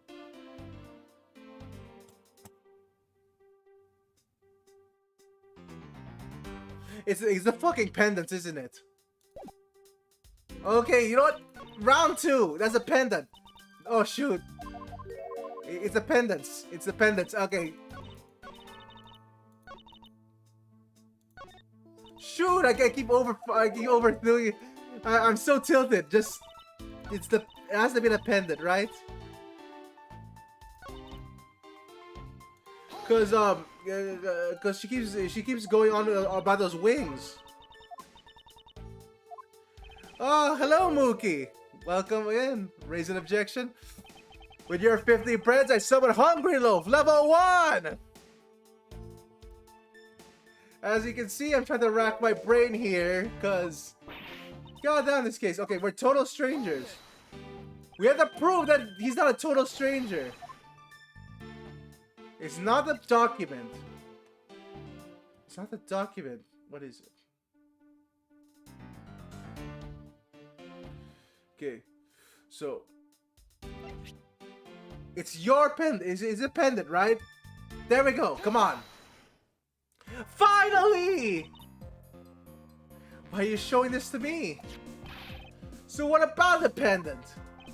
This is the pair of wings. Yo, crap!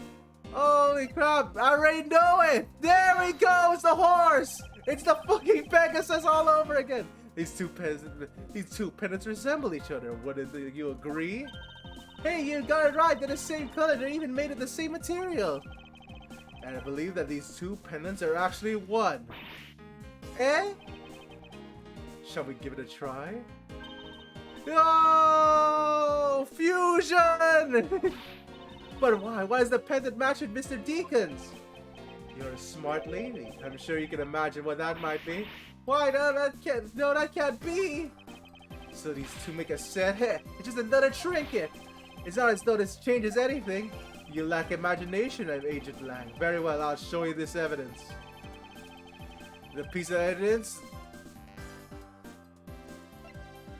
Alright, no. Piece of evidence.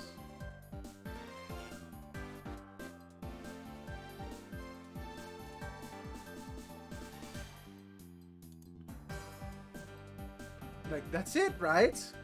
What can we do? Raise evidence again.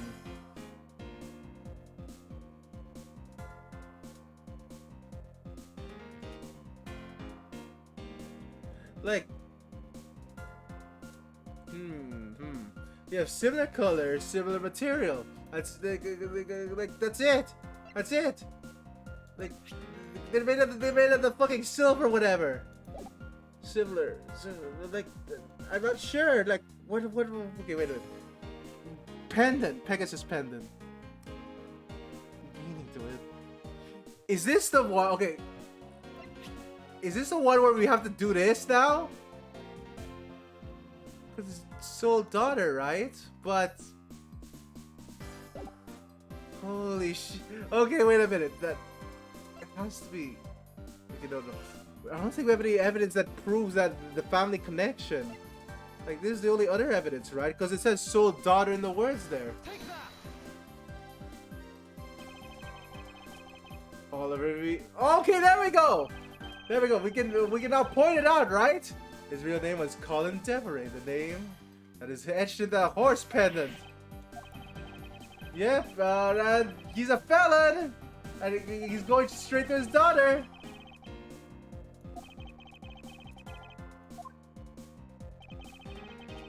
Holy shit, okay. So, there we go, right?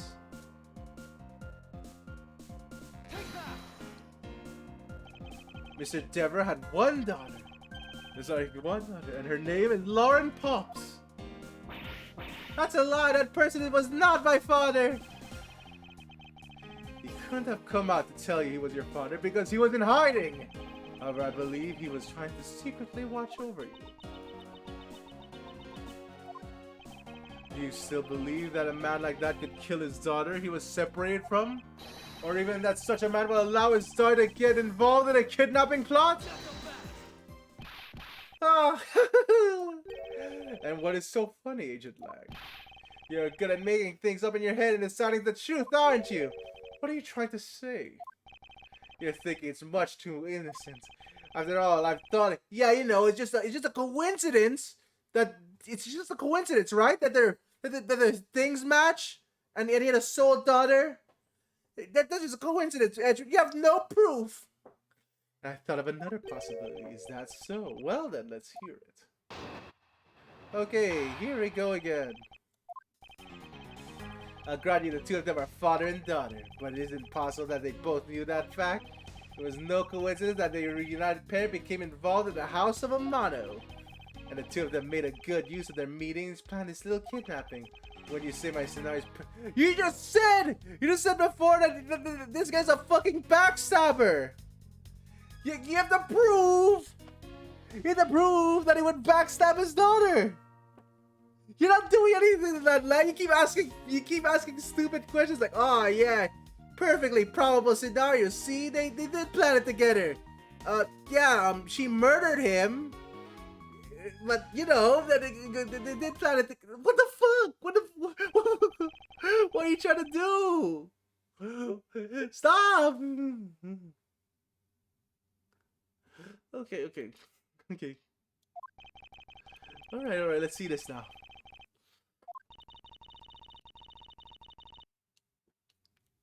You mean they knowingly committed the kidnapping his father and daughter? Oh my god, that's right. Only one. That's one really. But you said before that she committed murder due to someone betraying her. You have no proof that she murdered her own father. But like, okay, that's not what happened. That's what the. All right, Lang. Sure. Here we go. We're gonna hand your butt on a silver platter for the fucking 6th time. Another possibility. Oh my god, Mr. Lang. Okay, father and daughter. Is it possible? That was no coincidence that reunited pair became involved in House of Amano.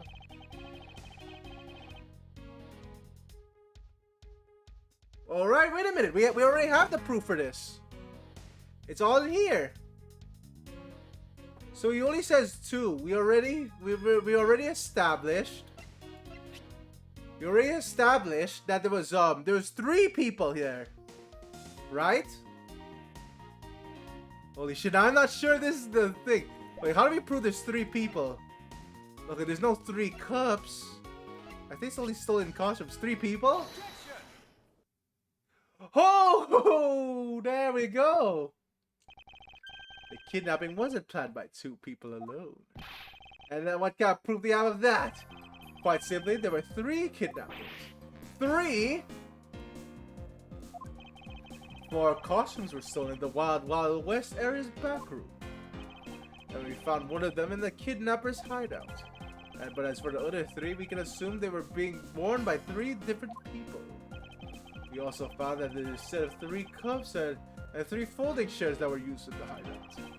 This clearly points to a 3-man group. I believe this 3rd person is the real mastermind behind this kidnapping. 3?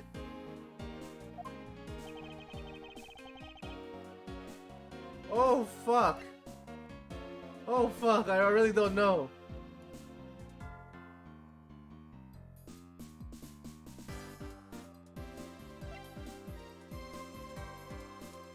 God. Wait a minute. Wait a minute. Am I actually fucking right? Before?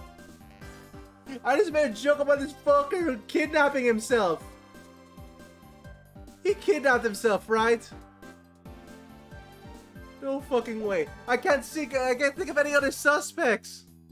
There's no one else here. What do you think? Miss Oldbag was the mastermind? Oh my fucking god. Did you kidnap yourself, Lance? No way. Okay, no. He escaped. He escaped. Holy shit. Alright, you know what? You know what? Sure. He didn't. Did you do it, Lance? Come on, come on. It's just a bit of bar anyway, but damn.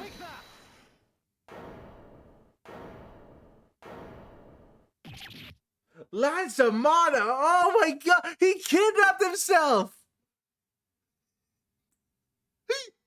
Holy shit, Lance! What's your fucking plan? You killed all you killed your own butler for this! Holy shit, okay, I want to hear this story! What's going on here? That his abduction was in fact schemed up by Lance himself! I recall what he said when he appeared before us. Do you see the faces of your kidnappers? No, I didn't see their faces, but 2. One was a woman. However, there were 3 kidnappers, which is in direct contradiction to what he said. But I know I only saw 2 people. The guy was being held hostage. It's possible that he couldn't see all 3 of them. Ah yes, but when you were being held, I had my doubts about what happened then. Lance, would you mind telling us what happened while you were being held captive? I really don't remember much anymore, honest. But if I don't tell anyone, at least you won't believe me at all, will you? Okay, Lance. Why did you kidnap yourself? Come on, come on. I was kidnapped yesterday morning. They had me shut in that room blindfolded the entire time. But the kidnapper suddenly disappeared, and around that time I felt the rain falling outside. My hands were cuffed, but it was a stroke of luck that left me alone. I made my escape and ran away from that room as fast as I could. Okay, wait a minute. And to the gunner, Grandpa. Are you okay? Sorry, I really didn't want to recall that horrible ideal, but you know, maybe you believe me, right? No, not quite yet. How can you not? Why do you not look at me with icy? Why do you look at me with icy daggers in your eyes? Because he's a prosecutor, and they're all fuck Lang. Shut up! You have solved nothing. I'll have you know, Lang, a prosecutor's eyes are for discerning the truth, and they should be interpreted to be cruel at times. Then so be it. Alright, here we go. Why did you fucking kidnap yourself, Lance? Lance's testimony. Yesterday morning.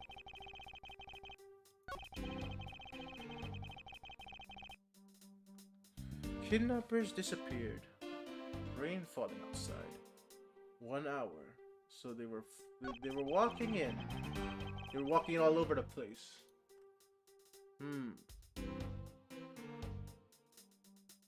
Wait a minute.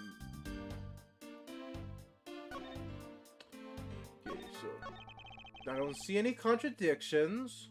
Let's press. Can you tell us about when you were abducted in a little more detail? It was a strange morning. I felt like I was right in the middle of a great calm.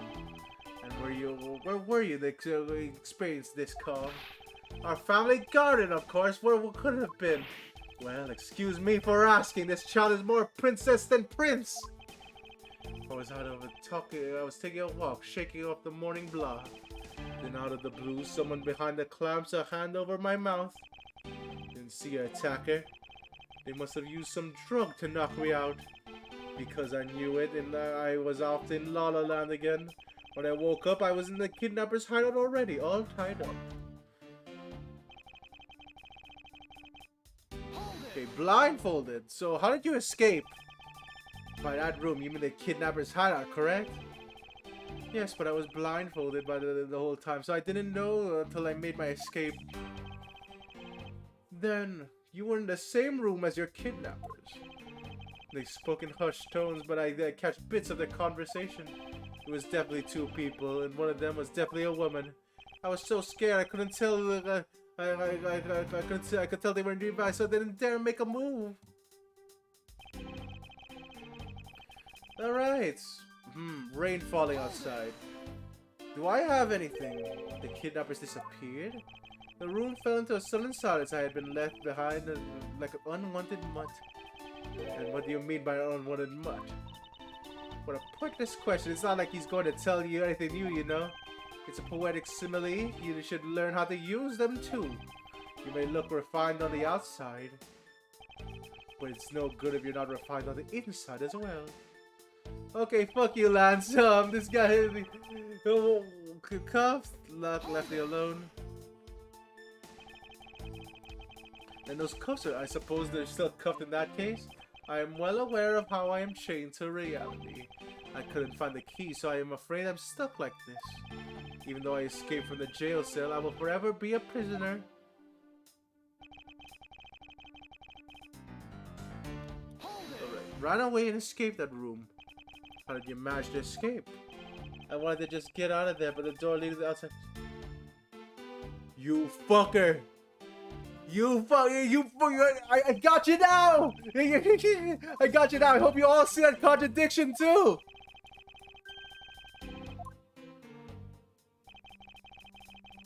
Locked? Locked? Bullshit! Bullshit! Locked with a broken sword on the inside, Lance? You're fucking kidding me with that! You say a door leading out was locked, was it really? Oh wow, those are just fake handcuffs. You were talking about that room behind the saloon, right? Look, I heard that it took a few men to get that thing open, right, Shinra? Yes, that's correct. Then take a look at. Oh my fucking Lance! What the fuck? You locked? Oh yeah, Lance, you couldn't pull that sword out, huh? What is that? A sword? It's not especially reliable once it's broken like that. Allow me to start from the end. My conclusion is that the door was never locked. It was simply held shut by a sword which was used to jam the handle. Lance, even though your hands were cuffed together, you could still open it. You could still use them. If that was the case, then why did you not simply remove the sword and escape? Why didn't I? I was fuck you, Lance. You'd rather use the fucking secret entrance. You climbed on a ladder instead of using this door? No way. Yes, that's it. I didn't notice. Oh, no, but you said it was locked, fucker. You said it was locked. As if you should accept it. Yeah, no, you said it was locked. How do you know the door's locked if you didn't try to use it? You locked yourself in that room because you had to make yourself look like a victim. But you did not, in fact, possess the key to the door. That is why you used a prop sword to improvise and create a prison of your very own. You've been making this guy out to be one of the kidnappers for some time now. I wonder if you've forgotten something very important along the way. And that would be... a motive. Fuck! No! No! No! You of all people can't fucking use that! No! No! Oh my god! Oh, I get so angry! Look at this fucker! He keeps being like, oh, the motive doesn't matter. Oh wow, Lang. Yeah, only when it comes to you, right? The honestly think that upright, pure boy like him would hand him a... Okay, Lang, if motive doesn't fucking matter, why are you using this defense now? Like, do you have proof he's a pure-hearted boy? I don't think so, Lance. Sorry, Lang. God damn.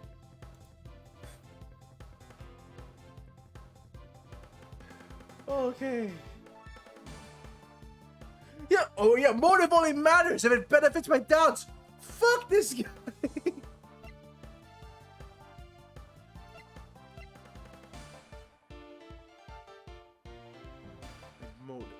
Motive. That's right, this one, right? Love letter. Wait a minute, but it's not. That's it, right? Is this a motive? I can't believe... I don't know the full extent of this, though, but this... Present? To put it simply, Lance has a very urgent need for money. It is hardly your typical love letter. It is, in fact, a collections bill. It appears that the upstanding boy has accumulated quite a debt. Isn't that right, Lance? Ugh. Looks like it's hard to bring a son of a rich man, too. It must be very hard for you to resort to stealing from your own old man, huh? Alright, I give up. I abducted myself. Lance! It's over, Lolly. In this life, we really are bound to our fates after all. I wanted to go with you to a new town somewhere where no one would know us. I wanted us to be well off with that 1 million, but that dream is over. Oh, Lance. Then you're giving yourself up? Yes, I had planned to run away from this world with my Lolly. Oliver even helped us with the plan, but then he had to go and stab us in the back. He turned on you? Maybe he didn't want to split the ransom, or that's my guess. It happened almost right after you made the drop-off. When we were alone, he attacked me all of a sudden. After a brief struggle, I was able to contain him and keep him under control. But you were bound, right? He left inside the room as Lolly and I made her escape. We wore different costumes and split up. Lolly left first in the blue badger costume. What would mean that the person saw us. Well, that would mean the person Officer Meekin saw was Miss Pops. But right then the old man had to wake up. I was careless and he attacked me pretty hard from behind. Then Oliver put on the bad badger costume, took out a suitcase with $1 million and ran. I caught that in Lolly right away and warned her that he had a gun. They had no idea that they were really related. That they were related, so I thought that it could end badly. I don't believe it. That person was not my father, because if he was, I just killed my own father. Lolly, then that really was you. Oh my god. Okay. All right. I had enough of Lang by this point. Holy crap, what a fucking brain melter, like goddamn. That man was not my father. I mean, because at the stadium, there was a bad badger pulling a suitcase with $1 billion in it. But that badger pointed his gun at me, aiming it to shoot me dead. That's why I used the gun I got from Lance. There was a gunshot, the other person crumpled to the ground, and I ran, scared for my life. Oh my god. Okay. Are we over? Are we over this?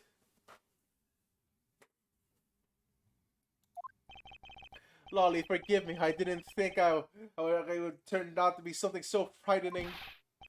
If only I could have protected you.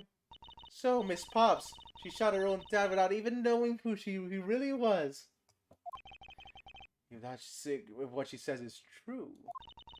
Are you saying she's lying? But why would she lie about something like that? That purpose wouldn't serve. Who would be surprised how often lie without even realizing themselves, Kay? Huh? What's that supposed to mean? What I mean is listen very carefully to her confession once more and you'll see. Okay, so let me see here, Edgeworth. That man was not my father, I mean because of that stadium. There was 2 bad badger costumes.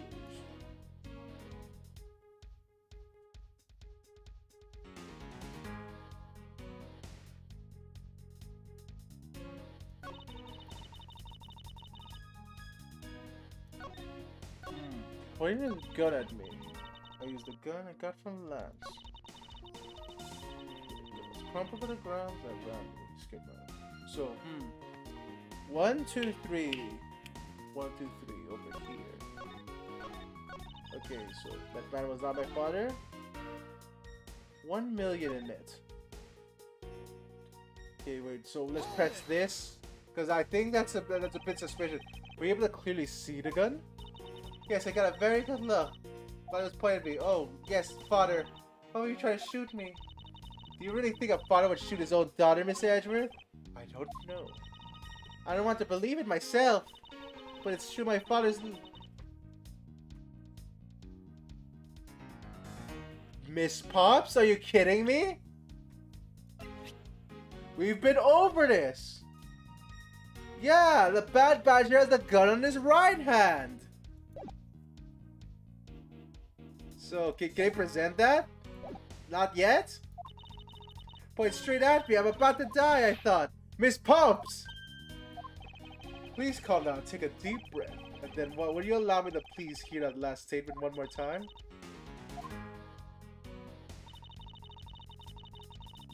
Left hand.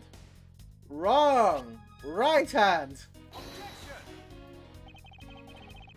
Wait, what?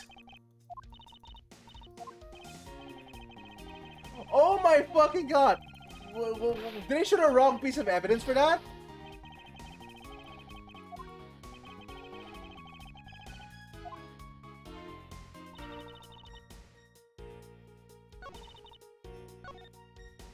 Left hand!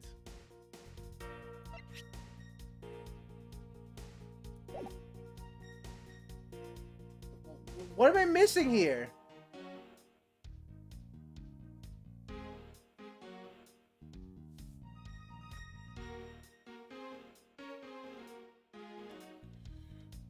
The badger has a gun in his right hand. But okay, no. That is not the case then. There has to be something. But it's no. So that's not it. Then what is it then?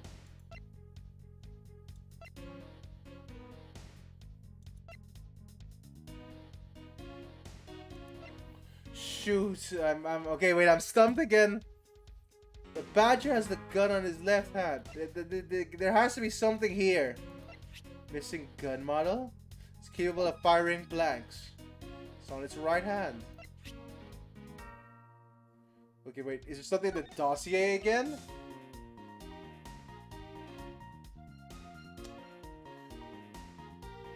Alright, there we go. He's right-handed. Actually, you know what? Okay. I'm sure this is the answer, but it's actually normal for people to shoot guns with their non-dominant hands. Mostly so that they don't damage their dominant hand with it. But like, what they're trying to get at is that he's right-handed, so he would have used the gun with his right hand.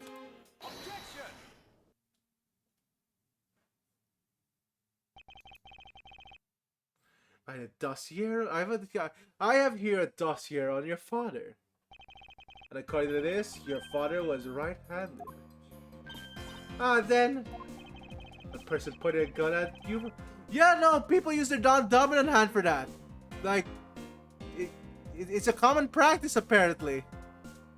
I'm like, yeah, I'm pretty sure the badger costume was like supposed to be the proof, but you know, the person pointed a gun from you atop the stage was not Mr. D. Hold on there, Mr. Prosecutor. I think you need to take a refresher course. As a model gun attached to his right hand, which is why the only. Is it possible that it went down like that? Agent Lang, were you paying attention to what Miss Pops was saying? Then again, I suppose you can't expect someone who has never set foot in the court to catch it.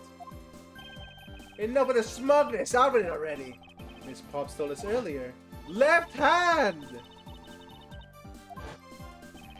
According to you, the bad badger had the gun in his left hand. Which would mean that he was pulling the suitcase with his right hand. Is that correct, Miss Pops? Yes, exactly. I'm sure that bad badger had those huge sunglasses on its face. But if that's the case, even I can't see the contradiction here.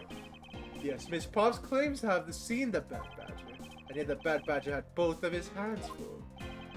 And these two pieces of information contradict each other, so both are correct? No?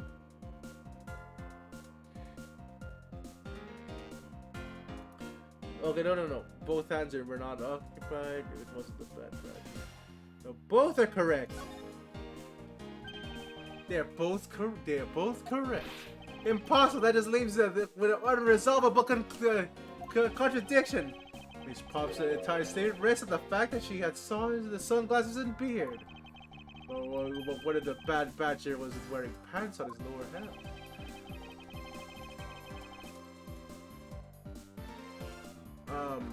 Okay, so now we're doing this? Now we're using the Bible, right? I mean...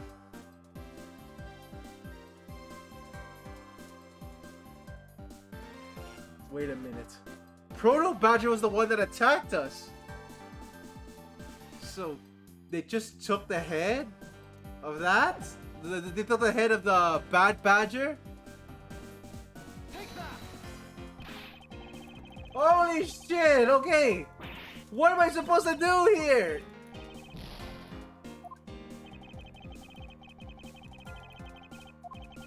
Alright, wait, no. Am I showing the head?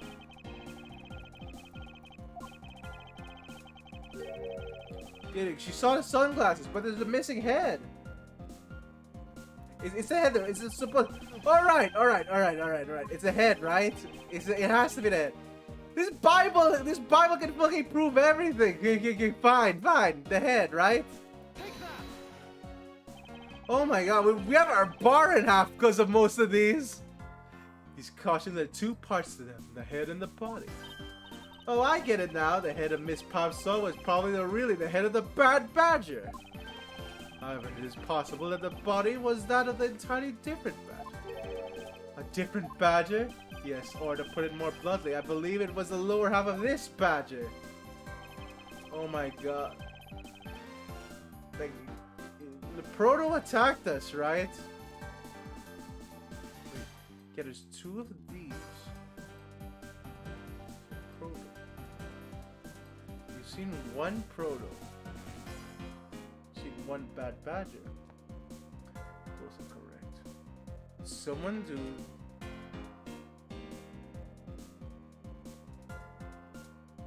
No, wait. I'm thinking of this wrong way. So,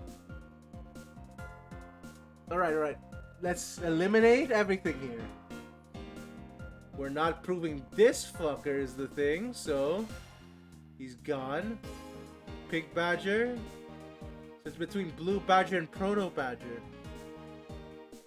Oh wait, no! No. If I remember correctly, Miss Pops is the one wearing the Blue Badger, right? So it's the Proto Badger? Yes? Holy! What the heck is this? It's a Proto Badger. It's a Proto Badger. Yeah, I said it's simple. It's a simple matter of process of elimination. Miss Potts was wearing the blue badger costume, so we can eliminate that one. And the pink badge is the one of the wrong color would have been incredibly obvious. And that is left with the proto badger costume. Miss Potts, who was the only one who wore the proto badger costume.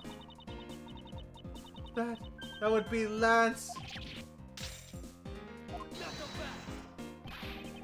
Are you saying what you think you are? And Lance Amano donned the Bat Badger head and pretended to be Mr. Deacon?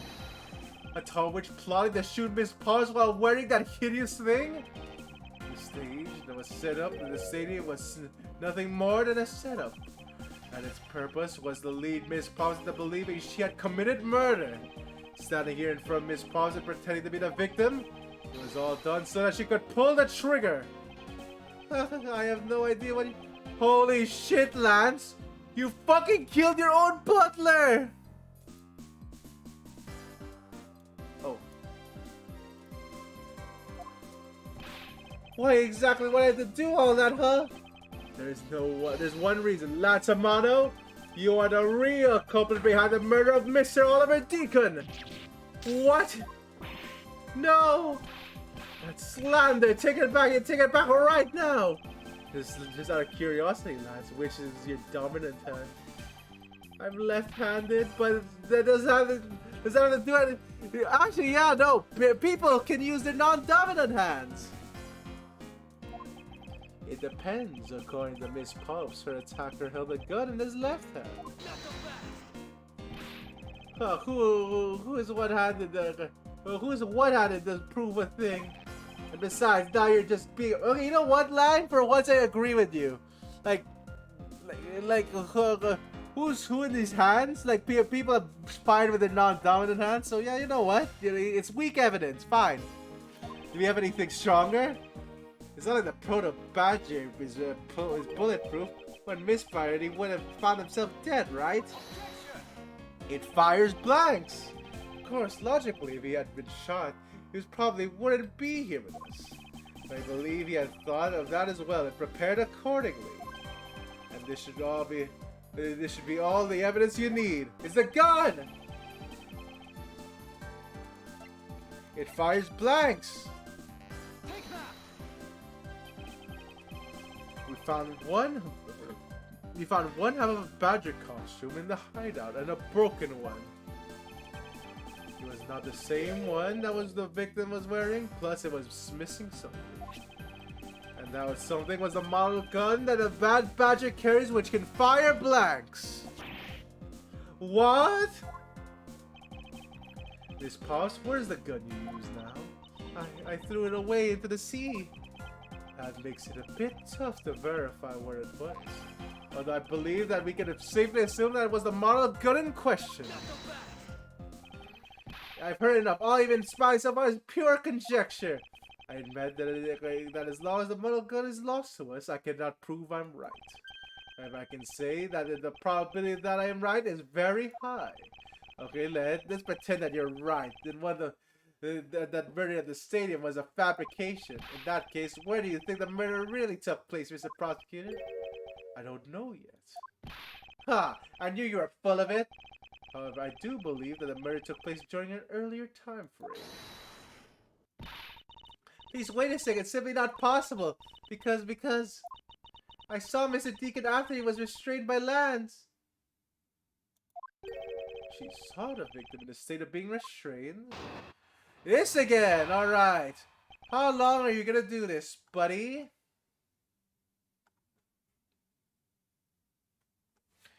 Well, that is it, right? Can we move on?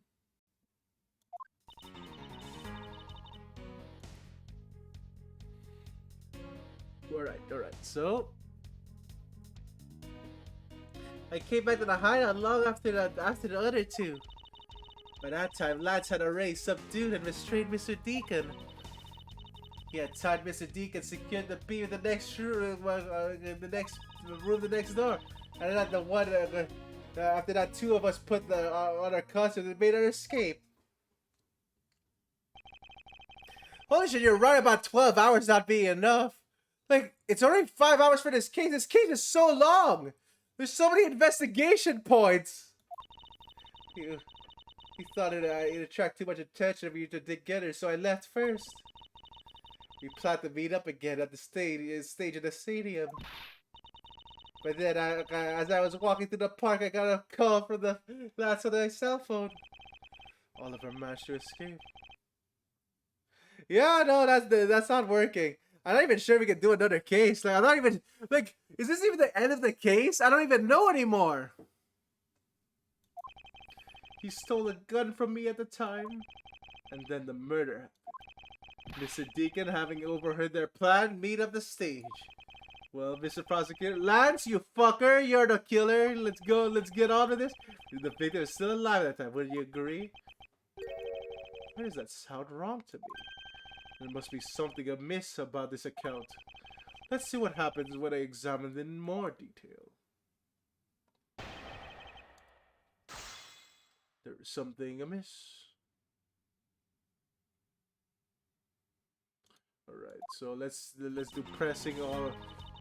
Alright, I came back to the hideout long after the other two. Okay, that seems suspicious. Let's press that. When exactly did you arrive at the back of the hideout?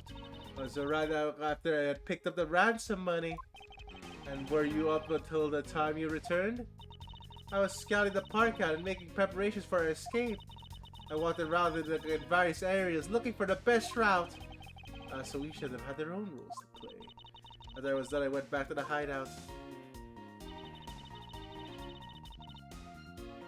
Okay, restrain Mr. Deacon. All this time we couldn't find the costume, even though that empty security costume wasn't bloody at all. So that they had taken place somewhere else. How did Lance look at the time? Well, he looked shocked. He also looked a little down when I saw that sadness in his eyes. Thank you, that's enough. And what of Mr. Deacon? What was his situation like? Okay, so did you see Mr. Deacon? You're sure that was Mr. Deacon that you saw? Yes, I am certain of what I saw. Did you go into the other room to check? Lance said that was best if I didn't get too close to him. Lance, he's such a kind soul. Are you telling me that you did not confirm that it was Mr. Deacon yourself? I checked through the slit in the door that separates the two rooms. He had a bad badger's head on, so I'm absolutely sure that it just had to be Mr. Deacon. Oh my god. Does that mean that you only saw the fucking head? Really? Oh my, alright. Wait a minute. Oh my fucking god. I can fucking tell. Shake. Alright, you know what? Oh no. Oh my god. This is gonna be so stupid. Was the fucking one you saw Bad Badger's head? Here we go. It's being used for the 5 billionth time.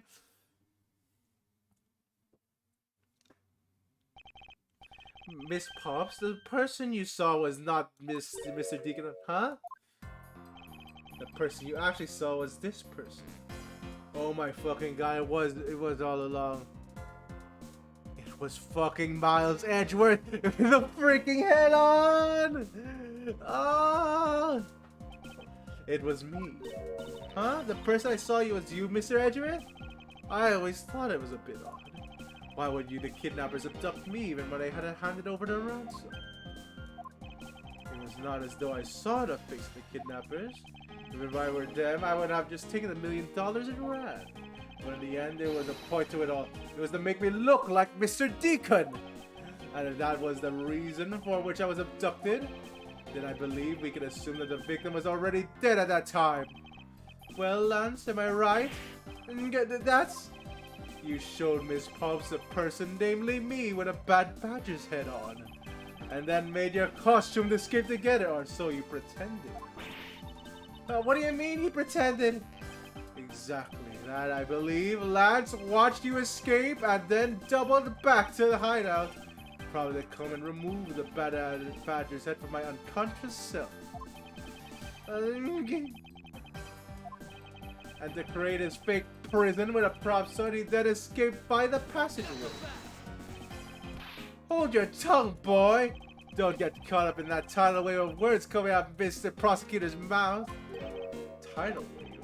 We had a lot come out of you. I've said, what the fuck, Lang? Okay, fine. The victim's betrayal and his subsequent detainment. All of that could have happened while you were out cold. That's right, you were quite out for a while, Mr. Prosecutor. If that were the case, Miss Pumps would have still seen me tied to that beam. I was scared of Mr. Deacon, so I didn't go to the next room. I really didn't have no idea if you were in there or not, Mr. Edgeworth. You see, it seems that you can't prove a thing. Who said that? Please wait. Mr. Mono?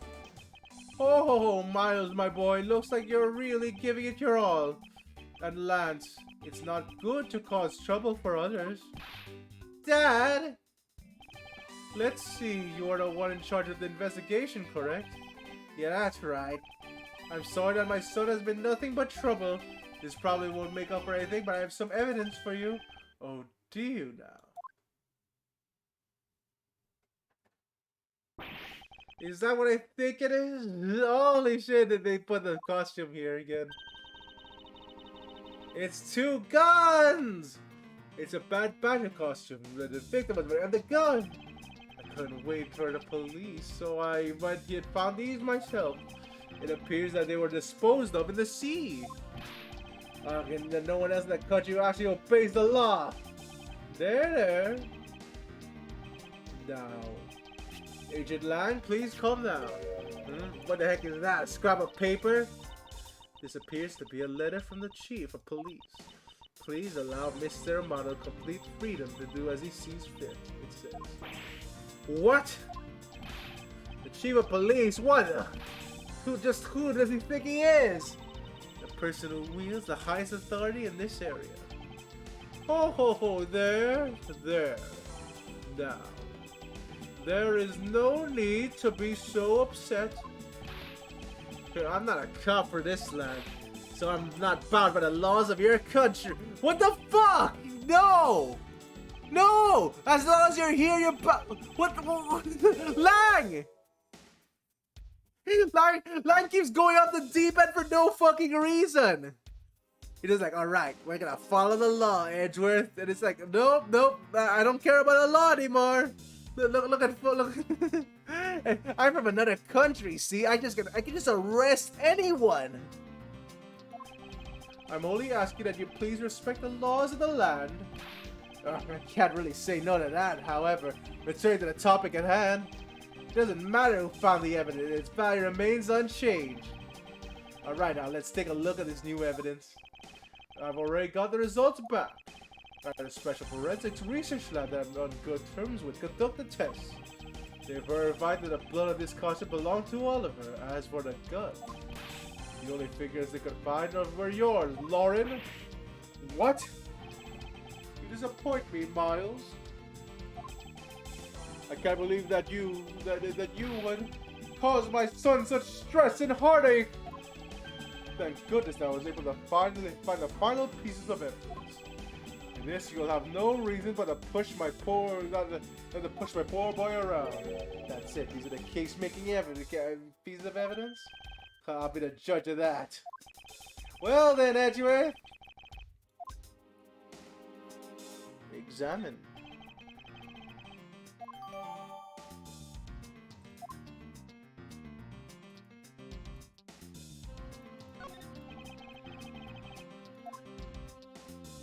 Okay. This bullet. Okay, no, so that's an abdomen bullet hole. Let's burn around the edges. Wait, those burn marks were left by the gunpowder. This is most important. Why is that? Proof that the victim was shot at point blank range. Wait, it was shot at point blank range, yet it wasn't here.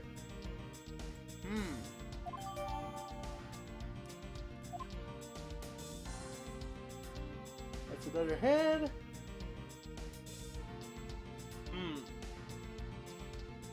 Shot at point blank range, huh? Wait a minute. Huh? What's this? It looks like there's something inside. They sparkle. I bet they're really valuable. No, wait a minute. That's the broken mirror. Sorry, but they're just pieces of a mirror. But why are they here? I know what it is now. So he shot him point blank in the mirror. Well, are these not the most definitive pieces of evidence you've ever seen? Thank you, Dad. This should be enough to convince even Mr. Edgeworth over here. Alright, so... Make no mistake, there are fingerprints of that murderous gun. And they prove that it was Lolly who killed Oliver. But Oliver was after the Lolly's eye, so Edgeworth, even you see that Miss Lolly was acting only in self-defense. Okay, no, you killed Oliver. You killed Oliver, Lance. God damn. Oh well. Do do do do do do.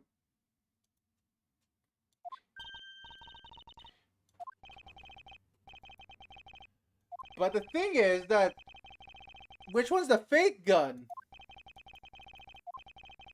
I still have the case to solve and a job to do. You wound me. Why would you believe even in the face of all this evidence? Okay, you know what, Lance? Alright, here we go. Press. Make no mistake. They're alright. Murderous gun. Those fingerprints. Are you sure they belong to Miss Pops? There's no mistake about it. Though my connections I had the best forensic techniques money can buy performed. I find that this a bit peculiar. What? Are you trying to pick an argument with me? What should I do? Should I raise an objection? Raise an objection! Frankly, I don't believe that Miss Pops should be the gun to begin with. And there's a reason why... Oh, damn it! Damn it! What? Okay, wait a minute.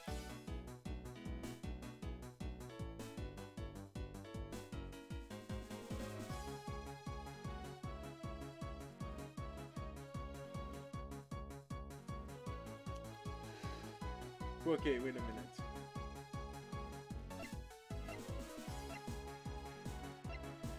Why couldn't their prints be in the gun?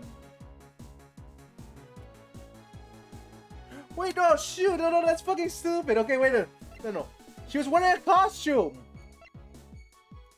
Okay, how do I prove that? You don't have a costume. Victim's costume? Don't think that... I don't think that's the case. We need a general costume, right? The Bibble again? Okay, no, let's go with the Bibble. It's simply not possible for Miss Pops to have left the prints of the murder weapon, because while she was at the stadium, Miss Pops was wearing a costume. Huh? But there's no mistake, we found fingerprints! Well, Miss Pops, do you remember touching the gun at all in any time? Yes, as a matter of fact, I did hold it for a bit back in the hideout. I ended up to Mr. Deacon when he and Lance left for the haunted house. To retrieve a ransom money, I suppose. And there you have it. That's when Miss Pops' print found their way onto the gun. Girl. Do you understand now, Mr. Amano? The fingerprints do nothing to prove that Miss Pops is the murderer. But you still don't have anything to prove that she isn't the killer, right? You seem to be very adamant of insisting that your girlfriend is a cold-blooded killer. Oh, Lance. What? No way. I'm incredibly worried about... No, Lance, you suck. You suck. Get out of here. Rather than change the fact that you don't have any evidence, right? That's where you're wrong. I have the evidence. What? How? Sorry, Miss Pops killed the victim at the stadium. The whole affair is simply not true because the real crime scene was nothing but a setup. This proves the real murder was not going to the stadium at all.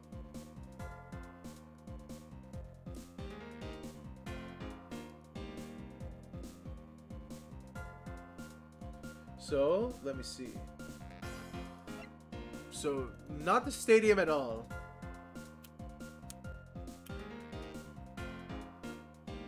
Wait a minute, of course! Point blank! There's no... Given the current scenario, it wouldn't be point blank. Present! Let's take another good look at that costume the victim was wearing.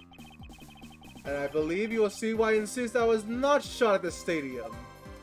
Point blank range!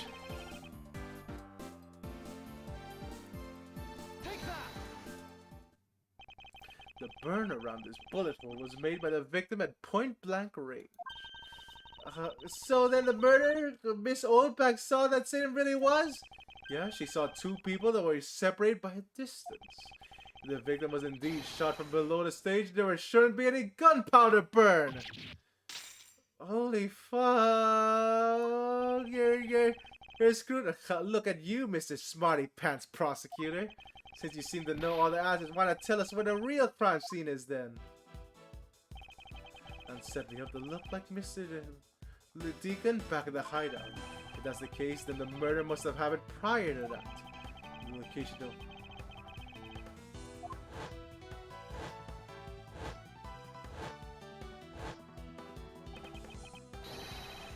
Oh my god, a real scene of the murder. It's a haunted house, right? Like there's a broken mirror there. Look at the shots of glass.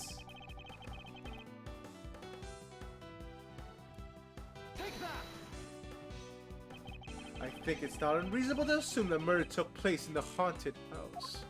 The haunted house? Yes, well, I have proved that it's highly likely that the victim was there. Holy shit, it all comes together. Here comes the shards.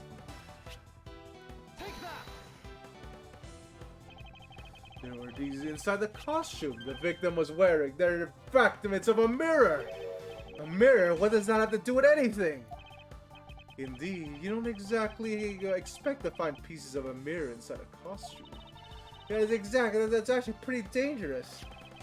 There isn't one place I can think of where there's a plethora of mirror fragments. And that is the haunted house. Lanzamato, I propose that you killed Mr. Deacon with a revolver in the haunted house. After that, you stole the Blue Badger mobile to move his body to the Wild Wild West area. The timing from when the Blue Badger mobile was stolen confirms that this is a fact. Miles, my boy, say no more. I'm sorry, Mr. Amato, but I cannot do that. Be quiet. Yes, please do something. Stop that boy from speaking any more nonsense. Ernest Amato, correct? I mean that you now be quiet, Gramps. How dare you?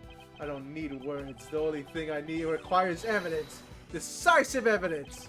And to call these mirror bits decisive is a bit too presumptuous, Mr. Prosecutor. What? Sure, wasn't there a mirror in the kidnapper's hideout? Yes, there was a mirror there. A mirror that's for the haunted house. You see, this is impossible that fragments got into the costume there. But Agent Lang, there were no fragments on the floor, so the probability is very low. Probability? Lang Z says on Shroom's path the word probability does. Fuck you, Lang! The only thing that does is the. You know what, Lang? No. I'm never gonna like this character. God damn! This guy's stupid!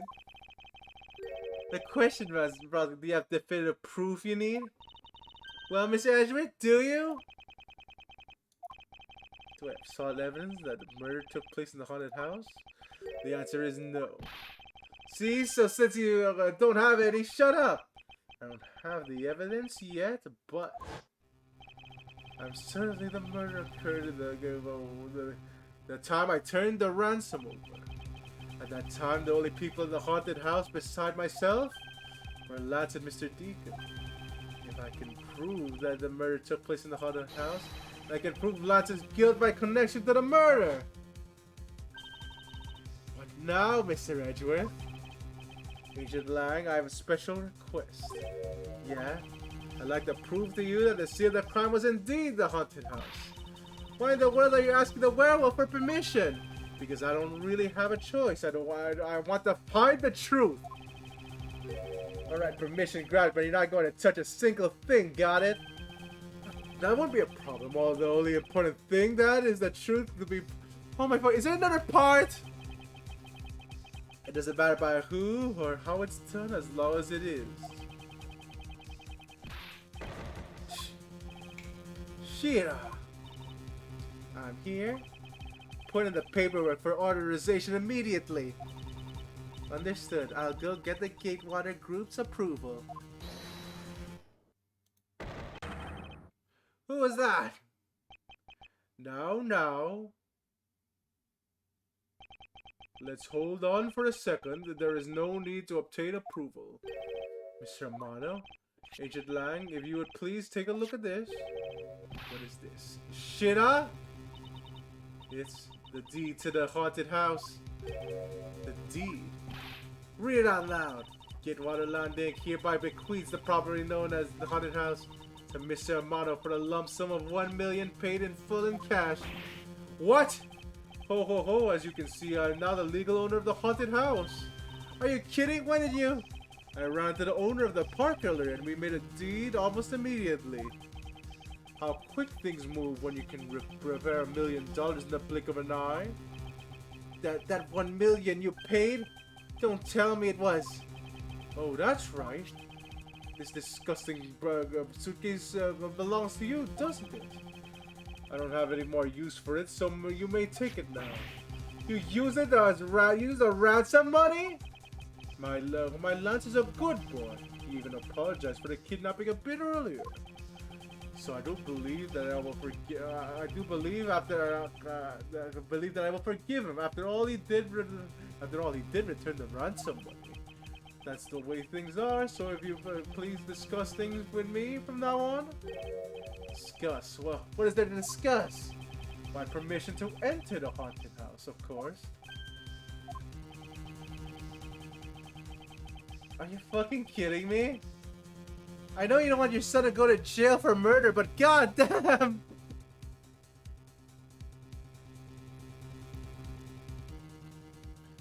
Holy shit, don't tell me. There's another fucking part. Permission to search the haunted house is denied. End of discussion. Agent Lang, I want you to arrest that girl! And Miles, you should hurry on home now, my boy, before I lose my temper. Holy fuck, he already knows Blatzkin's the murderer! God fuck, what the fuck? Mr. Amano definitely has the deck stacked in his favor here. What should I do? If I leave like this, the truth will never be lost forever. Holy shit! Oh my, okay, we might just do one case. Holy, how long is this case? What? What? It's already been 5 fucking hours. Oh my god. Are we just gonna do one case per?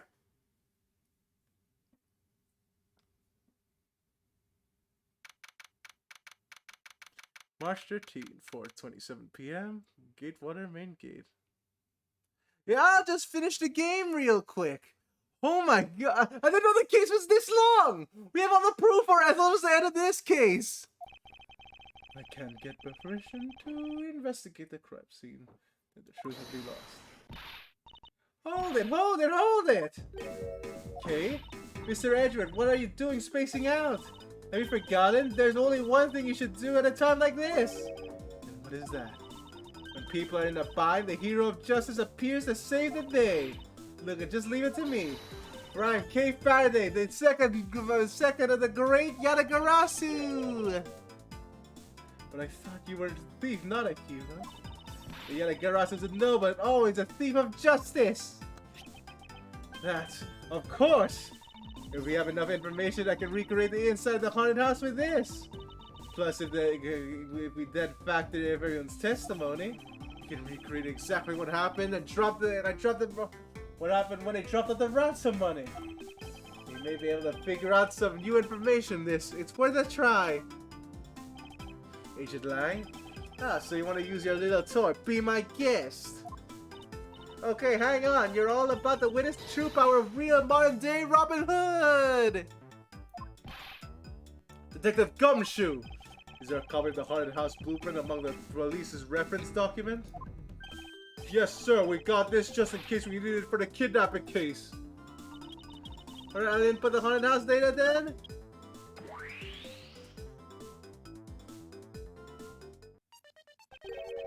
What is this? Where are we? It's like we were inside the haunted house.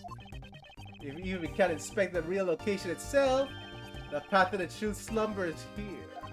If I can successfully navigate my way using logic, I'll ultimately arrive at the truth. Now that I believe I ready to investigate the crime scene. Oh my god, is this another investigation? I hope this is a short part, cause god damn!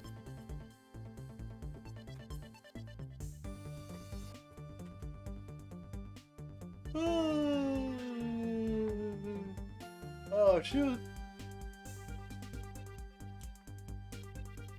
Alright, let's do this. Okay, what should I recreate first? You haven't figured it out yet? And maybe I have, and maybe I haven't, but I'm going to make you do all the hard work. Very well.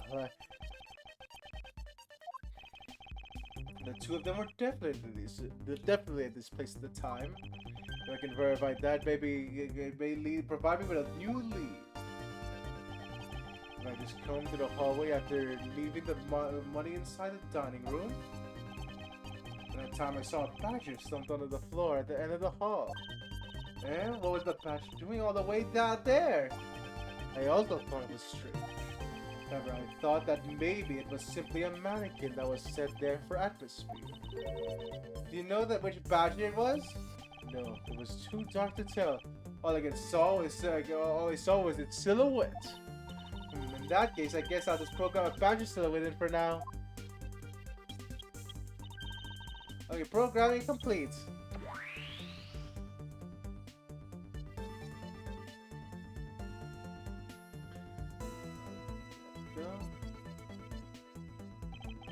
Then I started walking toward the exit. And that's when you were struck behind, right? Yes. But that's odd. The hallway's a dead end. Where'd your assailant come from? There's only one location I can think of. Here, the badger costume, of course. Take that! That doll I saw wasn't really a doll. It was in fact a costume kidnapper. Oh, so you used the costume as a perfect camouflage to blend in with the rest of the house. Precisely. He waited until I had made the drop off and was about to leave. Well then, then he saw me take a step toward the exit and launched the attack. I think of no better hiding place than this. Oh, crap. Yeah, no, I not gonna lie. I think my brain is starting to fry. After this case, I'll do for 2 more hours, I guess. Let's go for 7 because, oh my god. Why is this case so long? This has 5 parts. Does the next case have 5 parts as well? Just don't use it, Durga. Don't do anything criminal, okay?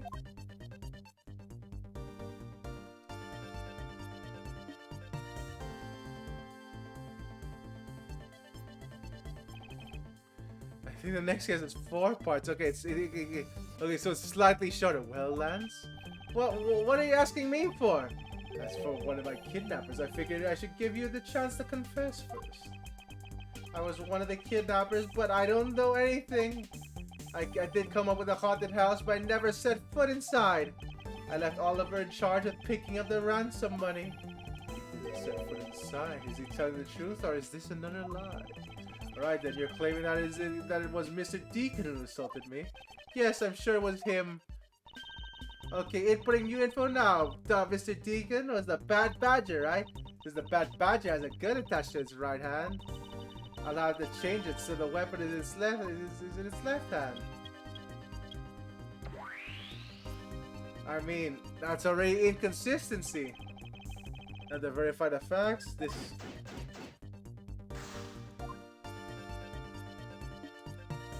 Well then, okay. Like, I can't just move around.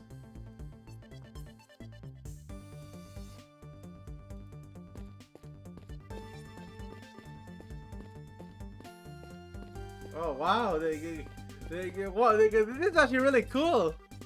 Whee! So let me see here. This mirror wasn't, but this mirror was broken, right? When you take a look around, it almost feels more like a house of mirrors. Indeed, who has ever heard of this many mirrors inside a haunted house before? Well, at least we know this is the real kind, thanks to the mirror shards. Hey, wait, these shards, there's something different about them. Oh? The ones we found earlier are thicker than the shards from these mirrors on this wall. And look, there's some sort of design in the back too. These pieces from the caution were certainly different from the others. What does this mean? Could it be that our pieces are not in the pieces of these mirrors?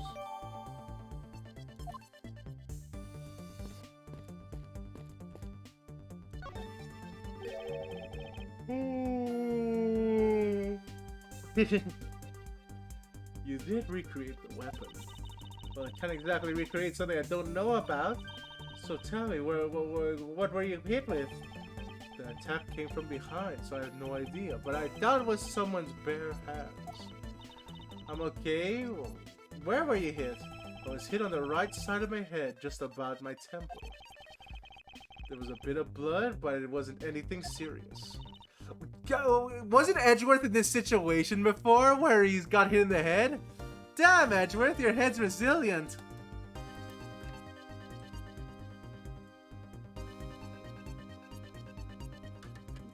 It's like, shoot.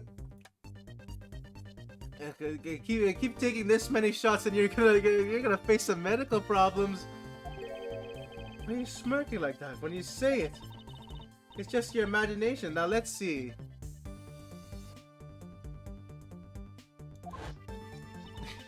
I didn't mean that, Uber Dragon. But in the airplane incident, he was hit on the head too. He was knocked out. This is like the third case already. He's been knocked out again. I wonder if there's anything in the hallway that could have been used as a weapon.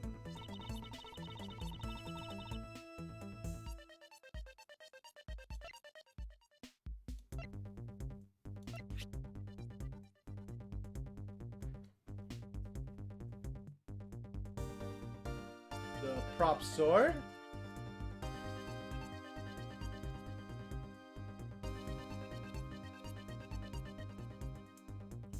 Yeah, I think it's a prop sword. Like, I don't see anything else in that hallway. Can I? Okay, just click on the prop sword. Like, oh no, this. Take that!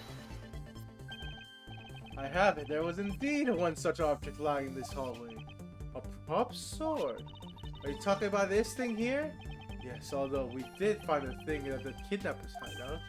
Wait, yes! It is possible the culprit took it with him after using it on me. To leave no evidence behind, right? Correct. It may be worth the thorough examination yet.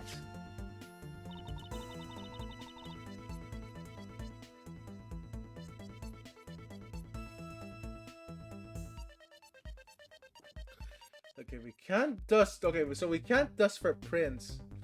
Yeah, no, they love their weapon replicas. You know, that's...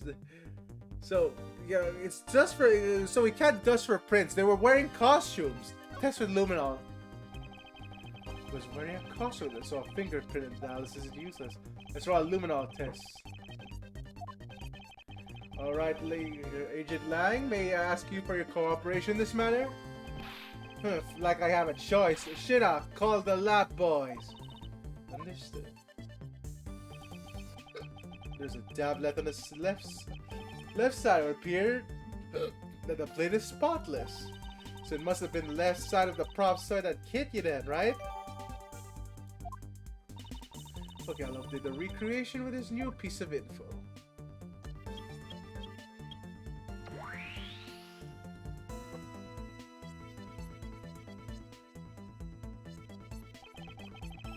I won't rest until it.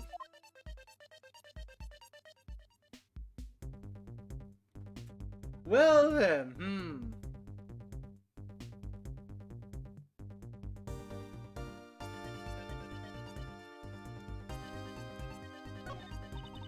You know, the bad badger's pretty bad looking. You see him up close.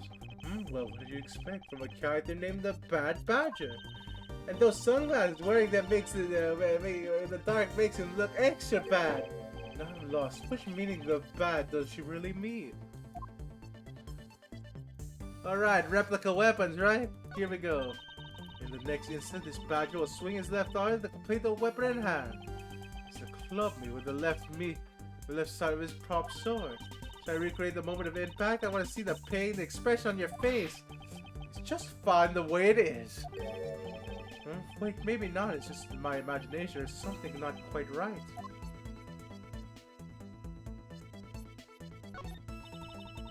Yeah, the Bad Badger is pretty. Oh no.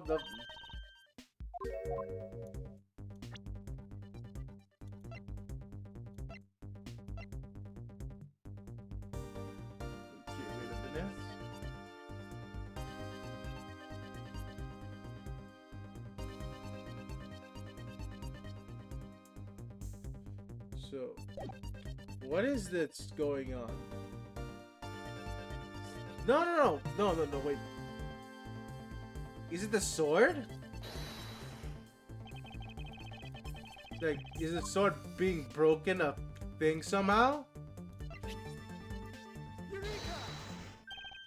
Finally, I found a clear contradiction of the facts about the sword.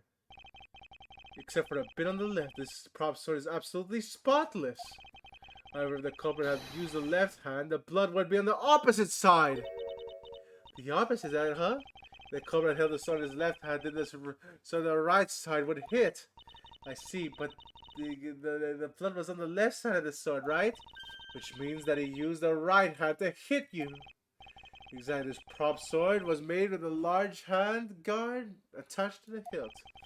It would be impossible to hold it with two hands while wearing a costume with such big hands. Therefore, it couldn't be the left hand or both hands. It must have been the right. Not yet, Kate. There's no sense in changing anything yet. If you can change the parameters of the right hand, it only creates a new contradiction. Because he has a gun!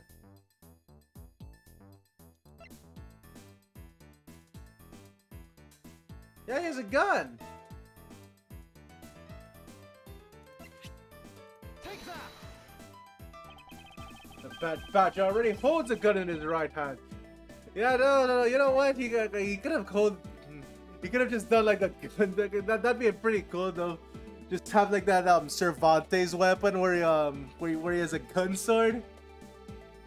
The Bad Badger already holds a gun in his right hand, so can't hold a sword in addition.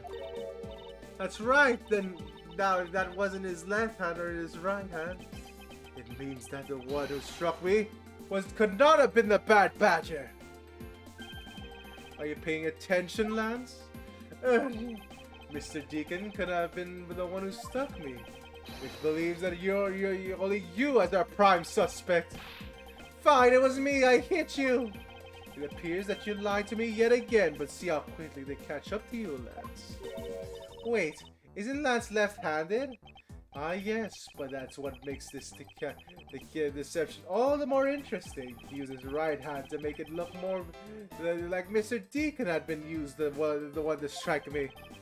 For you, firing a gun with one's non-dominant hand is difficult. Oh my God, hey, Edward, you can fire a gun with your non-dominant hand. It's been done. Arg! Please input this in the new data. The one who hit me from... Or should I say the Proto Badger?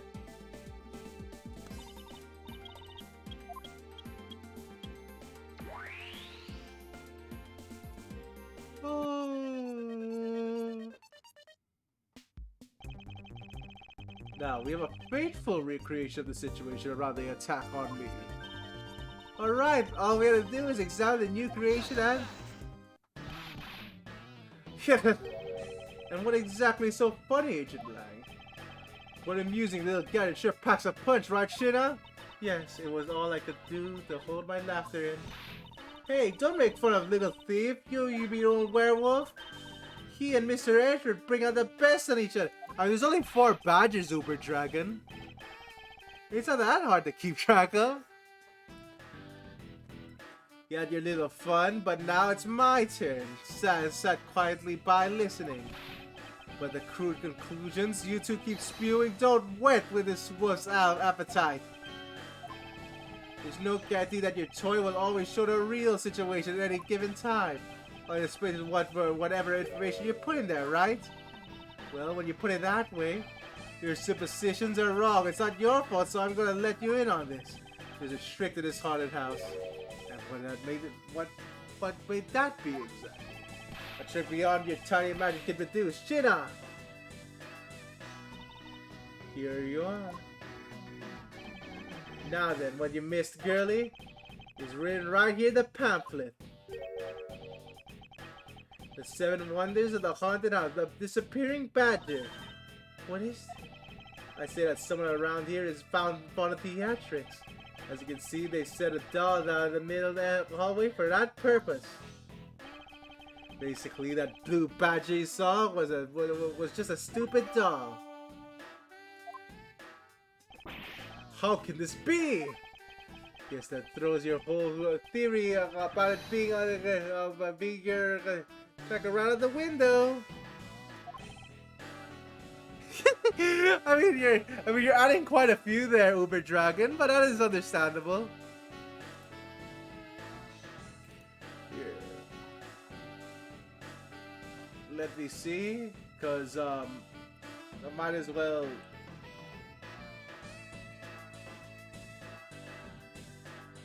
So I'm just gonna see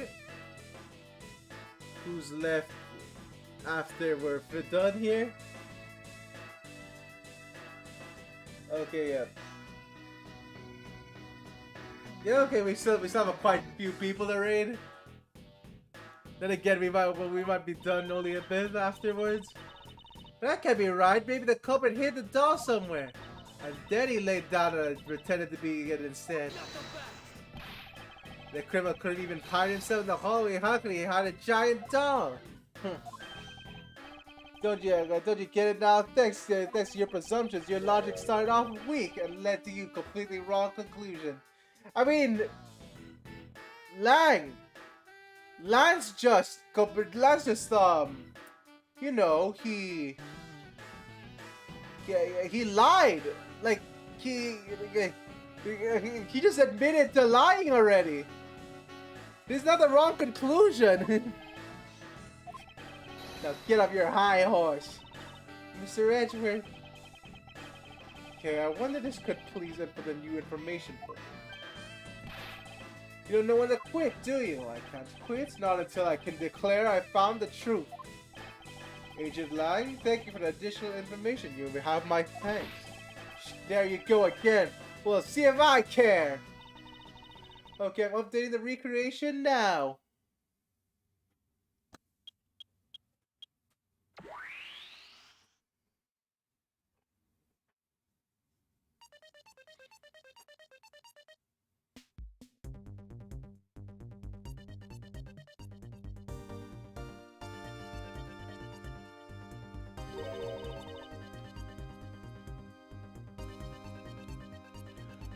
Okay, that looks really weird. Look at how it changes the blue badger to the proto badger all of a sudden.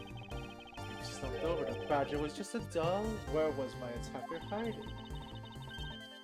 Well, that's what we're going to find out, right? So let's...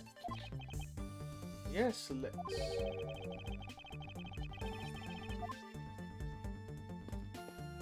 go. Let's examine this new piece of evidence.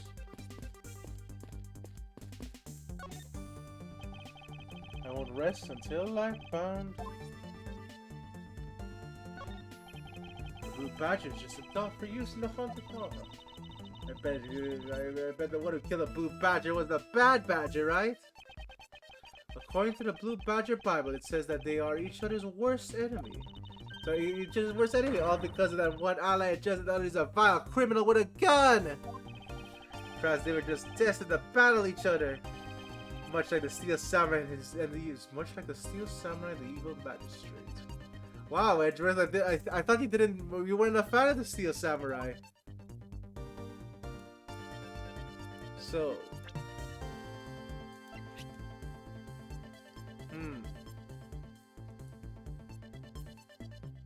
There is just this. I can't really deduce anything about this. Like the Bible, no. The car, all the broken sword and stuff. I'm trying to think. But it says the missing doll. So there must have been something that it could have done, right? For it to go missing.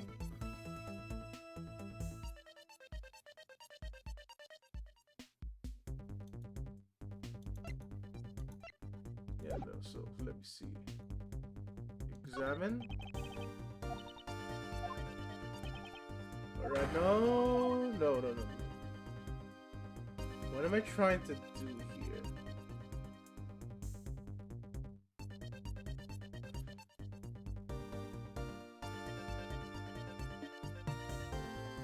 Wait a minute. Wait a minute. We have now new evidence, right? The pamphlet.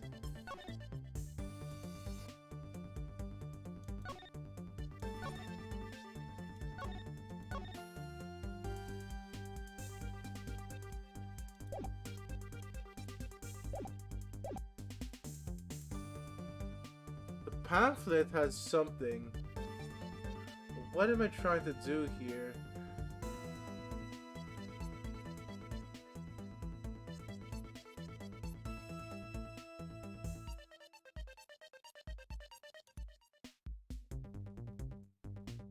Like, wow, is this really hard to spot? All right, wait a minute. Let me examine it again.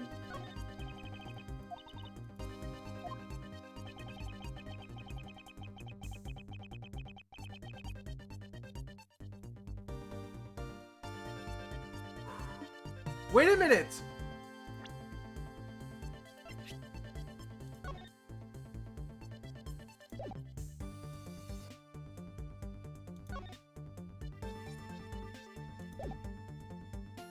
It's the opposite side!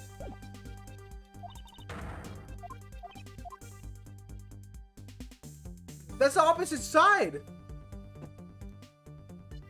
So that means... deduce... Bible again?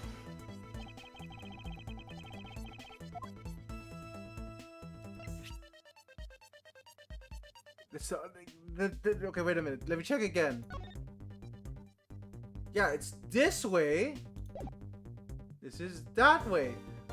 Present.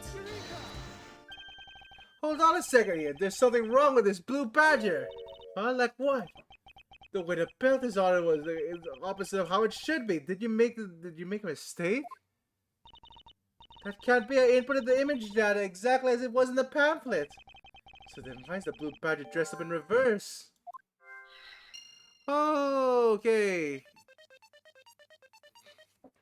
Okay, we're getting somewhere. So why is he dressed up in reverse?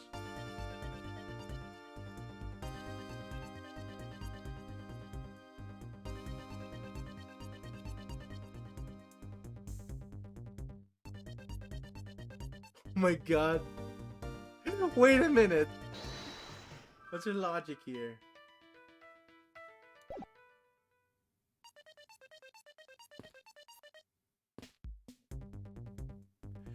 You're telling me this is a reverse image because of this mirror next to it? So if it's next to a mirror, it's reversed because of that. So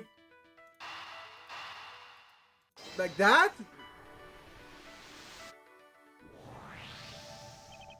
Okay, do you remember what you said earlier? What I said earlier about what?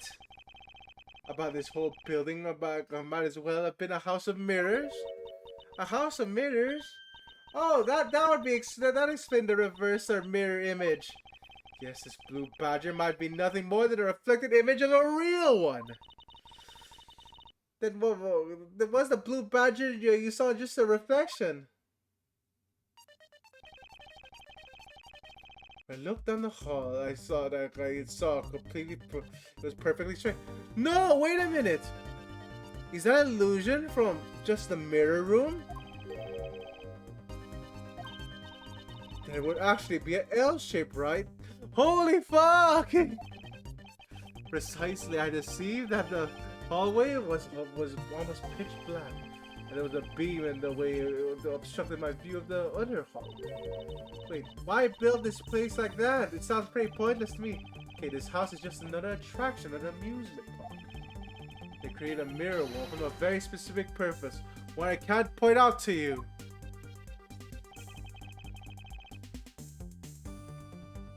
It's the disappearing act, but how do I do that?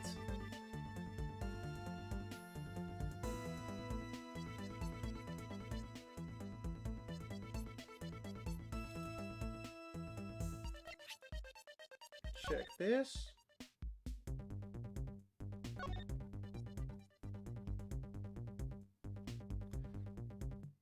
I'm not sure why they would build it like that. Like,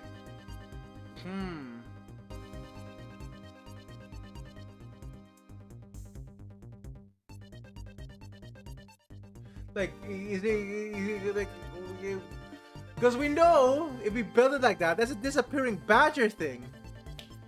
That's how you do the disappearing badger trick. So, do I just show the? Yeah, I don't think anything has the disappearing badger trick in it. So, like, present this. As it's written in the pamphlet, the main draw of this attraction is the mystery of the disappearing badger. You mean they built a mirror for that trick alone? But you said you saw a badger, so it definitely was still there. That was true at the time, however. Doing so allows someone to make a blue badger disappear in a flash. Because you move the badger, you move the mirror wall. You don't dim the lamps. It's only one of these two. I think it's move the mirror wall. To remove the reflected image, simply move the mirror. First, the mirror was constructed so that it could be moved. Then beyond the mirror was an empty hallway. Had to be created. Beyond where the mirror was, an empty hallway had to be created. Okay, so they wanted people to see the blue badger. They would open the mirror, and so when they wanted to hide it, they simply had to choose it again. It's explained so the other side of these fragments have the design in them. So the pattern is the same and all the other walls of this hallway. Then when the mirror is closed, they would blend in with the rest of the walls. Alright, there we go! This also proves the existence of a hiding place for the culprit. Huh? How so? Think about it, okay? There was a place that was outside of my field of vision.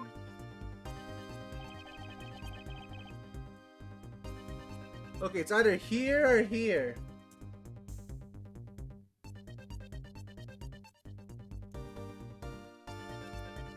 Okay, yeah, no. So,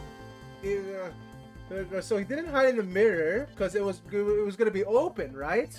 So he had to hide in this empty spot. Here. Take that.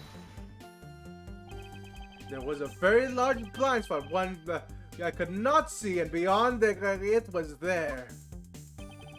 And if my assailant hid on the other side of the movable mirror, then you wouldn't be able to see him. He didn't even need to do anything about the blue badger doll. Exactly, all he had to do was wait for me the other side of the mirror. Wait, hold on. I just thought of something. Yes? Well, shouldn't the mirror wall be broken right now in reality? Since we had a few shards, we could probably assume it is. Yes, it's most definitely most broken. The question is, when was it broken? That would mean that the victim was there when the mirror was broken. Wait, the sound. Leave the money and go now.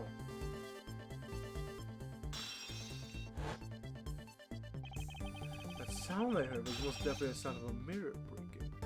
Holy shit! He shot him. I like it. It puts some new information. I need you to recreate something for me. Whatever you need. So do what you. Wait a minute. How is this missing from the blueprints?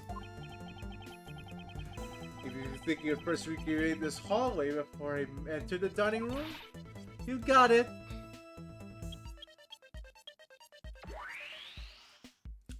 How is this missing from the house blueprints?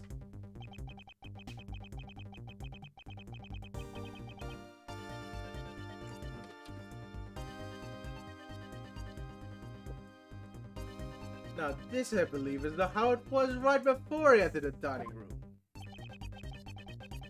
Although at the time I thought it was just a single straight hallway. And then I went inside. It was around that I heard the sound of a mirror shattering. You heard what then? Yes, I believe it was then the mirror was broken. Okay, so then you stepped outside in the hallway again? The mirror wall should no longer exist. Okay, please recreate that.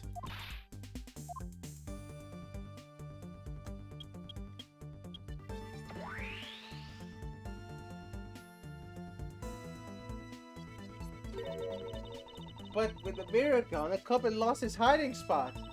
So where did he go in the Proto-Badger suit, Mr. Edgeworth? Oh, that's easy enough.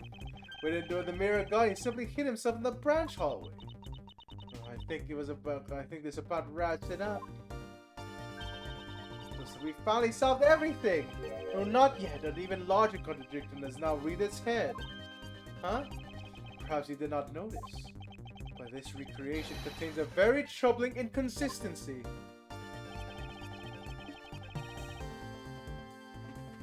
Oh, shoot! So, what I saw in the recreation...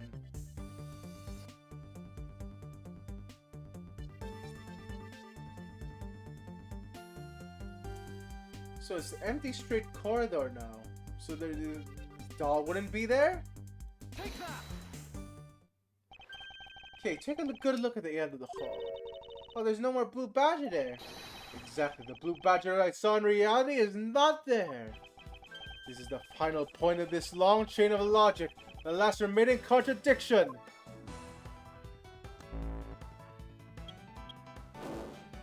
Oh! She hit the dead body that way! Yes! No. So, it wasn't that so he shot him, the mirror broke, and he hit the dead body in the badger suit. And he had it slump over there. That's how it came to be. You saw a badger, right? And that is precisely where the final contradiction lies. Something that shouldn't exist was there before me. Who or what do you suppose it was? I believe in the real identity of the mystery badger. Oh my god. Is the victim's costume as evidence, right?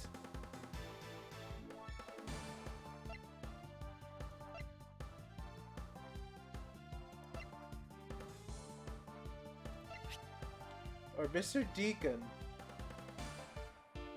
Actually, no. Yeah, I think this might be the better evidence here. Mr. Deacon! The badger I saw was in actuality the dead victim's body! Oh! What?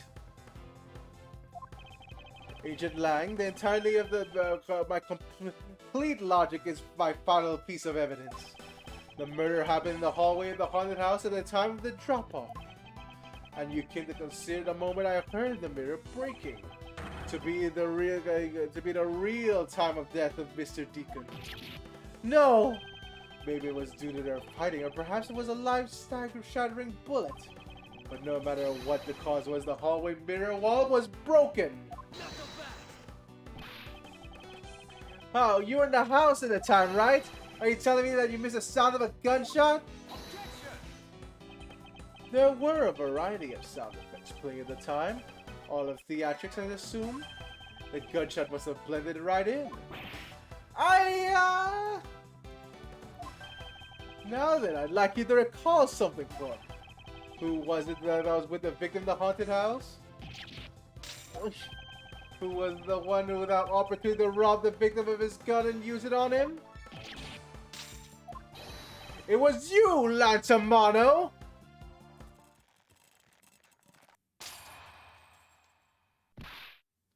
Yeah, suck it! I'm sorry! I'm sorry! Fuck this guy! Shit! Took this much damn evidence! It's not like I had a choice. Oliver turned on me all of a sudden. He started to finally right after I hung up with you.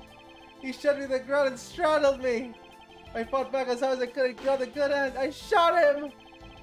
The bullet must have went through his body and shattered the mirror. If I had taken his gun and shot him first, I would have been the one you found. He's a fighting pit bull and he escaped from jail. See, that's justified self-defense. My boy was only trying to protect himself. It remains to be seen and will have to be resolved in court. Agent Lang, I leave the rest to you. As you're the one. The thing is that even if he did that right out of self-defense, like that doesn't excuse any of this. Like there's a major obstruction of justice on top of on top of the fucking murder. He kept trying to hide evidence and shit. Hey, he tried to pin this whole murder on his fucking girlfriend. What the actual fuck? Guys, arrest these two and get them out of my sight. Wait, I had nothing to do with the murder. The only person you should be arresting is Lance. Dad! Sorry, but you're not slipping away that easily, Mr. Ernest Amano. You tampered with the evidence so that you could cover your own son. What a great dad you are, risking all truly touching. Yeah, I don't know. Yeah, he's also the blame here. But do you know why I'm really here? How could you possibly know the answer to such an asinine question? You wounded me. I came all this way across Japan just to see you, you know? You came to see me? What's that supposed to mean? I have a few things to ask Mr. Amano about a case from 10 years ago. A case from 10 years ago? That's a wrong name that you use here for that case. Shina. It is known as the KJ8 case. The KG8 case incident? Oh, so you remember it. Good, then you'll recall that the trigger of that case is the Mono Group scandal. Specifically, the charge of an internal smuggling ring. Smuggling, there's that word again. At the time, the person that was arrested as the ringleader was Mr. Amano's very own secretary, Mr. Colin Devoray. Father? Even though you pushed the crime onto your then secretary, Mr. Devoray, I always suspected that you were involved in the smuggling ring, Mr. Amano. Mr. Devoray was arrested in the place of you, which is why when he broke out and hit him, and you hit him in the police, right? You hit him in exchange for his silence for your dirty secret. No. Please calm down. I honestly have no idea what you're talking. You know what? Fuck this guy too. Pretend to be ignorant all you want. We're taking you down to the precinct anyway for a long chat. Yeah, that's what you get for covering up for your son, bitch.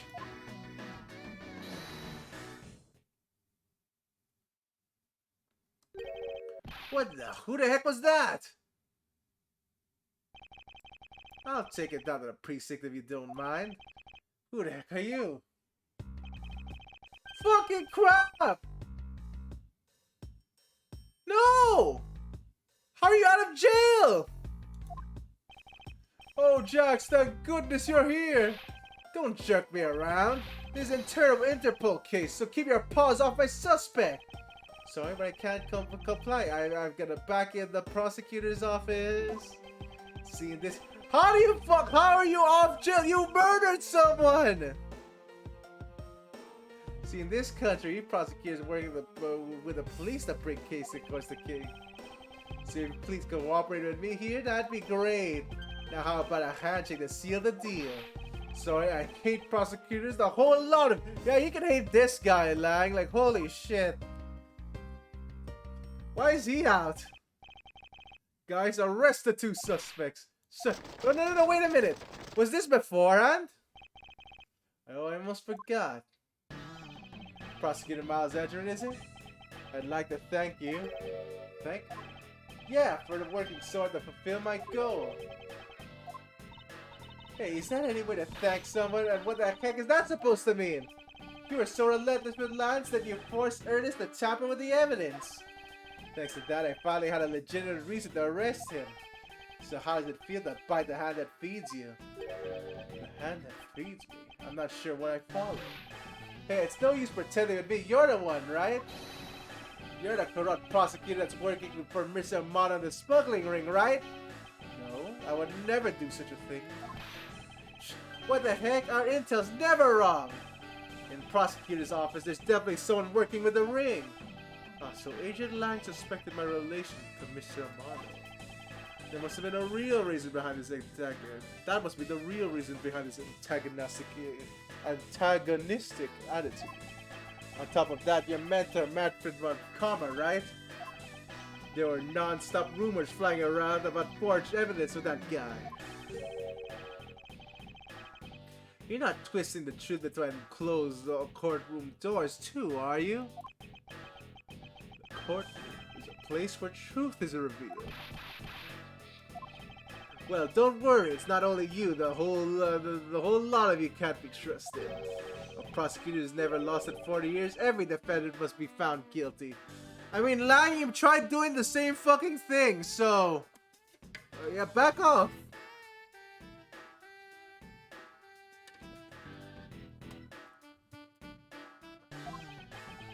Fueled by those ideas, isn't any wonder the courtrooms produce nothing but falsities and lies? I mean, you've done that, Lang. Like, you keep doing that. Prosecutors, the courts, why is this man so angry with us all? Rest assured, the next time we meet, I won't be so forgiving.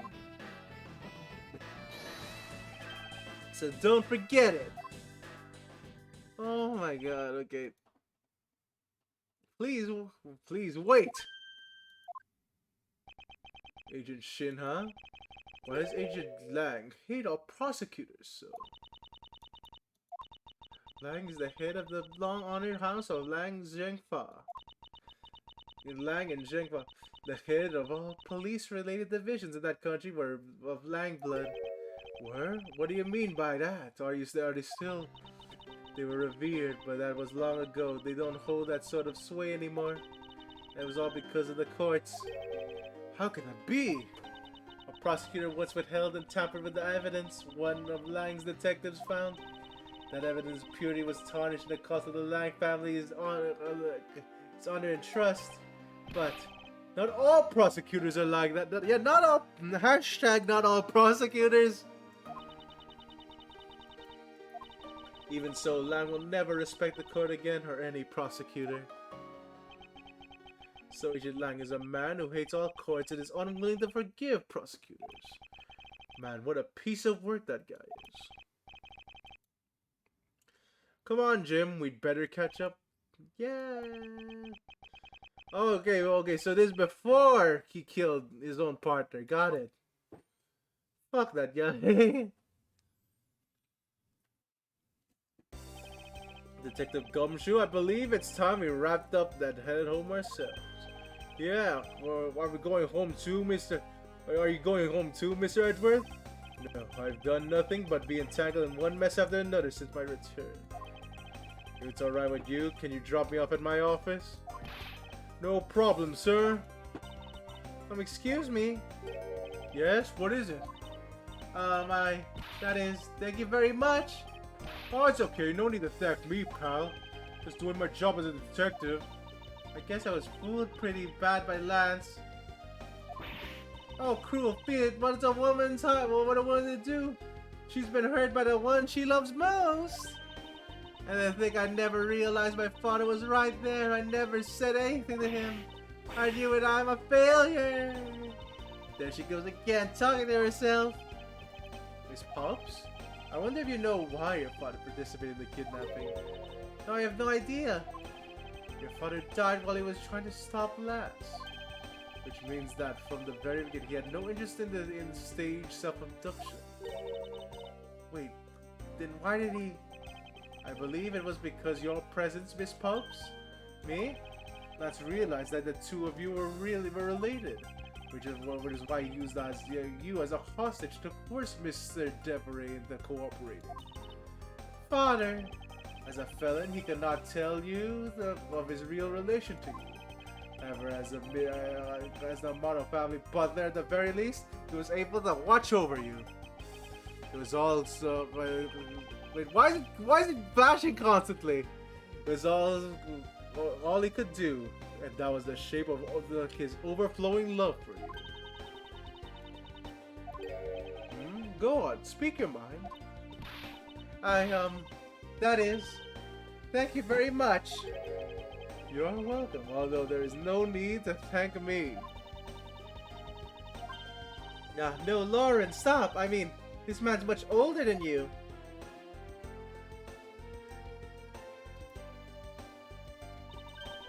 He looks like you've completely stolen her away, Mr. Edgeworth. Way to go, sir! Your technique is way beyond the level of a great thief. What are you going on about now? Wow, your deducing skills may be sound, but you have no street smarts. That's Mr. Edgeworth for you. Yeah, I mean, he still hasn't figured out who I am still at all. If you haven't remembered all this time, I guess I'm gonna just have to say it. This is the first time we've met, you know? What do you mean, pal? Mr. Edward, how do you know this girl? Looks like you totally forgot me too, Gummy. Gummy?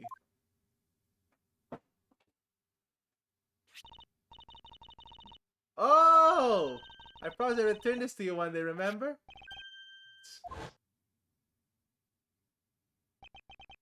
This single piece of cloth took me back far into my past. To that fateful day 7 years ago when I first met the then child Kay and Detective Gumshoe.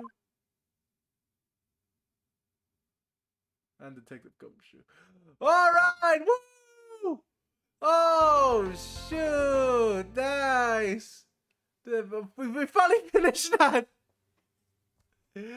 Oh, okay. Do I want to start another case? It's been 6 hours.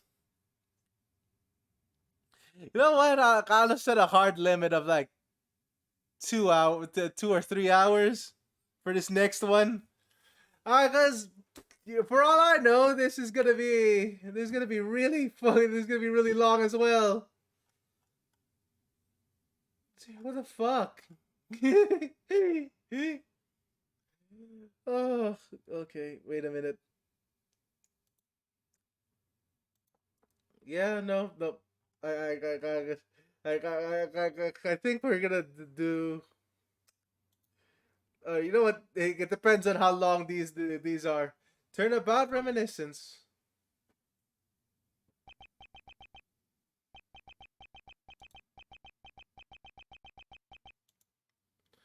Car's Faraday, the young lady. The piece of cloth that she conjured up has taken me aback to many years ago. Oh, shoot. Wait, are we in a court now?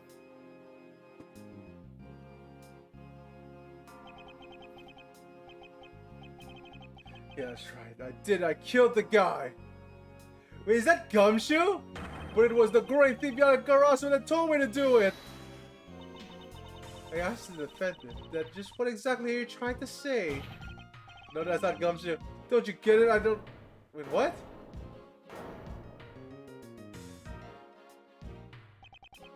The Yatagarasu. Is the man standing over there at the prosecutor's bench?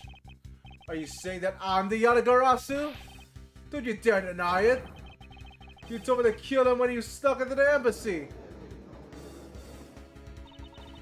Are you claiming that Mr. Faraday is my Yatagarasu? What the fuck is going on with Mr. Ray? I think we have heard just about enough out of you! Your Honor, please listen to me, I'm telling the truth!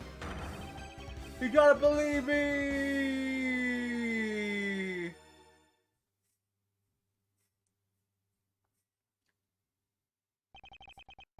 In accordance with the defendant's accusation, a new prosecutor shall be called to replace Mr. Faraday.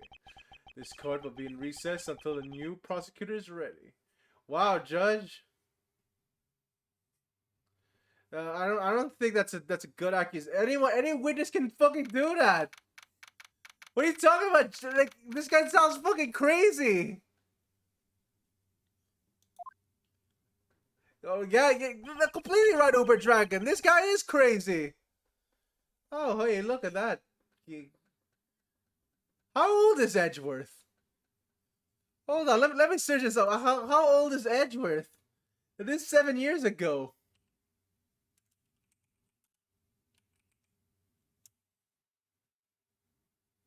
Why did it say 13 years old when you search for that?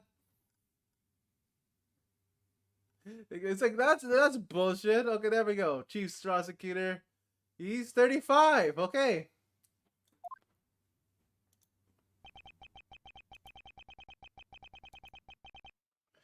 And so, is that my first assignment as a prosecutor? Will be as a replacement for a prosecutor who has been keen accused of by the defendant.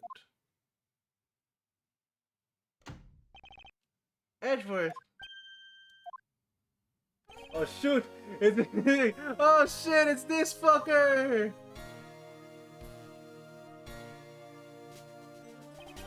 Have you read all the documents regarding this trial? Yes, sir. I've memorized everything there is to know. Very good. The paperwork for the prosecutor's substitution is just about complete.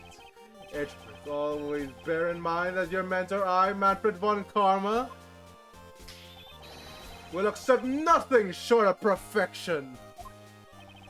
I understand, sir.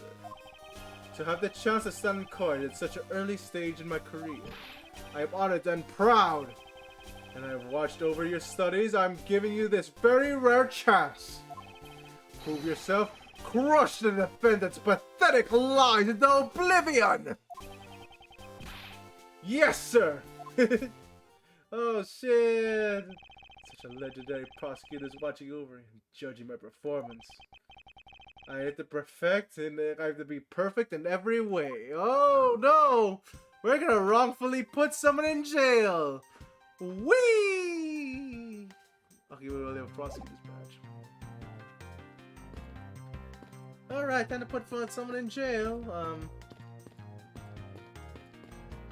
Are we going in the courtroom? Shall resume? Sure, please wait a moment, sir. I was already well aware of that. Sure, which one is it? Be specific. And I mean, Franziska von Karma's fine now. I mean, as fine as fine can get, right?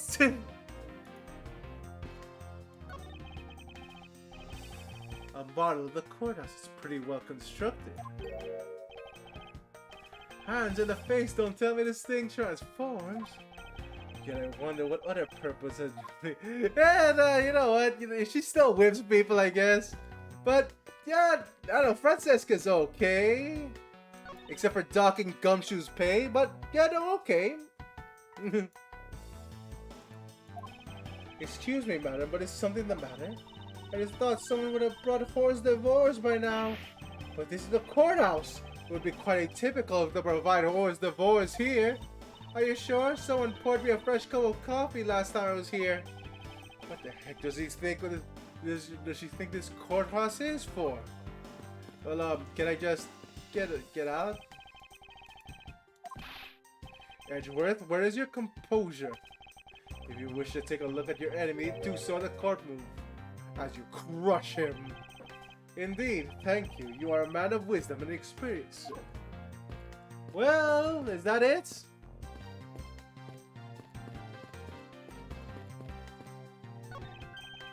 This is so good. Whoa, I could drink a whole gallon. I've never heard of water that tastes that good. Maybe I'll give him a minute.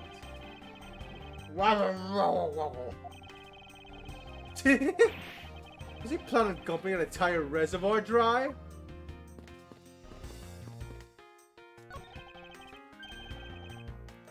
Daddy, oh sure, but did you get that? Did you get fired right after you made them? Ah, right yeah, I did. I spent the same amount of money on the model as it cost to build the real thing, and my boss wasn't really happy with me. Hey, Daddy, did you say you would build a secret mechanism inside of it? I'll tell you about it someday when you're older. A secret mechanism? Maybe installed it as a payback for getting fired. It could be trouble. Now I'm curious. Can I enter now? All right, we're trapped in this in the lobby hell again. We can't get out.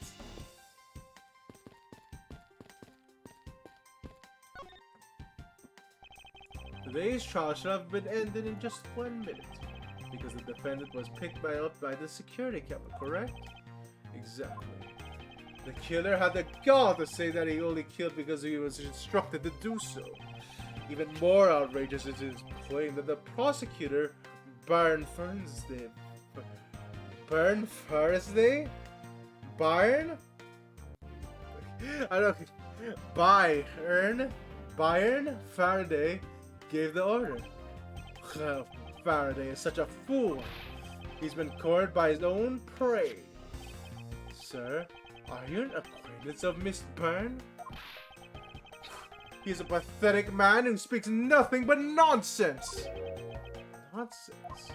He once tried to explain to me a way of punishing those who cannot be brought to court. Those who cannot be brought to court. That is nonsense for no man who is above the law. Well, there are always a few exceptions. However, there is no reason to even deal with such individuals. A prosecutor is a guardian of the court, one with no obligation to outside matters. Thus, there is no reason to deal with such individuals. I see. Edgeworth, disgracing yourself as Faraday will not be forgiven. No fear, I will not let you down, sir. In place of the accused, Prosecutor Byron Faraday, I'll prove the defendant's guilt. Very good. I've secured an hour of recess for you to prepare to do just that. Show them all the power of Bon Karma. Alright, today's trial.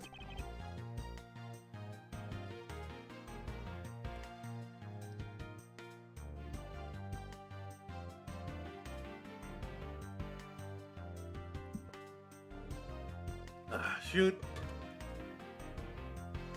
So you have achieved a firm understanding of the case? Yes, sir. I've memorized everything that is written down in the case files. I mean, we have nothing. We only have our prosecutor's badge. So that is a lie, Edgeworth. Well, then explain the case to me. I want to see if you really know what you're talking about. Understood.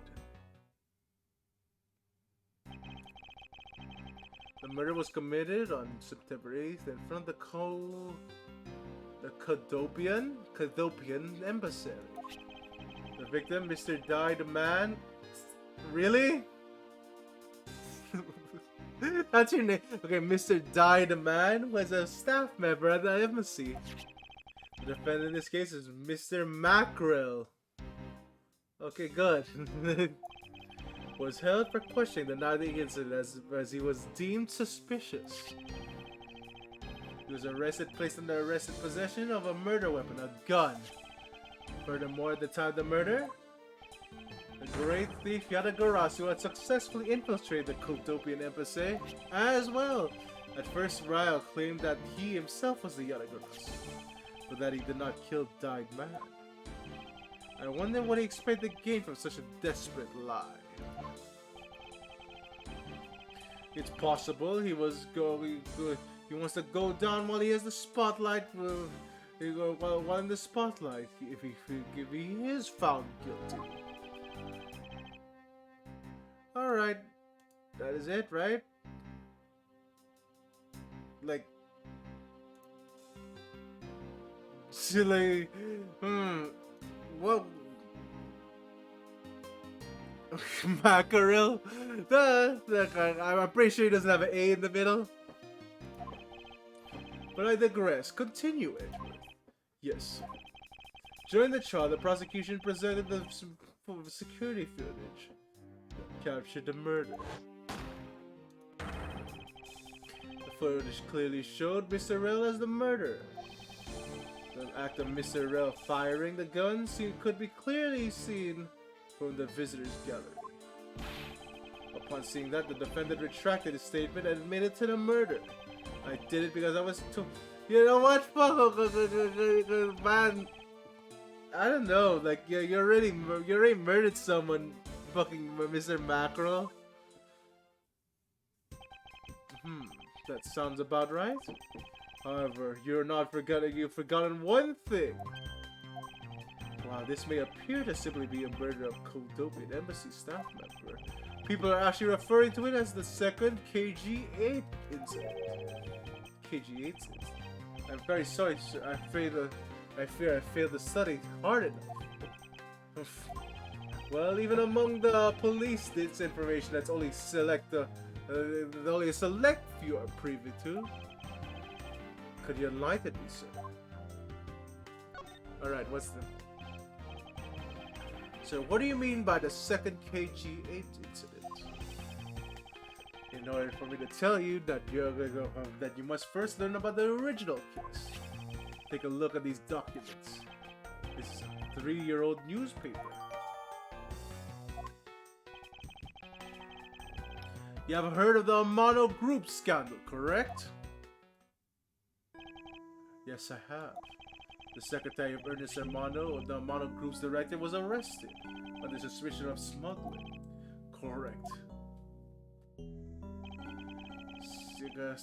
SSAU was an employee of the Amano Group and the sole witness of the smuggling operation. It was she who brought the crime to light.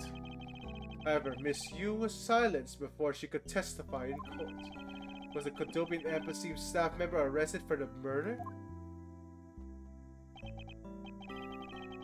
Yes, a Kultopian, the name of Manny Kochin? Manny Kochin was the suspect. However, due to a lack of evidence, the case went unresolved. Lack of evidence? If only I was in charge of that case. I would have done everything in my power to prove his guilt. To make sure that all the current criminals are found guilty, my mentor really is dedicated. Faraday was the prosecutor on this case then. He was as pathetic as ever. Mr. Faraday was in charge of the KG-8 incident as well? That's right. And now once again, the victim in the case you are currently assigned to was someone who was scheduled to testify against a smuggling organization. And just like last time, the victim was murdered right before he was about to testify. You're catching on. The victim was murdered just before his day in the court against the smuggling organization. Events are occurring almost exactly the same as they did in the KG-8 incident. So that's why it's being called the second KG-8 incident? Yes. Yet there's one difference between the two incidents. What would that be? The so-called noble thief that is sending everyone in an uproar.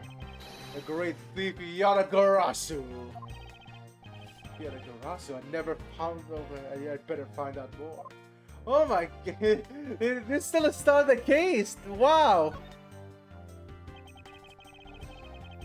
It is true that Yatagarasu showed up at the Kodopian embassy. What could he or she be out? What could he or she have been after? Oof. No doubt to steal any suspicious accounting records and release them publicly. More likely to steal secrets from the Kodopian embassy itself. Since the item that the Yatagarasu stole from there was sent to the police.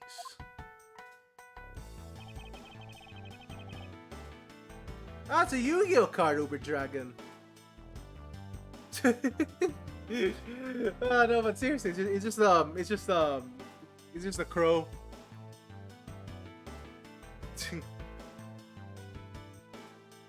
It's just a legendary crow.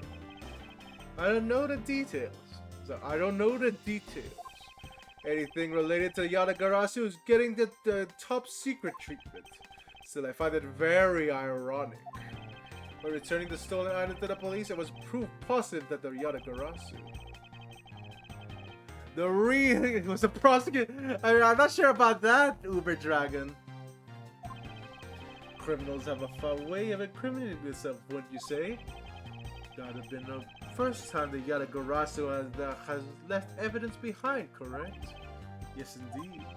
If you wish to learn more about the Yatagarasu, then I suggest you ask Faraday. Mr. Faraday? He happens to be the prosecutor in charge of the Yatagarasu case as well. He's a prosecutor in charge of both the KG8 incident and the Yatagarasu case. Mr. Faraday really has a lot on his plate.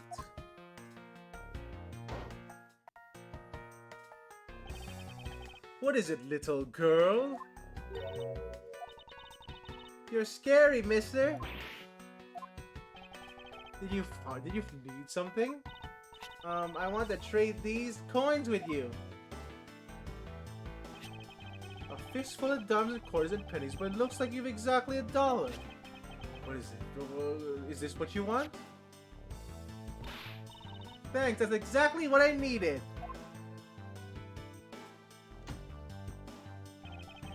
Could that child be here to watch the trial?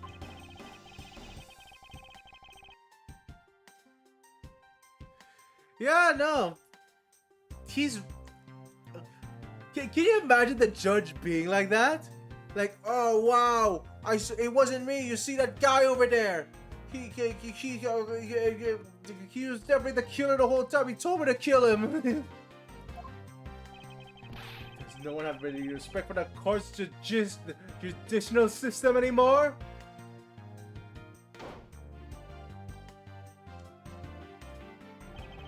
Paperwork for the prosecutor's substitution is complete. Wow, you do even know how much time there is before the trial resumes? I'm so sorry.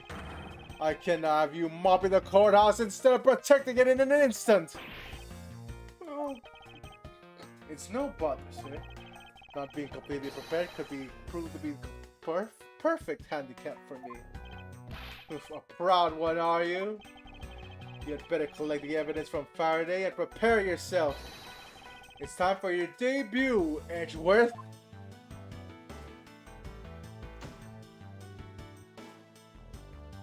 Oh.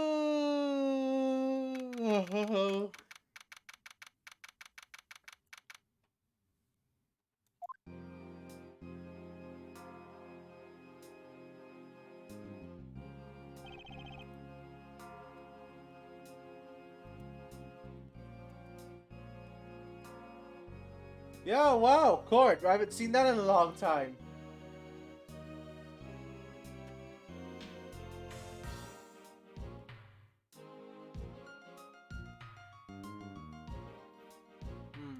Alright. It looks like we still have people to raid, but first... You know what, I'll just do like, okay, we're doing 2 hours, yeah? So what's going on? Why isn't Mr. Faraday here yet? How is it possible that the defense is not prepared yet either? Bailiff, where is Mr. Faraday? I'm not sure, I wasn't really paying attention.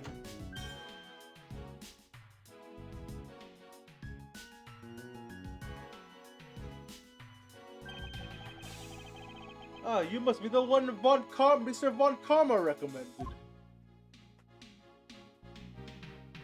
Holy shit, look at that judge sprite! I've never seen it!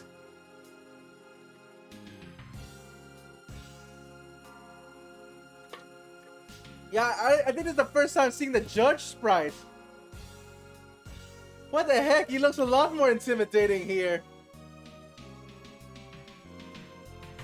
Yeah, his beard even looks even bigger than last time. I hear this will be your first try. I look forward to seeing how you perform. Oh, by the way, there was something celebrating the... Oh, by the way, was there someone celebrating a birthday during the recess? I could have sworn that I heard a popper going on. Come to think of it, the other day with my grandson. So it looks like the trial is about to resume. However, yes, it will be all but impossible to prove the witness is a liar. Without the evidence from Faraday, what is that blasted buffoon up to? It's an emergency, sirs! Sorry, it's an emergency, sirs! Silence! There shall be no yelling in the sacred hall of law! Bailiff, remove that man from the courtroom at once! Please! Oh, wait, you have to listen to me! There's an emergency! Defendant lobby number 2, Mr. Faraday, the defendant! The two of them, they're both dead, Your Honor! What? What? What? Holy shit! It's not in the courtroom at all. We're out of the court again.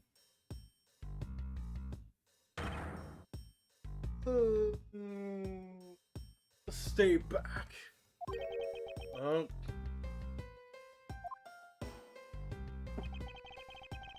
This guy looks like he's from a completely different game, not gonna lie. Like, he's more shaded and everything. No one's allowed in the crime scene, period. Just who does this oddball think he is? He's becoming quite the hotspot. Isn't she Mr. Rail's defense attorney? Hey, you know running the hallway, pal! And who are you to tell me what to do? I'd never find out what's going on like this. It's time for some civil discourse.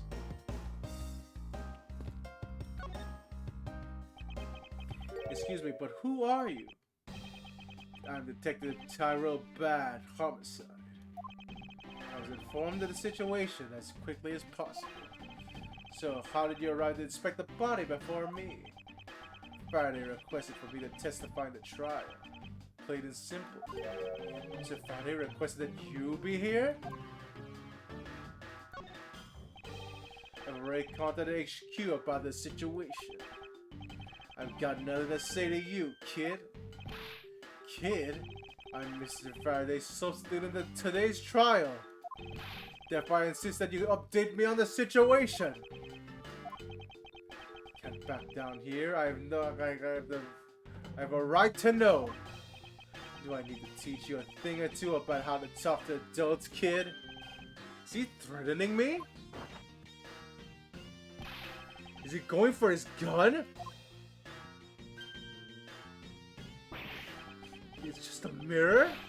How dare you trick me like that? Faraday was stabbed to death with some kind of blade, and he had a gun in his hand. The other day, my man, Mr. Macrail, was shot and killed. He was found holding a bloody knife in his hand.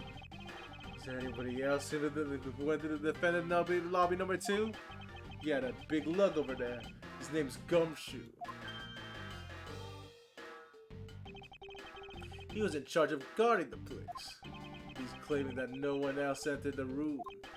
If that's the case, then they must have killed each other, correct? Maybe. Such impudence. This guy is really testing my patience. Why was I not informed that you were going to testify in court? Homicides aren't my only gig. The Yatagarasu case is also one of my assignments. So you were called upon to comment on the Yatagarasu's characteristics. in order to assess if Mr. Faraday really was a Yatagarasu or not. Well, well, looks like you just might have a brain after all in that head of yours, son. Son, I'm not your son, Pops.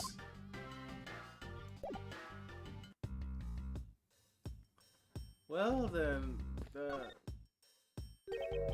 and you are? Who, me? Hey, pal. It's common courtesy to tell someone your name first before asking theirs. Point taken. My name is Miles Edgeworth.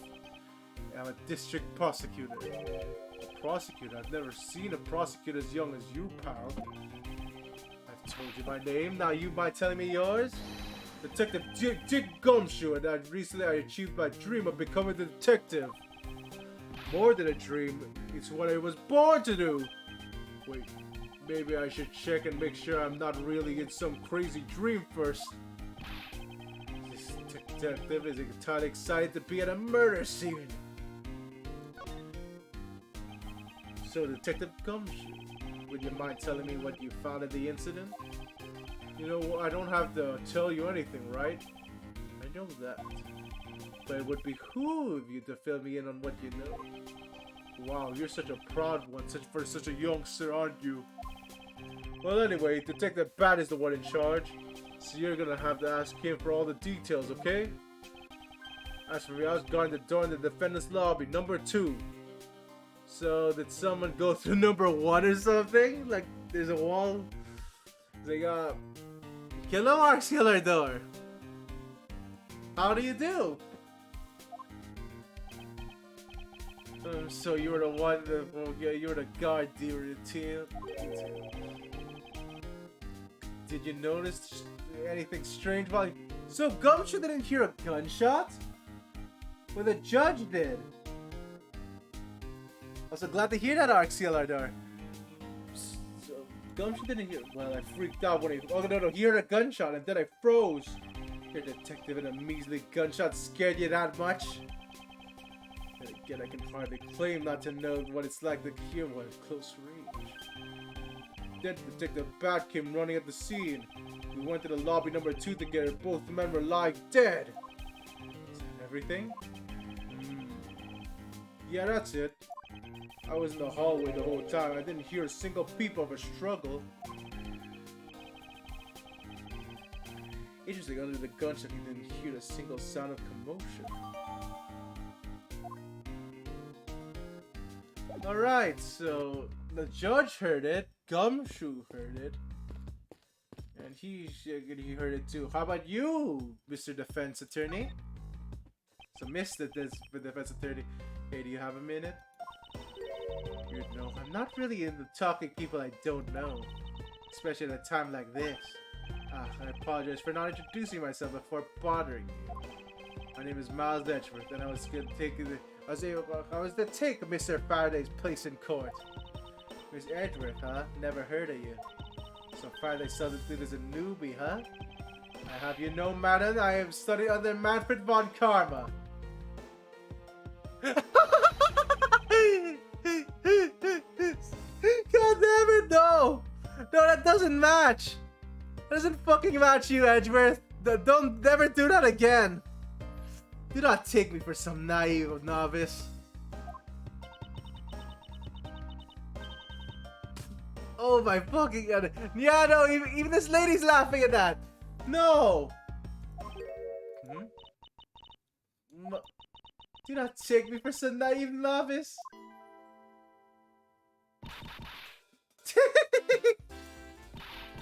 So you're a student of Von Karma? Those clothes are a dead giveaway. Stop right there. These are the garments of one who gallantly presents the facts. Thanks for the great art, but try not to make me laugh so much. Hello, Lord Exaban. How are you doing? I wasn't trying to do anything of the sort. Just kidding. I was just goofing around. By the way, you know who I am. Do you know who I am? My name is Callisto Yu. And if you're telling the truth, then we are about to go head to head in court. But of course, heard of you about you, Miss Yu. Ah, but of course I have heard about... You're a regular Shakespeare! Did I say something funny? I'd like to update me on the situation. I don't really know anything. Find myself! Very sleepy currently. Probably gonna end the stream in about an hour or so. Why don't you try talking to those detectives over there? If that's the case, then why are you here? I mean, what's so funny? It's just that the way you speak is so tactless. First, I was going up against a code until only had a little while ago I was just murdered. It's not like I could go back into the courtroom pretending as nothing happened. That's a good point. I apologize for asking such an insensitive question. It's fine. Don't worry about it. It's fine. Don't worry about it. Miss Yu! There's someone here who wishes to see you. Who is it? A Code-Dompian embassy staff member by the name of Manny Kochin. What? What's going on? Detective Bat and Miss Yu's moods have just changed all of a sudden. Wait a second. Wasn't Manny Kochin? I'll be right there. So he wasn't killed? It's nice to see you again, Miss Yu. Why are you here? I've no desire to ever see you again. Now. Actually, would you mind stepping outside for a brief chat? Fine, let's go. I don't trust this man. That's a huge coincidence that you came here after a murder. Bad. Von Karma, it's been a long time. I knew you would show up. You usually do when the Yanagarasu isn't involved, and I see this case as no exception. Do you know Detective Bat, sir? Yes, he's like an old bloodhound that never leaves the scenes of a crime. If only you could get on a promotion and move on. It's a crime scene where the detective is most useful and effective. It's not like I don't know that. Moving on though, Bad. That name and the man that I just passed by. Was he not the suspect for the KG8 incident? So I was right. Just what is the man doing here wandering around here? That Faraday, I can't believe he let such an easy catch get away! The imbecile! I would prove his guilt in the 3 minutes. But Karma! I think you said enough for now. I think the poor things to speak like that about the departed. Very well. Back on topic, I'm placing Edgeworth in charge of the investigation here.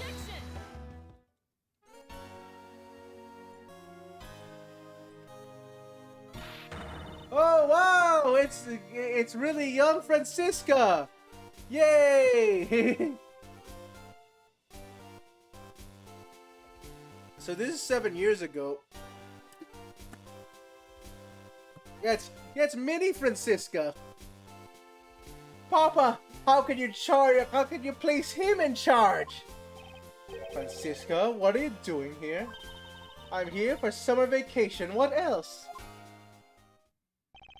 Francisca von Kammer. So she is here on vacation from Germany. She's the daughter of Manfred von Kammer and a student of his, who's also a junior to me. You're the one who's junior to me, and don't you forget it! You're not conveniently avoiding the bar examination, are you? Huh? If you're able to pass it, I'll absolutely have no trouble at all. I'll never allow myself to lose to you, never!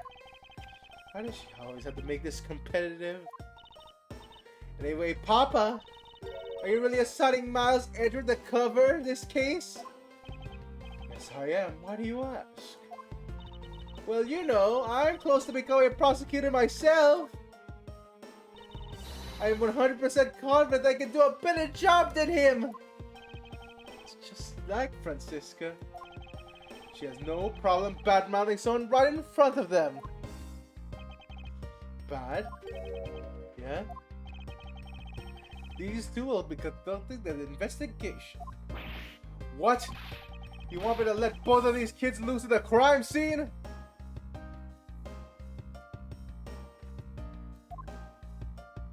Yep. Very weird look, Arceal Ardor. She doesn't even have sleeves. That is a perfect opportunity for them to work together on the prosecutorial skills. A crime scene is not a place for children to be messing around in. I'm the one with authority over this crime scene, bad, and I will not tolerate complaining. Cool. Edgeworth, Francisca, I leave this case to the two of you. You understood, sir. Yes, Papa. I'll go take care of some paperwork now. Remember, I'll accept nothing but a perfect report from the both of you. Do not disappoint me! Hold up on Karma, I still haven't agreed to this!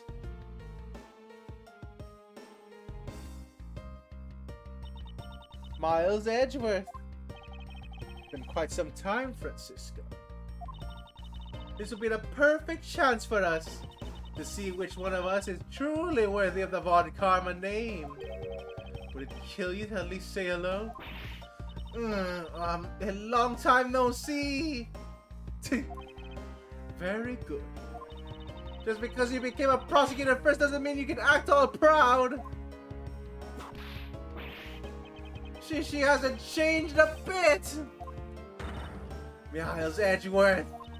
As I was seeing, we shall see which one of us is worthy of the Von Karma name.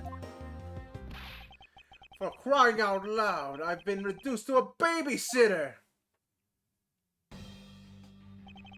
It looks like Mr. Von Karma was successful in convincing the detective. That's not him speaking.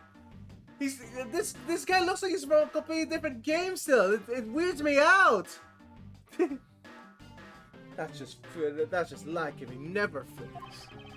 Now, I appreciate if you could quickly run me through the facts, Detective Bad. You're better off checking the things on your own. Very well. I don't think I think the live-action Phoenix Wright didn't have Francisca at all. Arceal Ardor. Like it's only up to the Von Karma case for that live-action movie. So Francisca's in the second game. Seems like getting help from Detective Bad will be an most arduous task. Well, I wish we got a second Phoenix Wright live movie.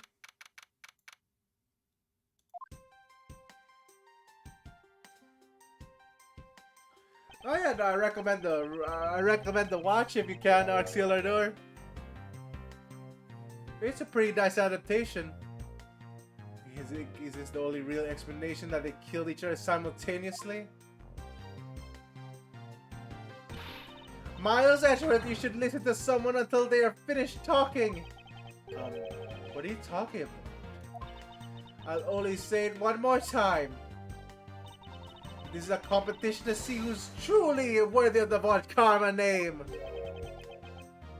A competition. The person that figures out the truth first wins. So the person who doesn't discover the truth is a dishonor to the name? Exactly, I don't care that you became a prosecutor before me. I simply refuse to hear any more foolish things coming from a foolishly foolish mouth. Fine, whatever makes you happy. Can I take that as accepting my challenge? Once again, whatever makes you happy. Well then, let's begin investigation, shall we?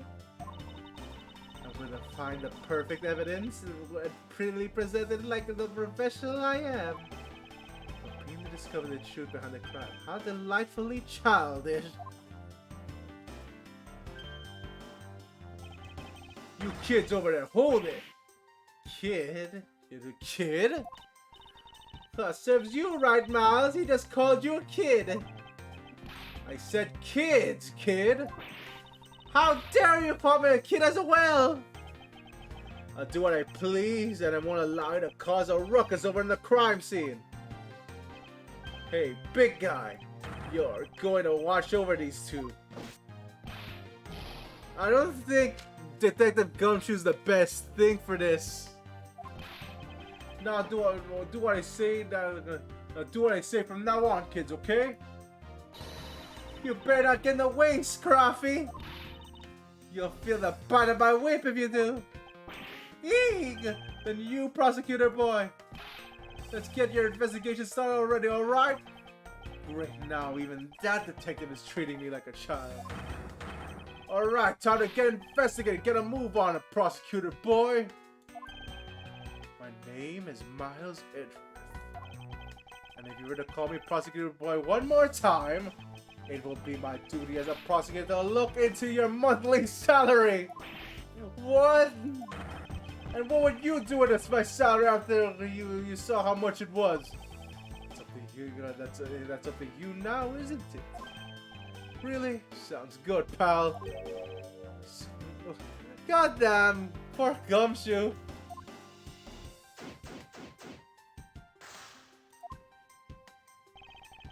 Is it bad? May I have a word with you?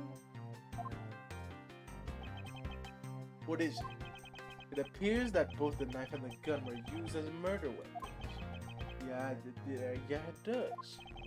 That leads us to our first question of the investigation. Where did the men acquire these weapons? The gun was inside Mr. Faraday's bag. It was a piece of evidence that was presented in the trial earlier today. It was used to kill the Godopian embassy staff member. But I never heard of anything about a knife.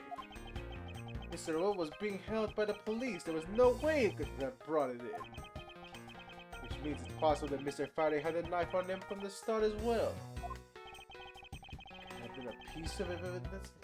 Could it have been a piece of evidence that had been to be presented? But then why doesn't Detective Bad know about it? Wait, what if?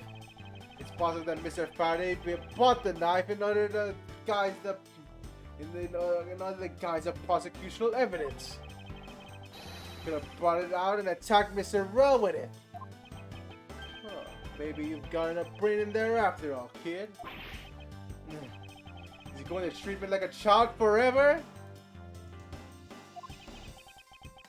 Looks like Mr. Faraday attacked Mr. Rel first, who then counterattacked. That's the only logical conclusion you can draw from the scene like this. Yet I feel that it's much too early to be drawing conclusions already.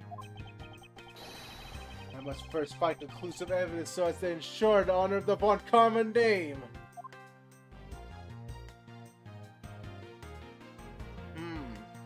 So okay, finally, we're in investigation mode now.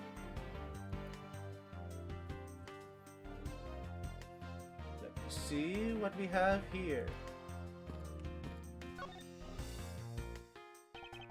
Looks like Mr. Faraday fell on top of Mr. Fell on top. So one of the first guys, it seemed like they must have killed each other. However, using logic, the only logical conclusion is, aha! What was that outburst for? My detective instinct just hit me right real hard. It was Mr. Real that fell first, see? You don't need a detective's instinct for that, it's common sense! I suppose we won't know much more than that until I examine the bodies.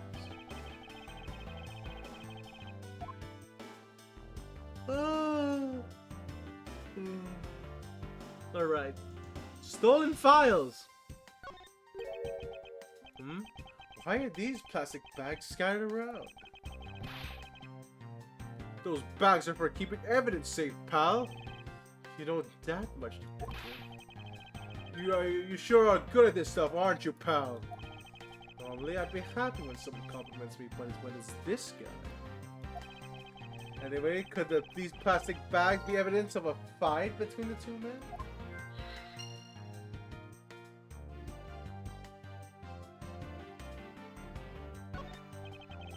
First he killed a contemporary embassy staff member, then he was murdered himself.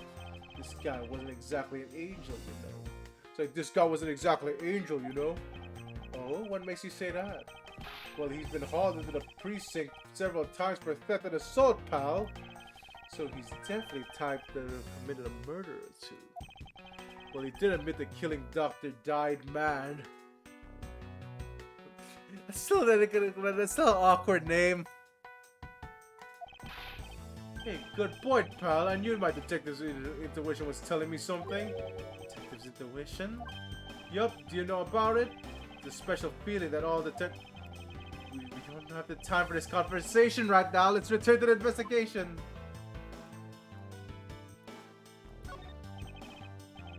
So, Mr. Faraday. How ironic is it for him to lose his life in a courthouse? Yeah, did it have... Why did it have been... why did it have to be like this? I don't know what to say. I can't believe this happened while I was on watch, pal. Rather than beating yourself up, you should spend your time continuing investigating. Can you become a detective in order to solve crimes? Yeah. Then get back to work, find out the cause of this murder! So...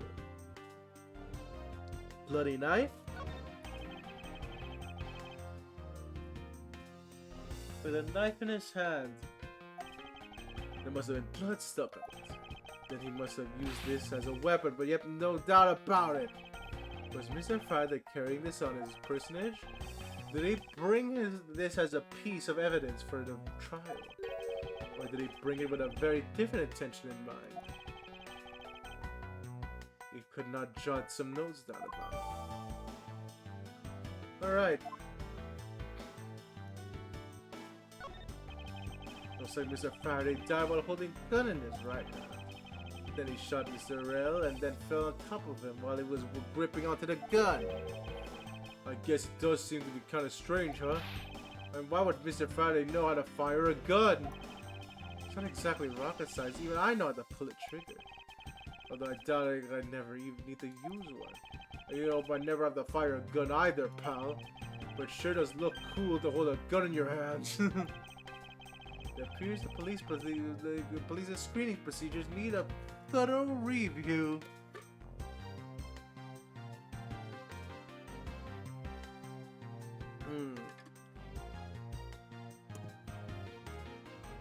Yeah, you need to turn the safety off, Uber Dragon.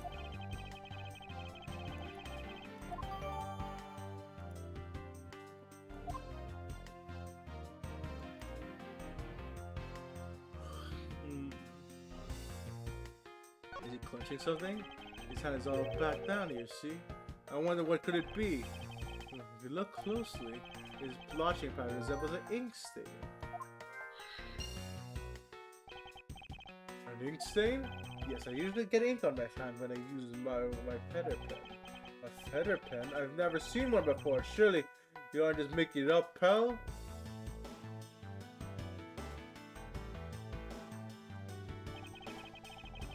Mr. Rell's cause of death was being shot, correct? That was what we think, but it's hard to tell with him lying face down. Death is bad enough, but it's truly lamentable that someone would try to hide the truth. Are you sure they were trying to hide something? I can't confirm Mr. Rell's cause of death with his body position like that. Is that bad? I'd like to examine the bodies in further detail if possible. What is this? You're not able to form a theory with them the way they are? I believe that my examination of the bodies is vital to finding the perfect evidence, don't you?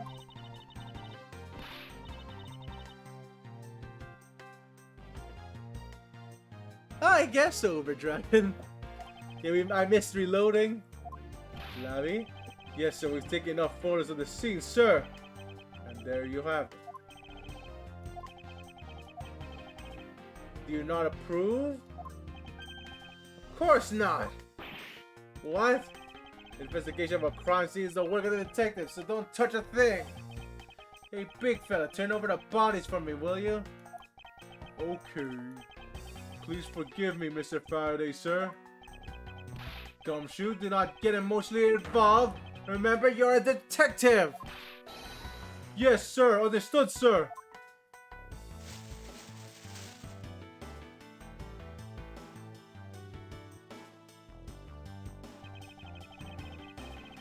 Alright.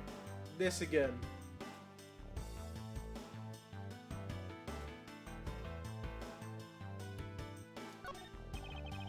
There's something in his breast pocket. It's a fountain pen. So that's where all the ink's from. Hey, you know I always keep a pencil behind my ear.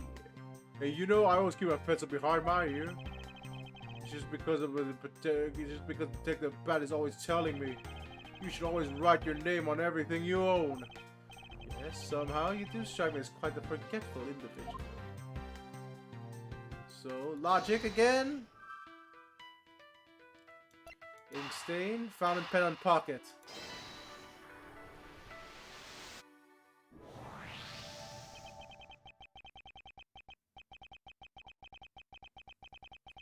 The splotch on Mr. Faraday's hand. I wonder if it might be the ink from his fountain pen.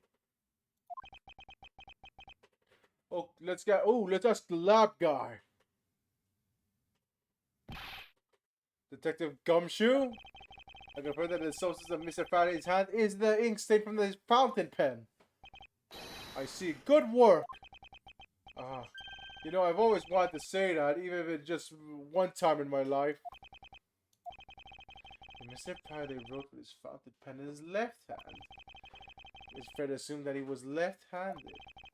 It appears that Mr. Faraday's pen is important to our case. Okay, if you say so, pal.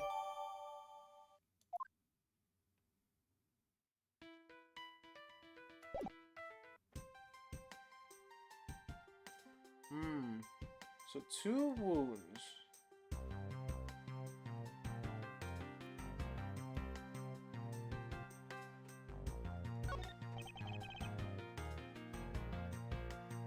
Shot in the chest. It takes some guts to fire a gun in a courthouse. I mean, I've been a detective for a whole week and I still haven't fired a single round yet. There aren't any burn marks on the clothes, so that just must mean it was a ranged attack. It's not point blank. Wait, with burn marks? Round grows very hot as it's discharged from the firearm. Therefore, burn marks are usually left when a shot is fired from point blank range. Ergo, Mr. Rel must have been shot from at least a yard or 2 away. You sure do know a bunch of neat stuff for your age, pal. Apparently this detective has as much common knowledge as your everyday marsupial. That's mean. There's a knife wound in the chest here, see? I wonder if the wound matches the knife Mr. Rel is holding. Nabby? Yes, sir. Verifying now, sir. Make it quick.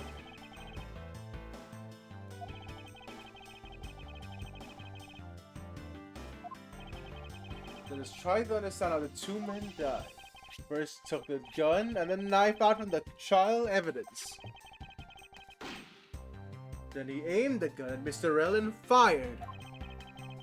And Mr. Rel managed to grab the knife and counter Mr. Faraday while being shot. Then the 2 men fell together where they stood.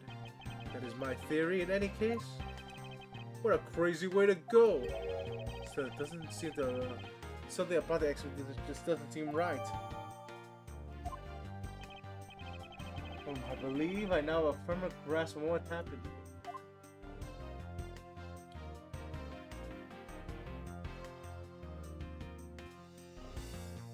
So the rest of the logic.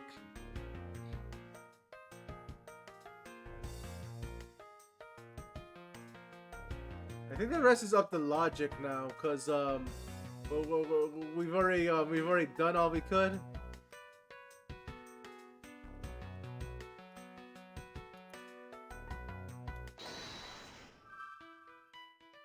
No. So we didn't get any new evidence.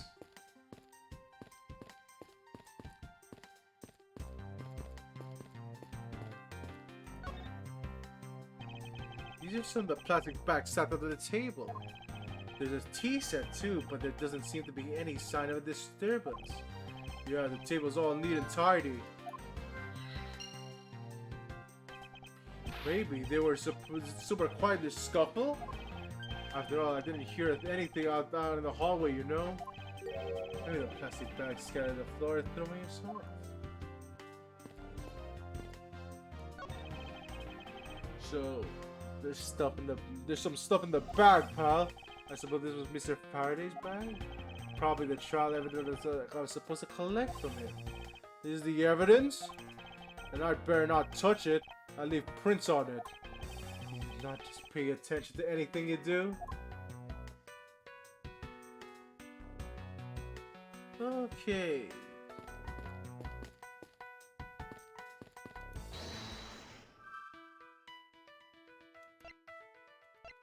Oh, nope. There we go.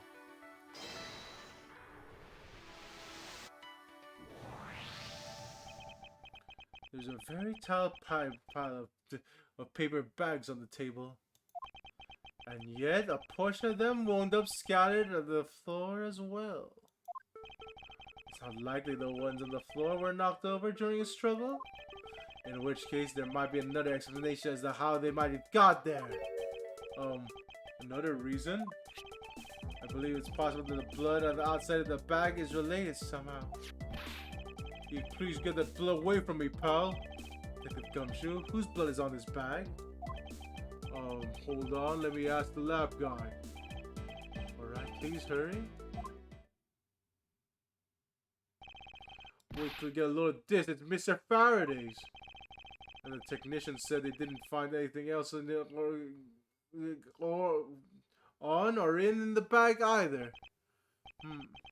It would appear that this bag is a very important piece of evidence.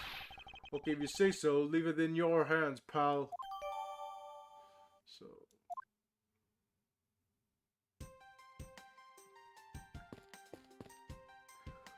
Whew, okay.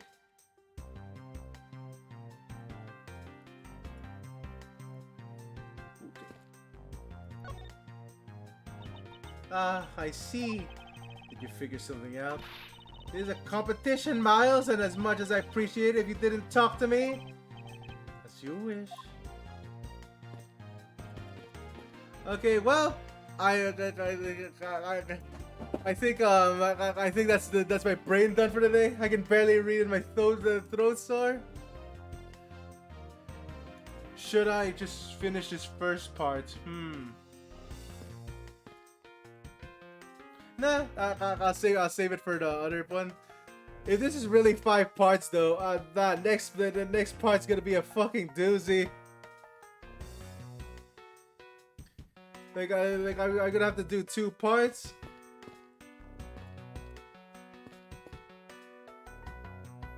Yeah, no, okay, fine. I'm confident I can do 2 parts next time. Let's just finish this first.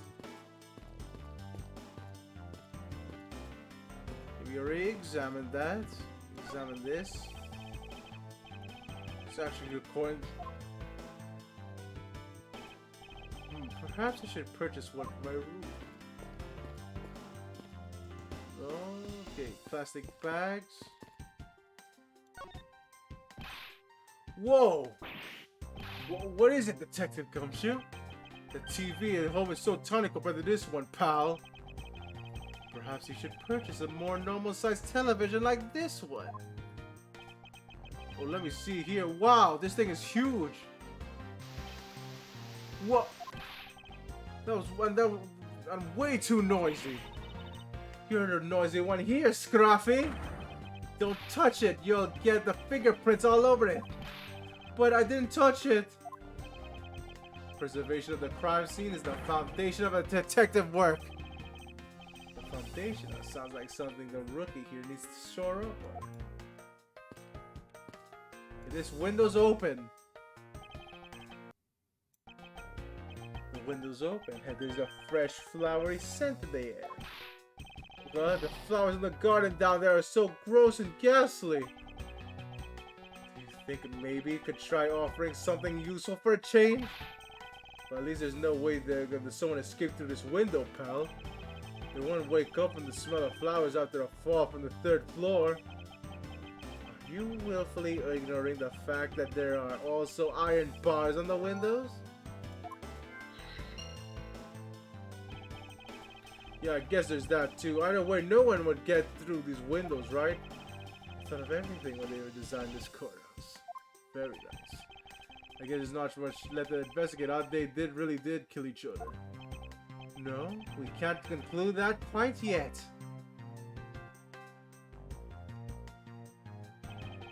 This is something that's very peculiar here. The theory that he simply killed one is too simplistic in this case. In fact, there's actually a contradiction that shows that there is another possibility. No way, pal, really? I suppose I'll just show you myself the confidence.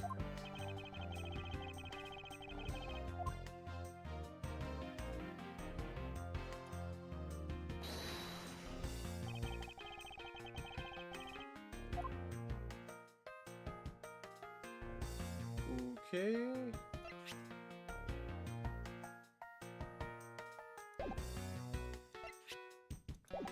So it's the pen, right? Because that's left-handed. Are they doing this again? Where people can't fire with their non-dominant hands?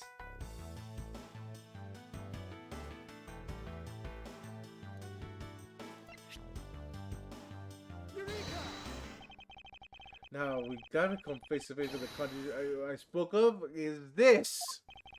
Mr. Faraday uses left hand to write the fighting pen. Ergo, he is left-handed, and yet the handgun is in his right hand. Don't you doubt that you find it a bit odd the left-handed Mr. Faraday would hold a gun in his right hand? That lady and gentleman is a great contradiction haunting this crime scene. Yeah, you're right, pal. It does seem kind of strange. But how do you know something like that? How could something like that happen? The facts add up to one conclusion, one alone. Someone else put the gun in Mr. Faraday's hand after he had died. Someone else? Plastic bags scattered on the floor and the gun in the wrong hand. I sense the presence of a shadowy figure behind this case. A person of violent intent who is serious about keeping the truth from us.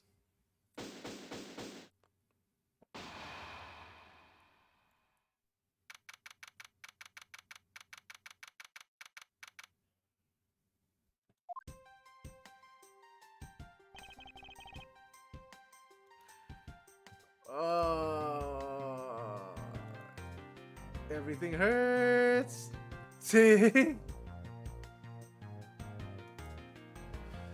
So, autopsy report. Let me go. It is probably that Mr. Rail survived for a short time after he was shot. However, Mr. Faraday died instantaneously from stabbing. Interesting.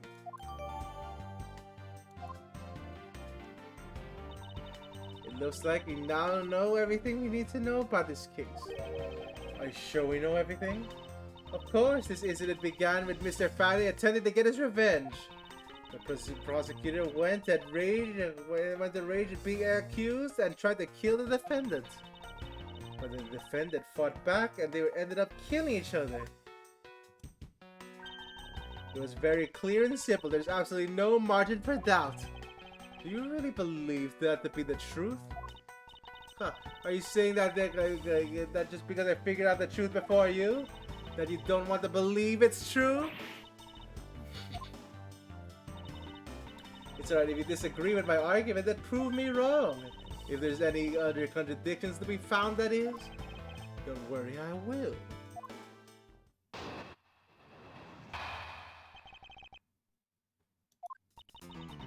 Mr. Faraday's death was instantaneous, while Mr. Burrell survived for a long time. So, instantaneous?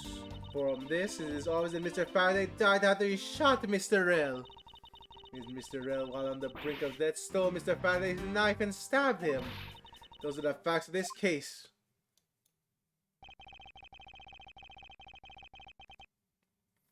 Mr. Faraday's death was in... Okay, wait a minute. So...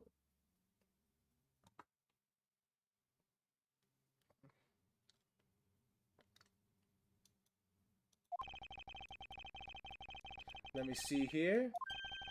In that case, I should first look for any holes in her theory. So,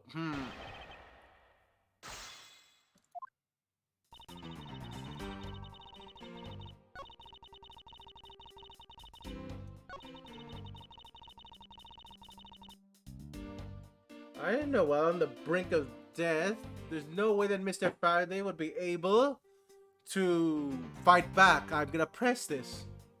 Hold it.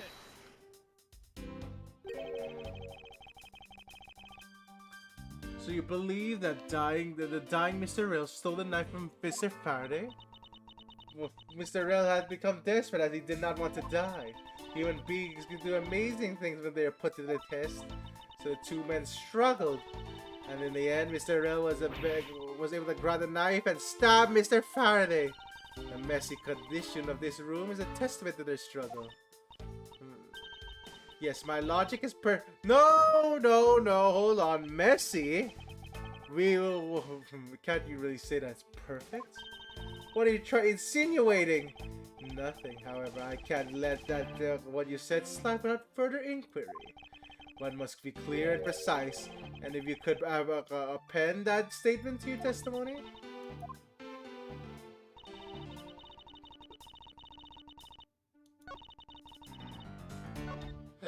Okay, last of his strength.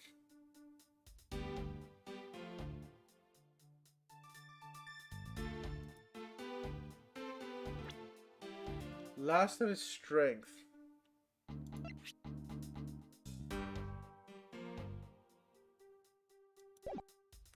No, he didn't. We didn't hear a sound of a struggle. That's right. Objection. Holy crap! I'm never gonna get used to Edgeworth doing that. Never did a Von Karma Edgeworth. Doesn't match your character. If the two men were fighting, their struggle would have surely had caused quite a bit of noise.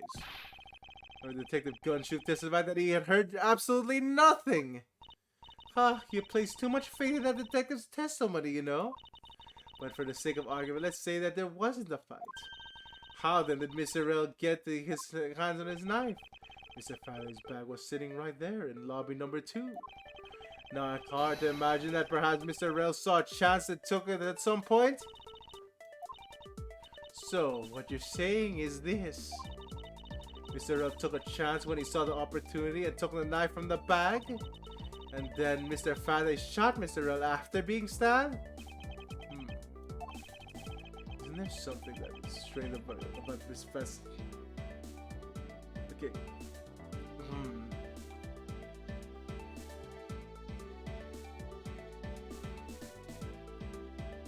Master Faraday. I think there's something strange. Wait, something doesn't add. Oh, really? It's simply not possible for Mr.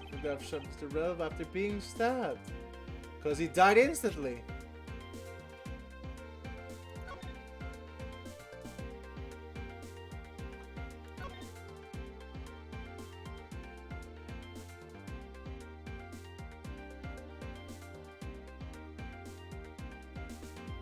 He died instantly, right? No?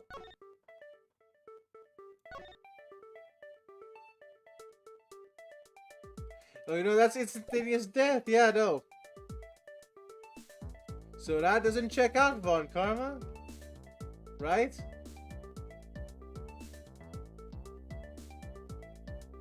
Take that. According to the coroner's report, Mr. Faraday died instantaneously, meaning that he died immediately upon being stabbed by the knife. Ergo, he could not possibly have fired a gun after that. Oh, you got me.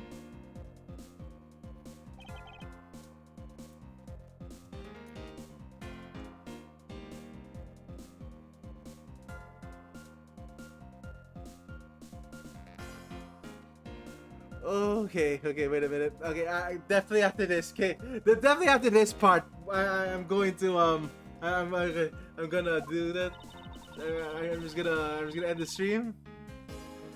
Then the report of the correct. There's only one correct explanation. Honestly, when they finally do the 24-hour stream, I'm going to choose something less mentally intensive. Cause my god, my brain's going everywhere now. If we suppose that Mr. Rel attacked first, then Mr. Faraday, who died instantaneously, would have been unable to kill Mr. Rel. Therefore, Mr. Rel must have stabbed Mr. Faraday after she was shot, and then we both died. This is the only explanation that makes logical sense. Dedicating your opponent's ideas in order to prove your own theory. I see you've been studying, Francisca. I just want to explain it was as simply as possible before you foolishly propose a foolish theory that only a foolish fool like you could do.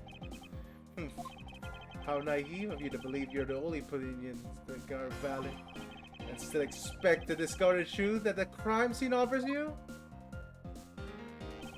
And at Skiska, you still got a ways to go. What are you talking about? Are you saying there's a flaw in my logic? Mr. Faraday died instantly. And the fact he died is what gives rise to contradiction in this sense.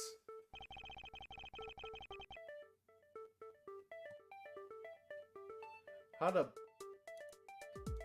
the bodies fall again? Can we check that? Like here?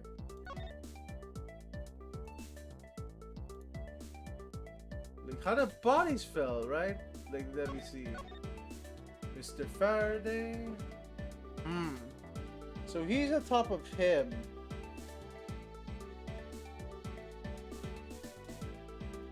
Yes, it's definitely the order the bodies fell.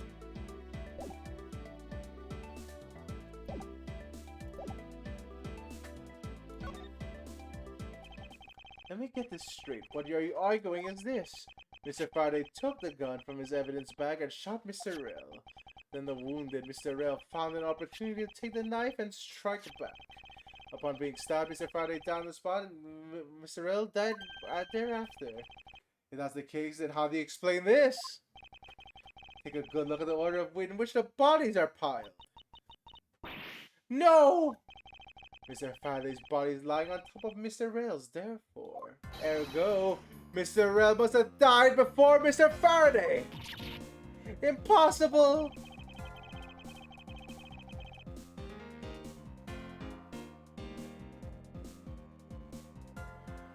Ooh, okay. Let's just finish this part and then move on. Yes, I agree. It seems strange no matter what angle you approach. Which means that the real mystery behind this crime scene must have saw this? No, not so fast, Miles Edgeworth! Now, I simply think that you ought to think a bit more outside the box. That's it, even in the clear now that the incident started with Mr. Faraday's murder intent. She seems to have bounced back quickly. An explanation won't be enough this time. I'm going to take some decisive evidence to prove her wrong.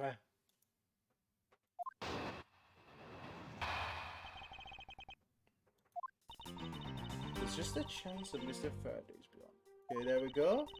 Two bodies fell in the pile, which indicates that they attacked with each other at the same time.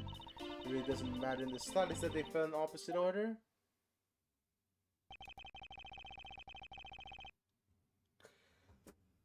Okay, wait a minute. All I have to do is find a way. I think I already know this one. So, cause it was just a chance. Mr. Two bodies fell in that pile. Okay, at the same time, press that, because that's really suspicious. At the same time, they attacked each other at the same time. I assume Mr. Faraday had two different weapons in his hands. He made an attack, Mr. Rel, while holding both the knife and the revolver, and then, after Mr. Faraday fired the gun, Mr. Rel grabbed the knife and he was falling. and stab Mr. Faraday. Okay, now I know the contradiction now. There's no burn marks. That is how Mr. Rel found out. They got wound up in the bottom, the Mr. Faraday on top. At close range, it is much more than possible. Yes, it's possible, but... Well, if you have any other ideas, then show me what you've got! Oh, I will. And to what extent, I like to make sure to attend what or append what you just said about your testimony.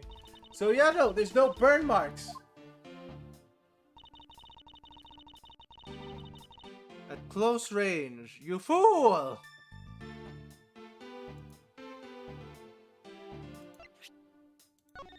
Crime scene notes.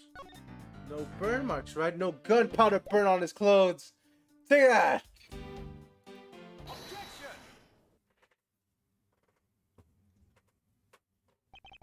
So you believe they killed each other at close range? Sorry, but that's impossible. Just as it is written in the crime scene notes, the firing of the handgun did not leave the gunpowder burn on Mr. Rel's clothes. The firing of the hand... Therefore, Mr. Rel and the gun must have been separated by a distance of at least 2 or 3 yards. This is by far the biggest contradiction. These two bodies are piled up each other, yet the gun was fired from a distance. And would there be no chance that Mr. Rel moved that far after being shot? That leaves the only one possible explanation. What's completely foolish in line of foolish not really foolish fool?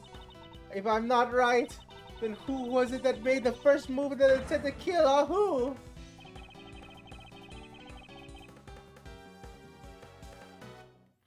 Neither man, right?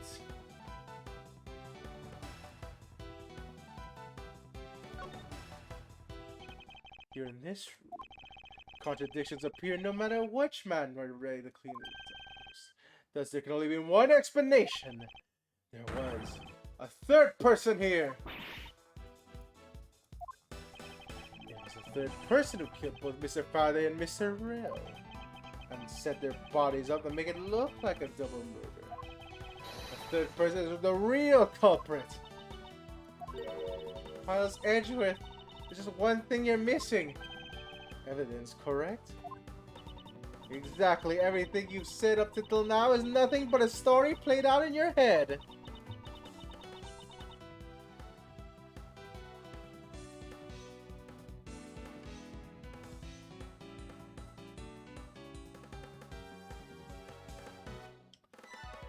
Sorry about that. It is the real test begins. You prove that there is a third person in this crime. Of course.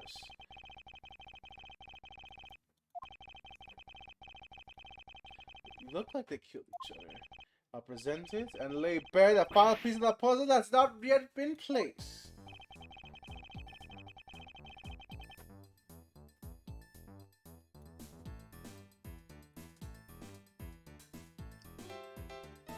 Okay, what? Damn it. There's many of these.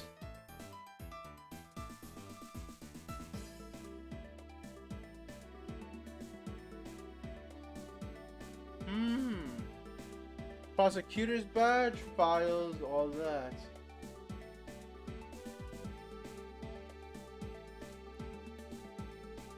Wait a minute. Wait a minute. The scattered bags, maybe? Because it's too clean? Take that! The gun in Mr. Faraday's hand and the plastic bag with his blood on it. These two items point to the presence of a third person. How so? Recall Detective Gunsh's testimony. I was in the hallway the whole time. I didn't hear a single peep of a struggle. If there wasn't a struggle in this room, then there shouldn't be any plastic bags on the ground. Meaning that someone deliberately scattered them around. Do you not see the possibility in this? Disregarding the gun for the moment. There's a high probability of a blood spatter when a knife is used on a person.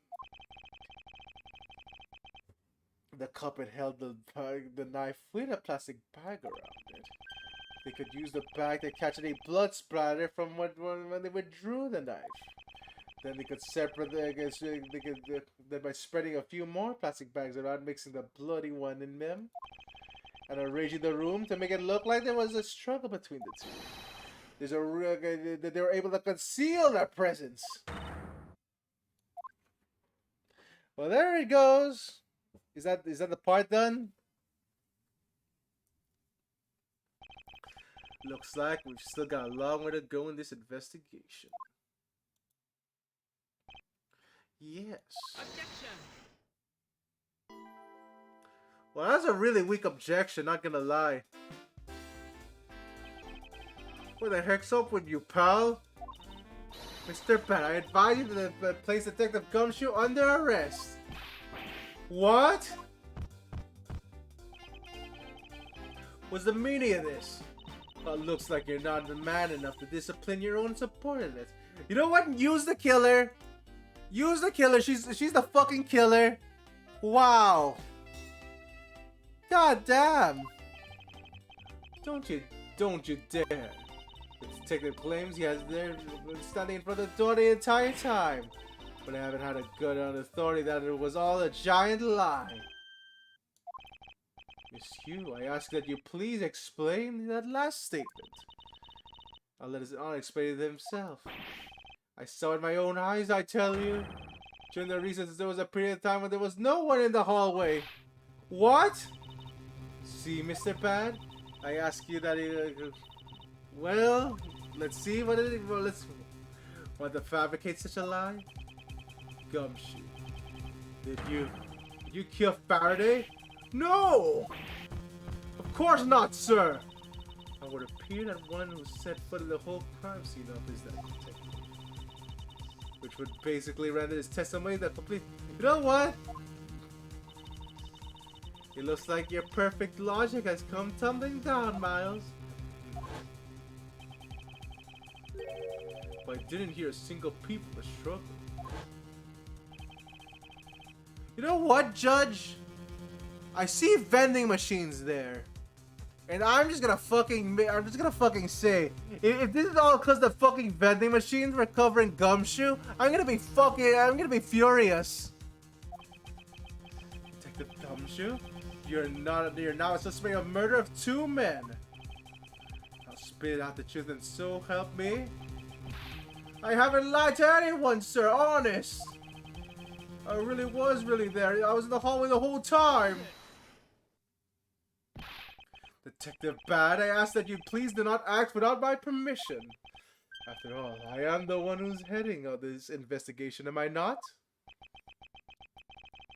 Don't talk like you know what's going on, boy. All I want for this investigation is to run perfectly. Perfection is the only wish of the disciple Von Karma, after all. Therefore, before we take Detective Gumshoe to custody, I'd like to set the record straight on something. What's that? What should I ask?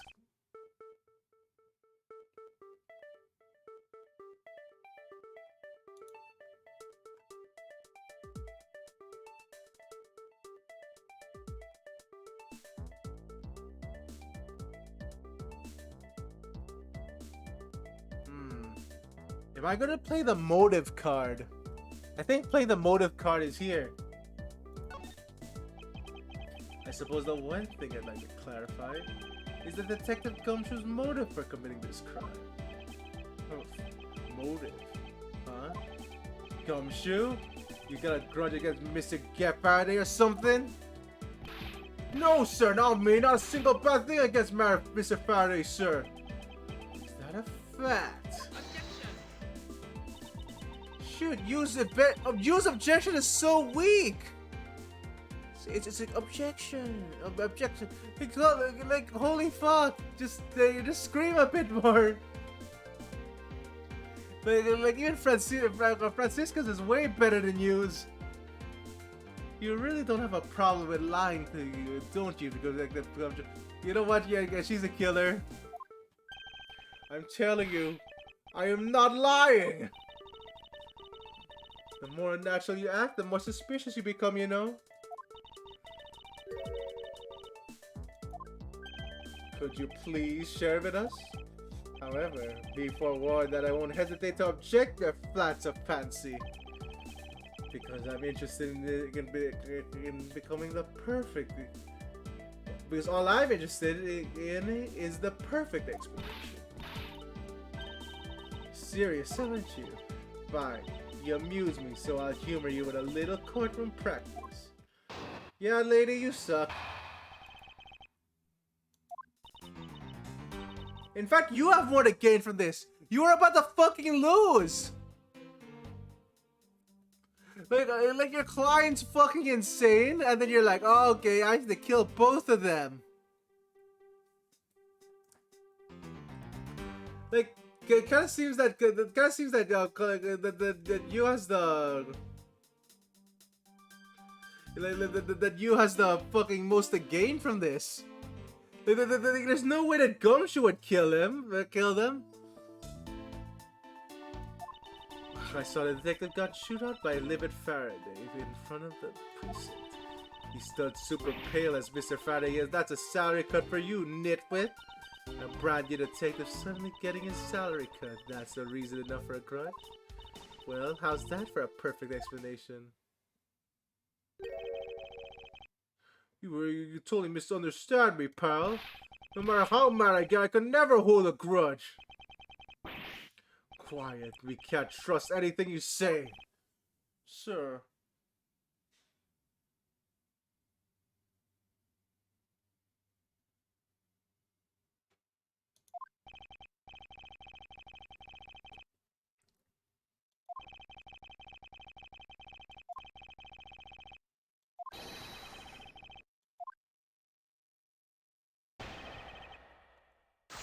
You'll see this again. It was about a week ago.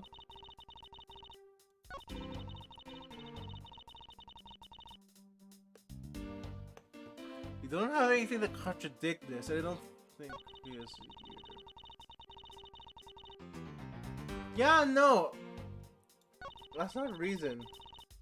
Hold it! So why kill both? You call your explanation perfect? It's not to your liking? You have to have an explanation for fucking both, lady! You wanted to kill both of them! Oh, is there something you want me to clarify in that case?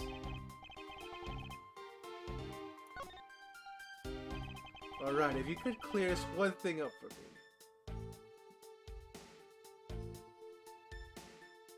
Yeah, no! It has to be both! There's no way!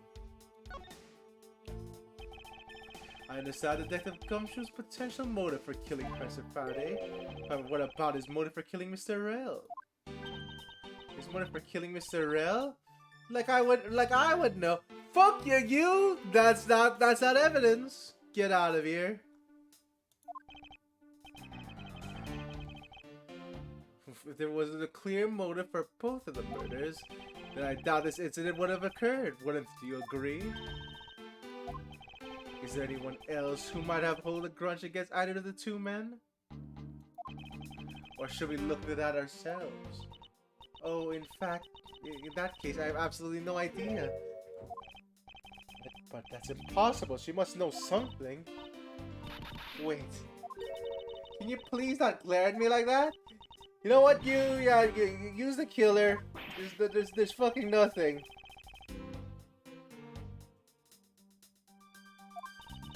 Well, anyway, the way I see it, as long as he had a motive to kill one of the two, this crime would have been played out the way it did anyway. Oh? Would you care to explain your logic? And this time, please try to provide a truly perfect explanation. Stop being so uptight. You know what? You know what? You're not the one you're not taking this seriously, are you? Miles Edgeworth, I demand that you shut this rude woman up. I wish you both be quiet for just 1 second. Oh well, I guess I'll have to... Yeah, you have to explain it! There's no way! You need a motive for both of them!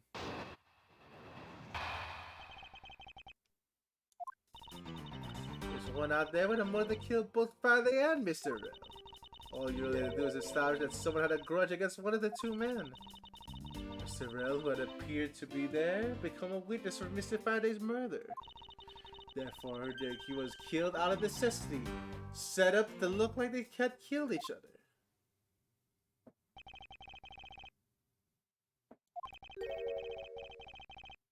There's no one there with a grudge against both men. I should take another hard look at this evidence first. Oh wait, is it? Oh wait, the grudge between for both men. They're both related to the same incident.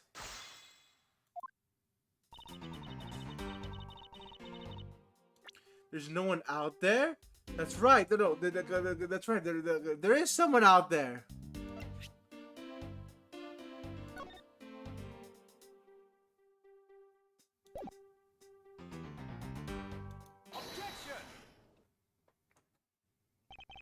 Miss Yu, I believe there is someone you overlooked in making your statement.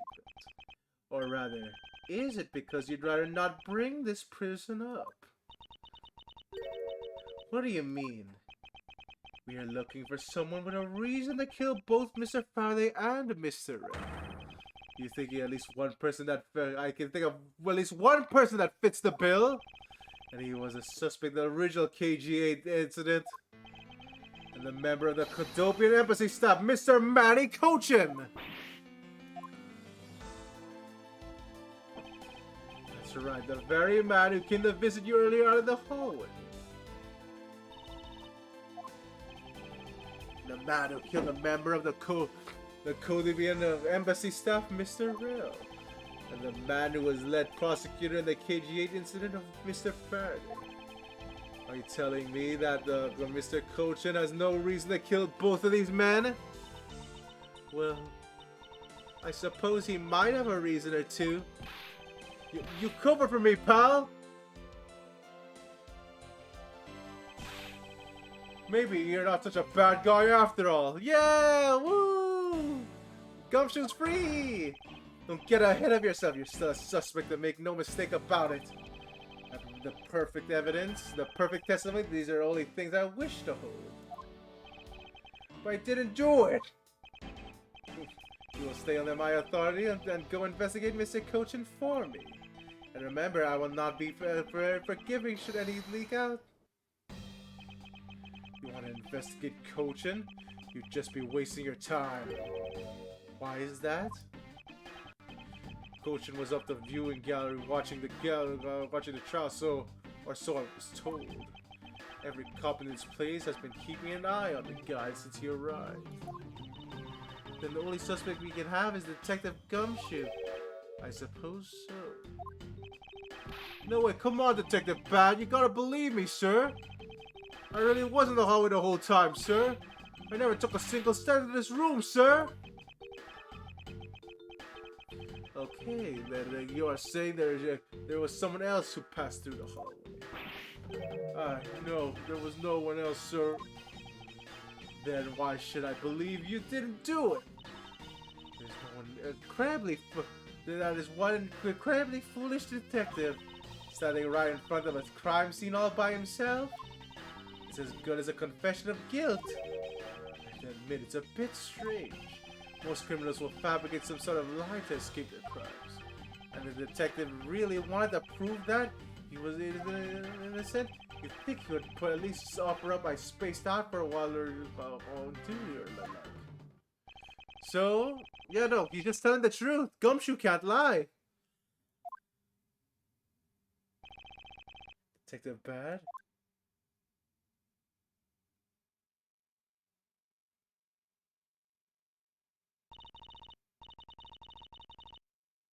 Miles Azure, I'll go ahead and report this to Papa. And that, as they say, is that right? Ready for everyone? Ho ho!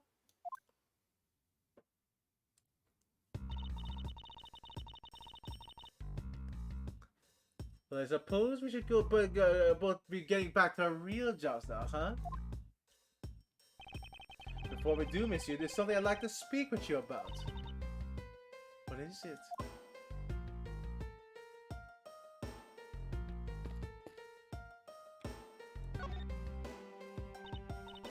So what do you want to be asked about? The current case of the murdered Kodopian Embassy staff member. I have heard the people have argued have begun calling it the second KG incident. Only among you law enforcement types. And what about it? I'd like for you to tell me everything you know about the KG8 incident. I'm afraid I can't help you. I don't know anything beyond that was reported in the papers. No, I believe you know much more since you are directly tied to the KG8 incident. I'd appreciate if you stopped with the false accusation. You're the paper, I think. Basic outbursts are useless both inside and outside the courtroom, don't you know? I do, but I also know that I do have a leg to stand on here. Holy shit. Alright, so are you in the newspaper?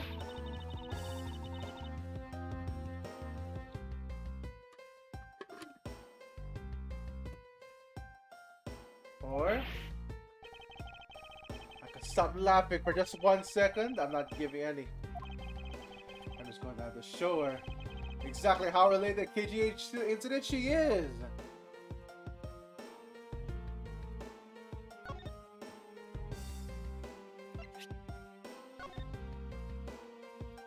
There! Oh, no, it's not there. No, it's your sister. I think. Yeah, it's your sister. There's no way you're not related to this. Back off, lady! Miss Yu, I believe that I have proof of your connection to the KG8 incident. That file is your proof? Very well then. But why don't you tell me exactly how I'm related to KG8? Through the victim! Your connection to the KG8 incident is through the victim. The victim's name is Sessa Yu. You'll note that she also has the same last name as you. You. Can you still tell me with a straight face that you're not related to the case?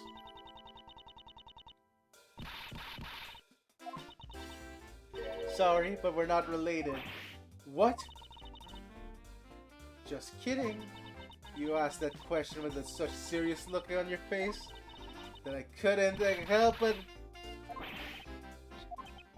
Miss Yu, I ask that you please tell me the truth.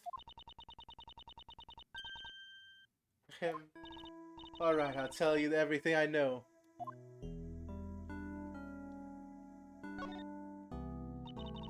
As you guessed, the one who reported the smuggling activities of the Mono Group was my sister Sessa Yu. As I thought. And she was killed right before she has the right to testify in the impending trial by Matty Kochin. But because she was tried once, I was acquitted. He gets to live out the rest of his life, cushy life, completely carefree. All because of lack of evidence. I heard that the evidence to convict him did exist. What? I've heard from Mr. Faraday himself that Mr. Kochin's trial was over. Apparently a man in black made off the most important piece of evidence. Then the evidence had been tampered with? Isn't it just like a criminal to do something like that? Smuggling ring became being run out of the Mono Group by one of his secretaries. They built Mr. Kochin out. Turns out they were in the league with each other all along. How big was the smuggling ring? Was it a large operation? I don't really know. Which is why I wanted to become a lead defense. On this case that people are calling the second KG8 incident. But I haven't learned anything new at all. And I was probably expecting too much, I know. You mean to think this case has nothing to do with a smuggling ring?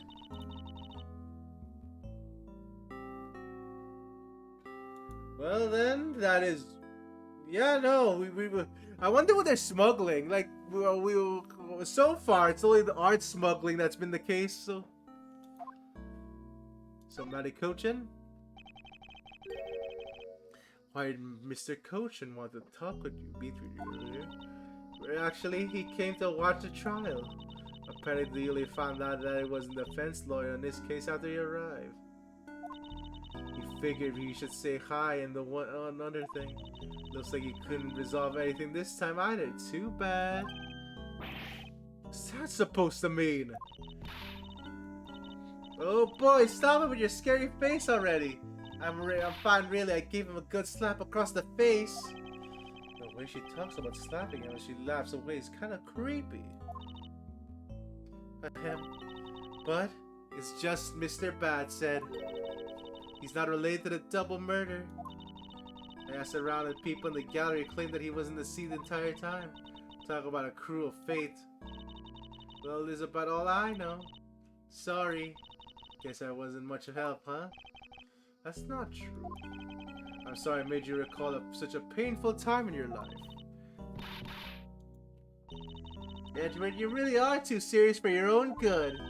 You really need to learn to relax. We wouldn't want you to die from stress after all.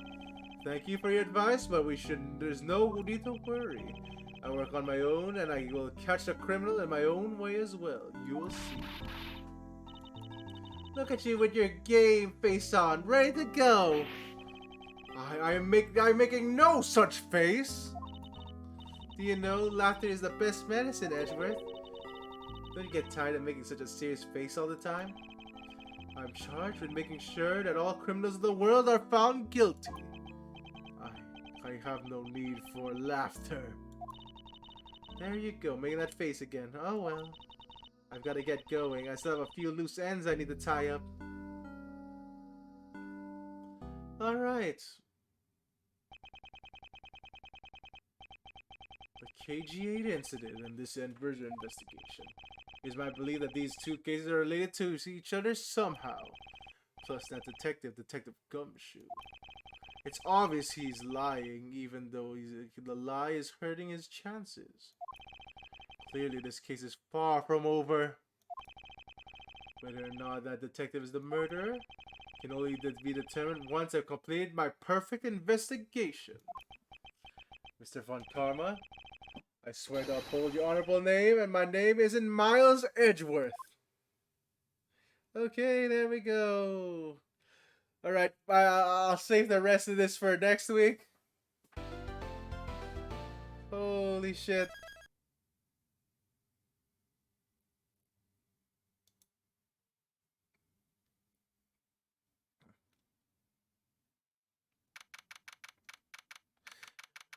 Oh, so everyone, thanks for watching with me. That was a good... Oh wow, it's almost been 8 hours. That's a good 7 hours and 48 minutes, I guess. Let me see who we can raid.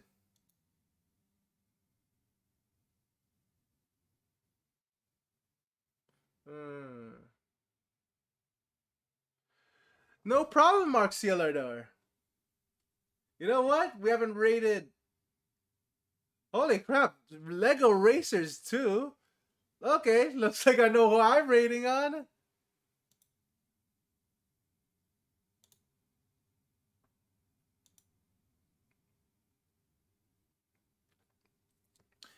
So, thank you everyone for watching. We'll be back with we'll be back tomorrow with Baten Kaido's Origins. Bye bye everyone. I am going to sleep now because it's 5:44 in the morning. I can almost see the sun. Bye bye.